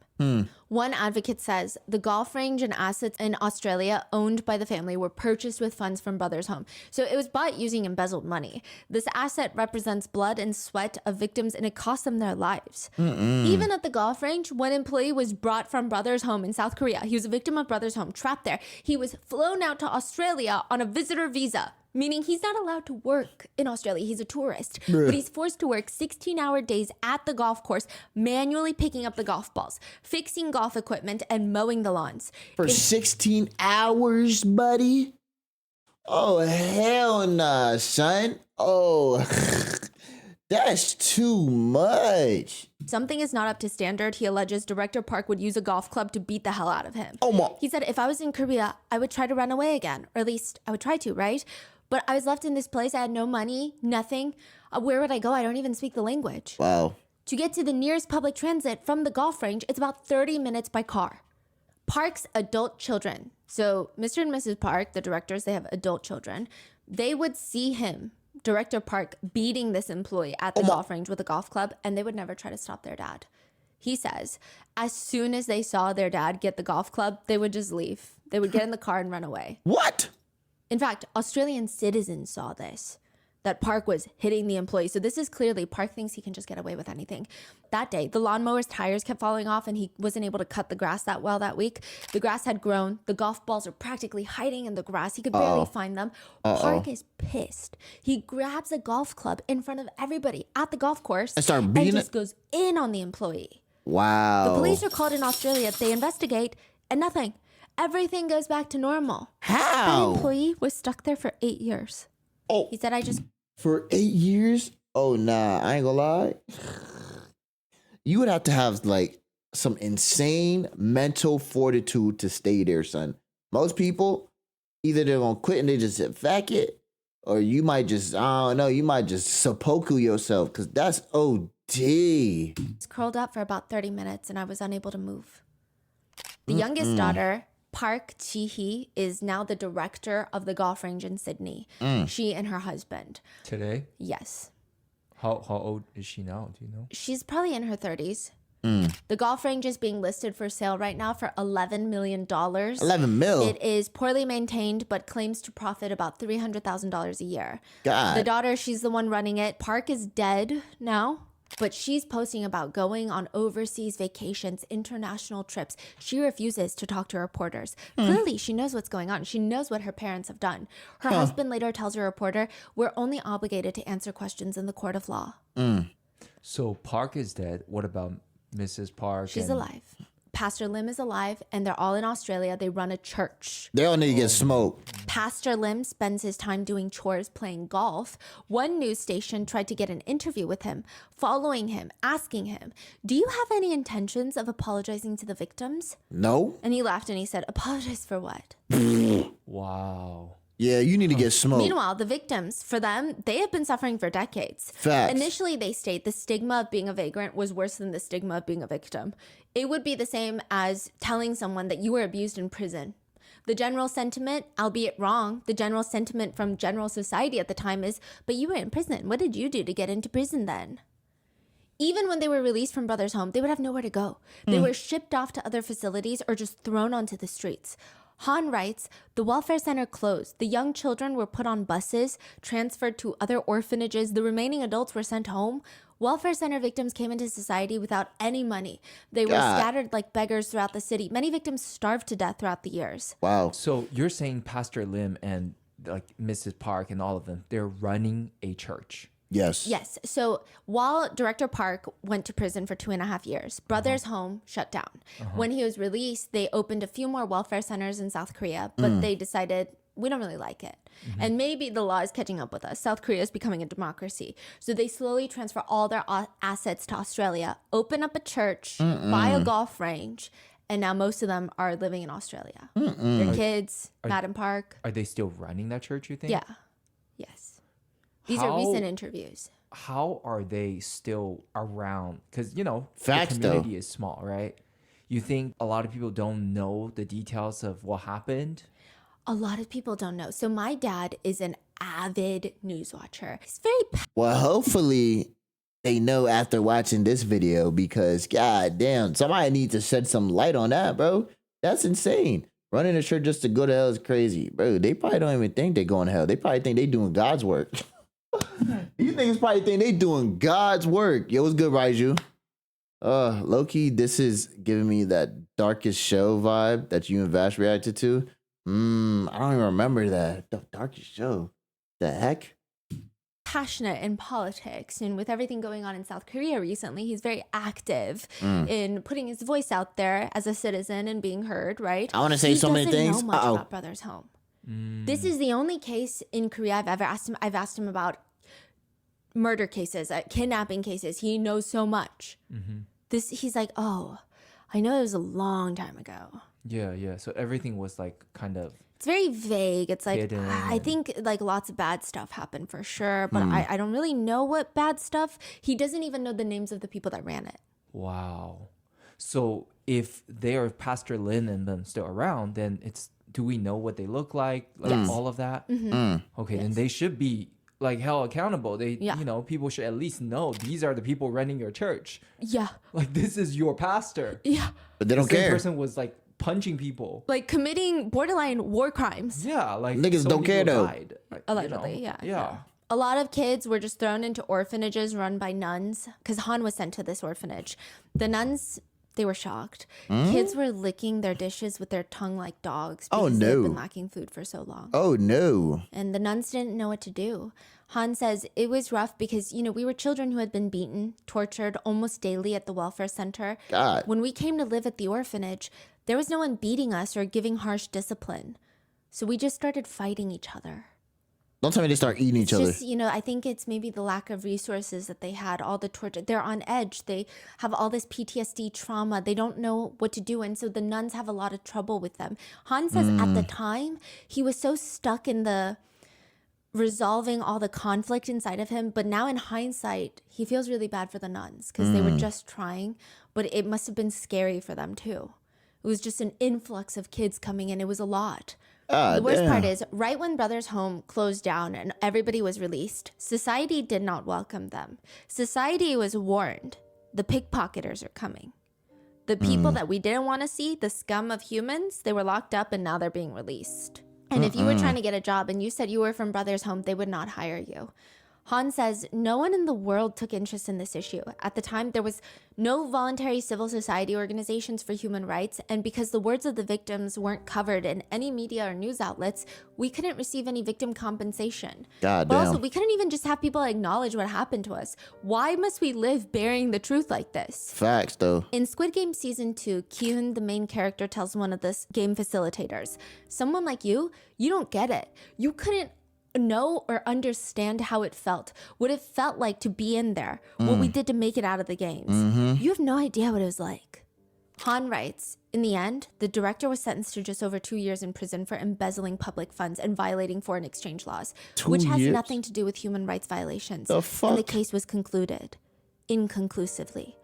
There is meaning in human death, is there not?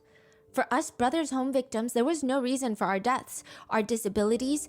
Only we were just left with stigma. We were all in there, dying like dogs. One victim who was released and went on to have her own children states, I can't even sleep without the TV on because the silence is too much. Even if I do fall asleep, I start panicking because the TV is on. The And I'm fuck? asleep. What if someone takes my daughters? Who's going to make sure that they're not taken to a place like Brother's Home? Oh. I have all these thoughts every time I fall asleep. Yeah, that's that trauma. Another victim states, I didn't even get to graduate from elementary school. So when my son asks me about homework, I can't even help him. What the? It's humiliating. I'm always scared someone's going to find out. And even now, I'm always trying to hide this from everyone, and it's just humiliating. Bro, Park elementary Suni, she was school? taken though? in when she was 10. All she did was wait for her older brother at Busan train station. She was going to go stay with him. But the police came and offered to help her find him. She's thrown into the van. Her ponytail is cut off. She's forced to change into a blue tracksuit. She God. says the trauma and stigma of those 6 years will stay with me until the day that I die. Oh, yeah, for sure. She says the biggest memory that she has until this day is one winter, a lady with disabilities wet her pants.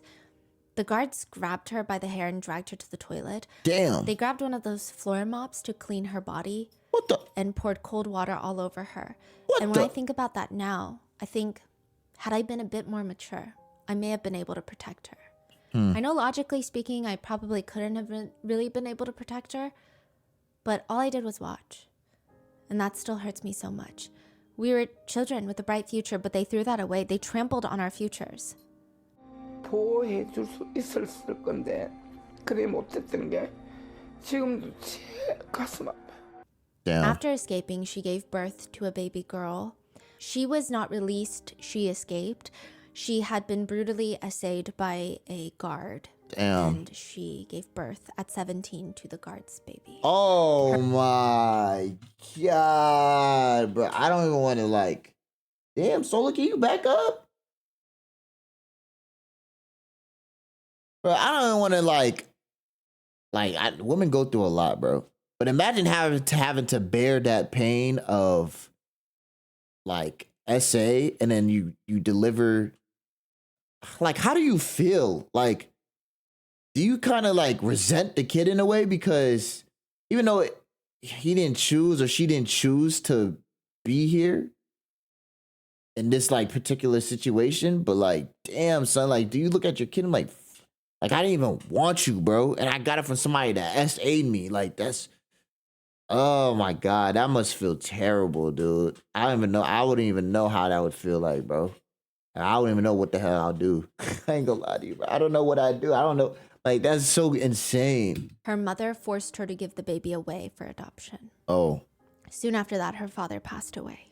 wow. She has children with her new husband, and they've been married for 21 years. He Okay. knows all about her past. He's the only one that knows, and it's He still still not loves her. easy. Oh. She says, I've never left my children alone with anyone, not even once. I didn't even let my own husband hold them until they were over a year old because, Oh yeah, that's that trauma. I mean, they're his own children, but they're girls, and my trauma was so severe Oh, from yeah. Brother's Home.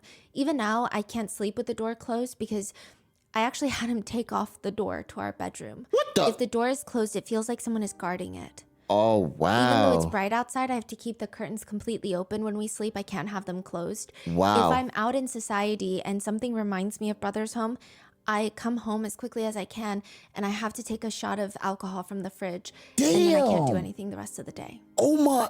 Now that She trauma joined is a something victims group serious. to talk about what she had been through, and there was this one guard. She tried to convince him to come. That guard was a victim, then was promoted to a guard and started inflicting torture and damage to the other victims. Wow. Wow. And she tried to convince him to atone for his sins because that's how he can also get over it. And I think a lot of the victims, yeah, they hated the guards, but to a degree, they understood what position they were in. I'm sure some guards were just evil for the pure sake of being evil, but some guards were sympathetic to the others. She says he had cancer. I said it would be nice for you to just come to the victims meeting just once before dying and just apologize. He said he would come, but 2 days later, he called and said he couldn't do it. A little while later, I got a random call stating the guard had died and they needed me to ID the body. Did you? He had deleted all the phone contacts except for my phone number from his phone. The fuck? I don't know why he did that. When I went to the mortuary and lifted the white cloth, I should have cried because he's dead, but not even a single tear would come out. I said, "Brother, this is your karma." Even though he was a victim too, he tortured us as well. Then I went to his house to get photos for his funeral, and the moment I opened his door, I was shocked. All of his objects were neatly arranged. It's what I do at home too. I lined them up in order at perfect angles. I think it's part of our trauma because we had to go through inspections at brother's home. Everything had to be neatly arranged, lined up in order at perfect angles. Even his blanket was folded, military style with sharp corners. The fuck? Seeing that made me shudder. She says for her death, she's been thinking a lot about it too. Her only wish is, even if I die tomorrow, I have today. My wish is that we all find a way to live peacefully, even just for one day. The victims. Choi, he is the one that was accused of stealing bread from the first episode. He said once he and his brother got out, he was trapped in there with his brother. His brother came later, separately. He said he had such a hard time adjusting back to society, but his brother had it worse. October 2009, 23 years after they were released, he gets a call and Choi's brother had self-exited. God damn. He says, I went to his house at 11 in the morning and I begged and I held him for hours. I told him, I'm sorry, I wasn't able to protect you. 국가뿐만 아니고 거기 운영했던 박인근이라든지 이명수 목사라든지 거기에 사회인들이 모두가 다 죄를 받아야 될 겁니다. The past at Brother's home has totally torn us apart, our whole family, and cut off our futures. Why? Why did they have to destroy my family like this? Everything I dreamed of was destroyed. By the time I was 27, 28, my teeth were falling out. By my early 30s, they were all gone. From then on, I lived with dentures. I couldn't even properly function in society. Now, he and most of the victims and survivors cannot live without blood pressure medication, antidepressants, anti-anxiety meds, diabetes medications. They have so many health complications. And the worst part is, sometimes the victims would naturally, understandably, feel resentment towards their parents instead of the facility. One victim states, the police put us in there, but at the time, we couldn't even think of holding the state responsible. So we just resented our parents for, why didn't you come looking for us while we were in there? I couldn't even call my father for the longest time. Jung, his dad, the toilet paper salesman, Jung actually had a good relationship with his dad when he was taken into Brother's home. His dad looked for him everywhere, and he too was taken into Brother's home. Damn. He's the one that would stand in front of the bathroom door hoping for a portal to go back to his dad. When he was released, he was sent to another facility, and of course, he just keeps trying to get out so he can find his dad. Ultimately, his father passes away within few months of leaving Brother's home. His father had found work immediately so he could try to find his son. He was a day laborer. He was found collapsed in a cold kitchen by himself. Yeah, this shit is getting worse and worse and worse, bro. Everybody's just dying, bro. Remembers that day when he got that call? That day was really nice. He said it was so sunny outside. But all Jung could do was sit on the curb and cry for 3 hours. Everybody's kicking the bucket. He said tears just kept flowing without any thoughts. I never got to see my father again. Damn. The last image of him is him in that blue tracksuit at Brother's home. If my father were here, I would tell him I love him. Han says, even though he escaped, they all escaped, he just feels lost in the world. That's the best way to describe what it feels like to be out of Brother's home. He wrote a poem about it, and it reads... Damn, it's kind of like they escaped, but did they really escape?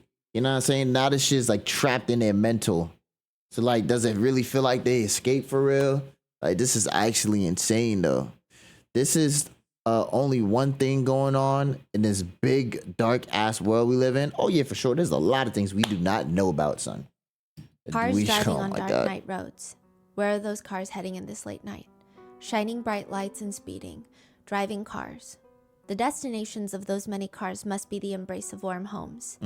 I have never experienced.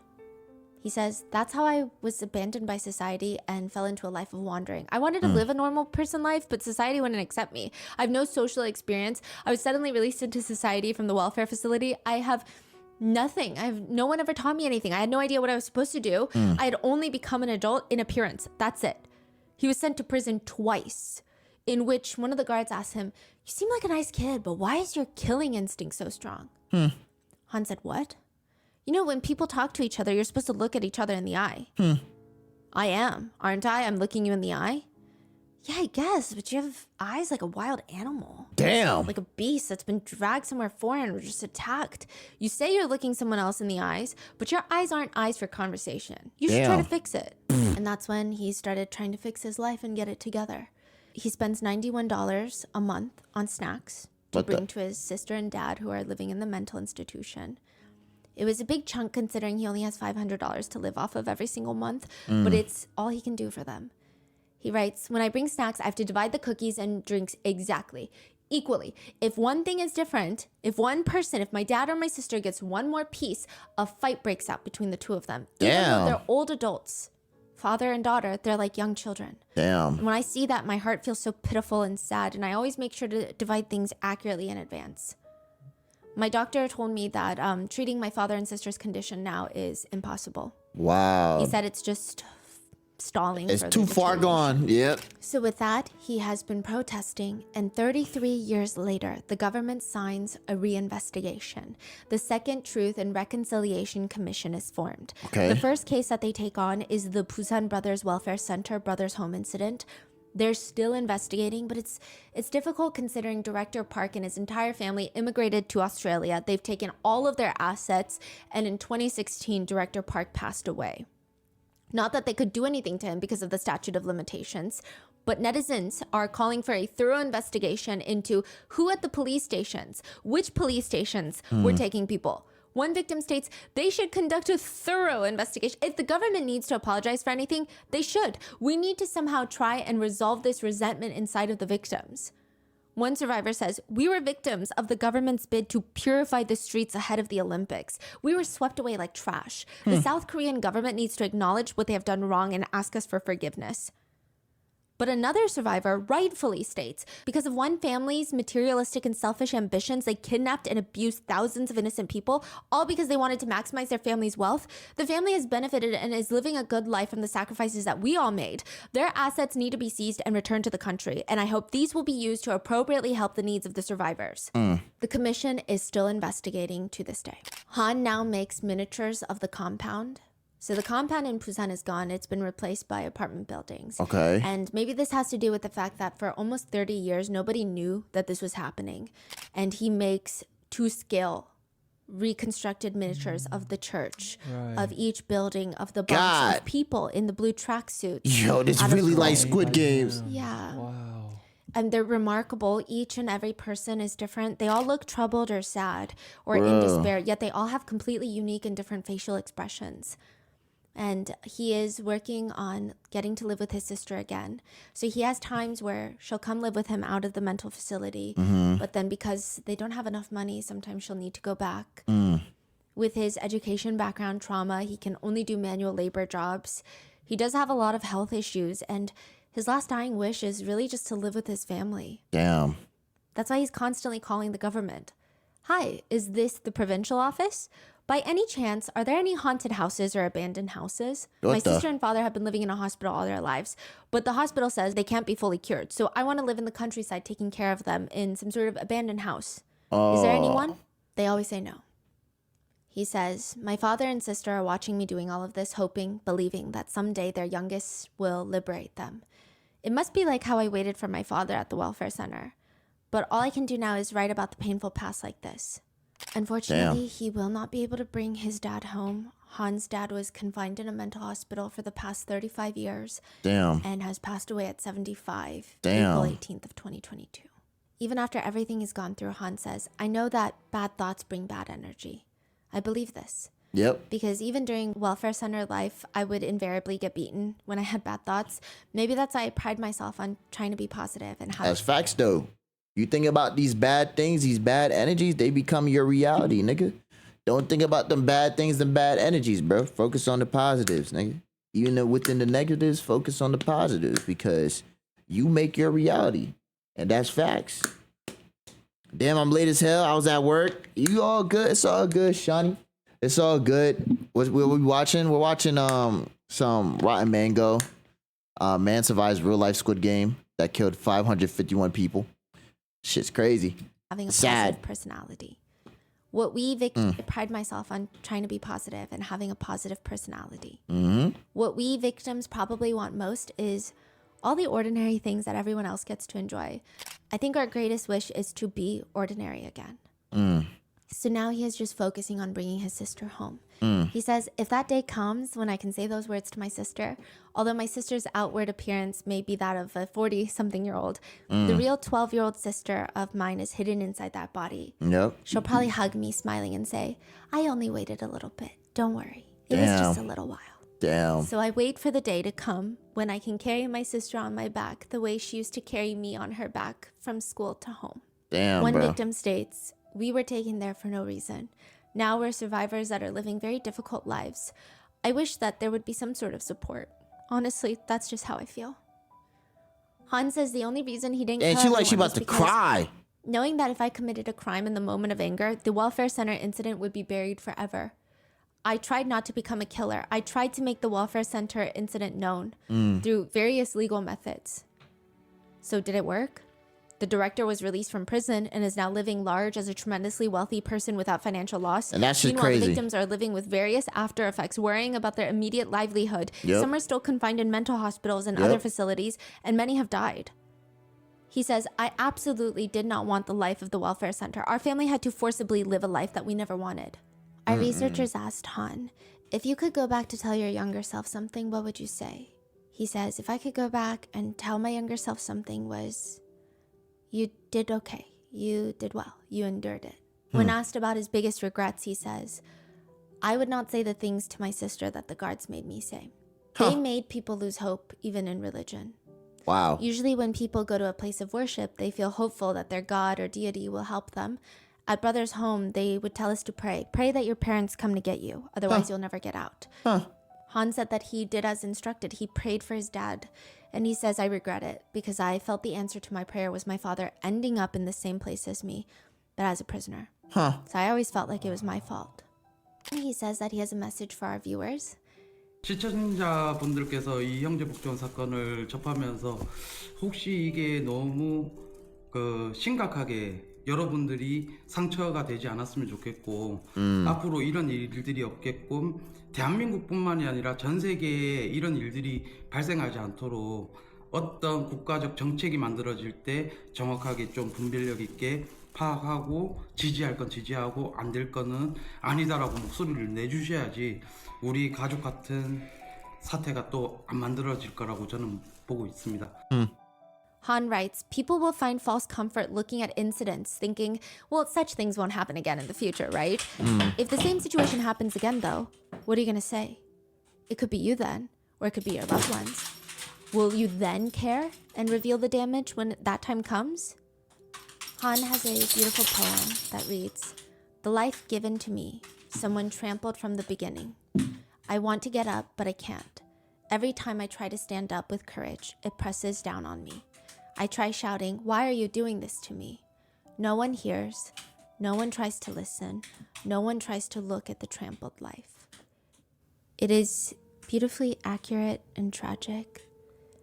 And that is the case of Brother's Home. Leave your thoughts in the comments. Goddamn. Stay That was sad as fuck. I'm not gonna lie to you, bro. That was sad as hell. It was a good video, but goddamn, boy.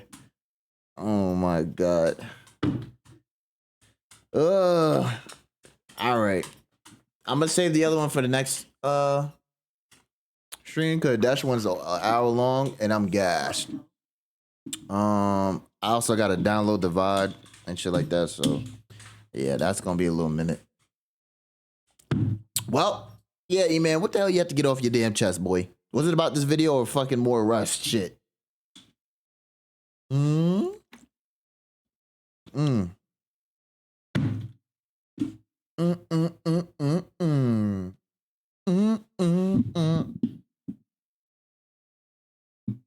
I might get banned. Oh, well, okay, don't say it then, nigga.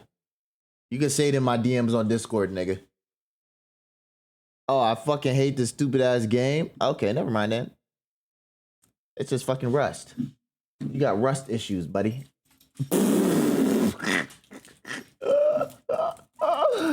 Yo, E-Man, calm down, nigga. It's just the game. Relax.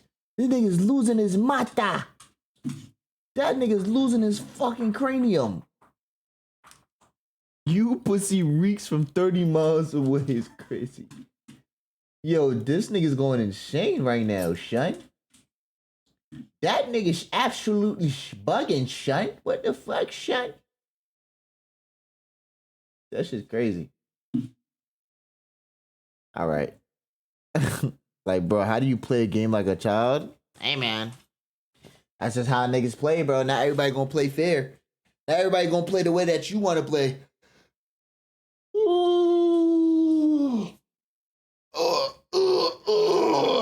Fuck. All right, so yeah, we're gonna save this last video for Wednesday. I got 4 videos though. That's 5. 5. Keep streaming. I'm almost. Hell no, nigga. It's 4 hours. I'm getting the fuck out of here, dude. I gotta download this VOD, nigga. I gotta upload these other videos to YouTube. Fuck no. I'll see you tomorrow. See you tomorrow. And then I gotta do, what's tomorrow? Tomorrow is Marvel Rivals and Tekken. Marvel Rivals and Tekken. Nigga. Hell yeah. I hate you. You'll be alright. You'll be alright. I'm still in training. Shit, I need to get in the lab. I just been playing Marvel Rivals. What if I started cheating? Nigga.